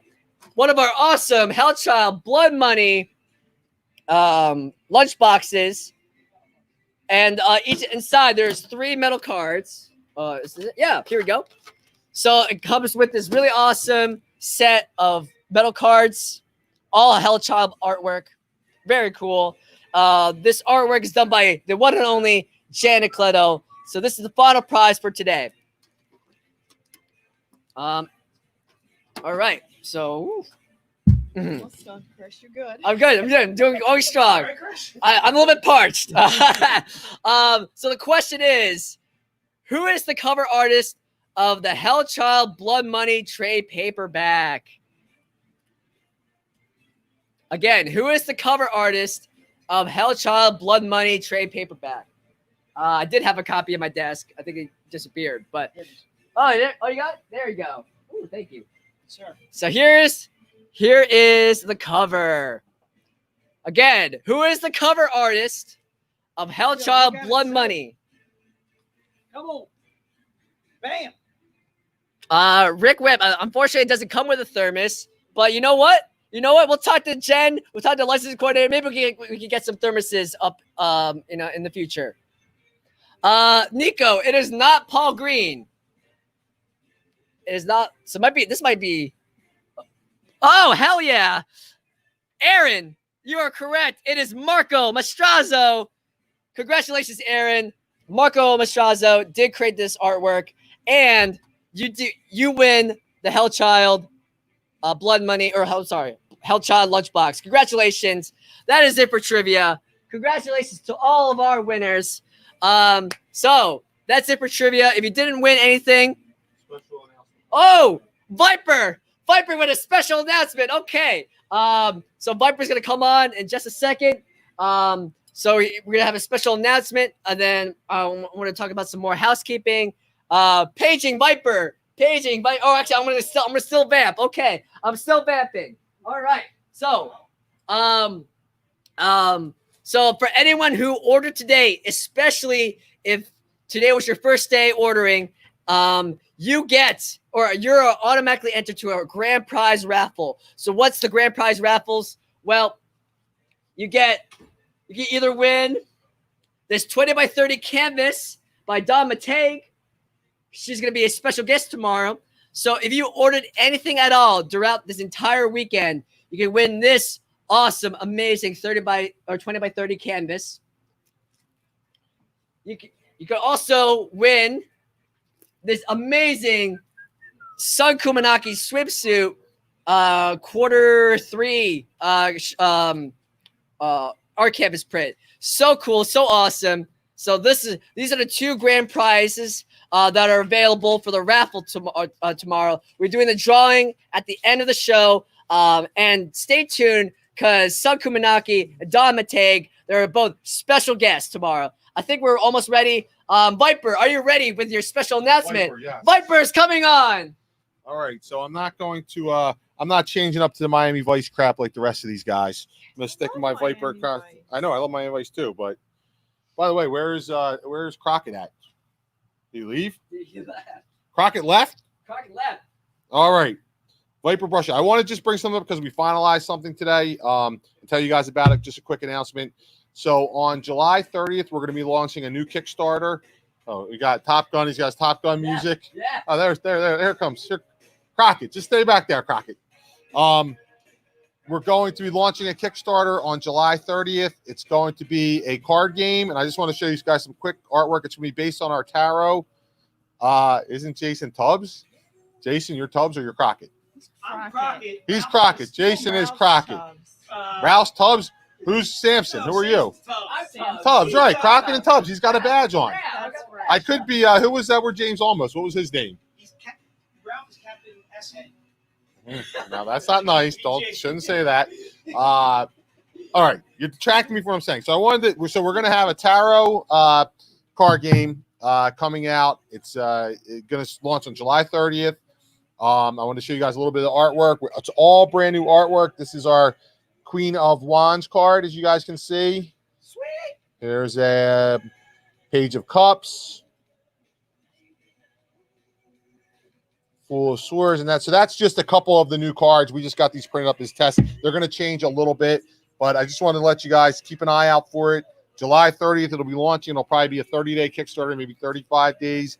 We will not have another live stream. That's why I'm talking about this now, so you can see some of this. But maybe we'll just get Crockett and Tubbs to come on and talk about it real quick when we get ready to launch it on the 30th. I don't know. We'll see. We can show you some more of the assets. But that's it. That's special announcement from Viper. What was Edward James Thomas' his name? I don't know. And also, yes, the app is in for Replace Die. Don't worry. This is the last day of work. Hashtag save die. Done. Awesome. Well, thank you, Viper. All right. One last piece of housekeeping. So tomorrow, again, Sun Mikumanaki, Don McTeigue, Sabine Rich, 3 of our awesome cover artists. They will be coming on 2 to 3 p.m. for the Zenescope Cover Girls panel. It's a roundtable panel with Ralph and our artists, and they're just going to be talking about the behind-the-scenes look at how covers or for our collectibles and our exclusives are made. So they're going to be showcasing some of their best, most popular work. It's going to be really exciting, and stick around after the panel because that's luau time, baby. That's right. We're going to be ending our beach con with a giant blowout, a giant luau.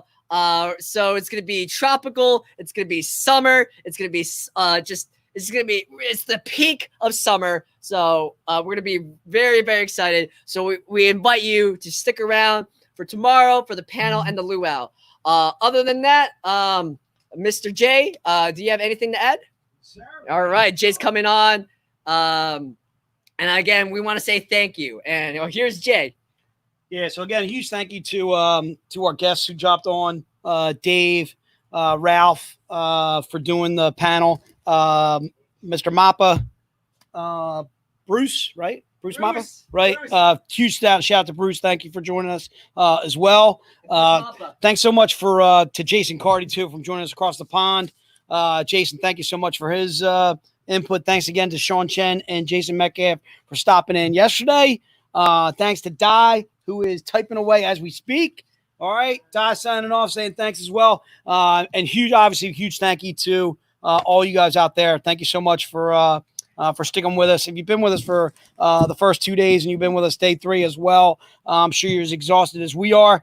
Tomorrow is going to be a lot of fun. Like Chris mentioned, we're going to bring on the ladies, Sun Kumanaki, Don McTeigue, Sabine Rich too as well. We'll obviously have more Beach Bucks. We'll have more Beach Bucks coming up. All right. Tomorrow, I'll have some different products for you too as well. A couple of different things that I didn't get to today that I want to get to tomorrow.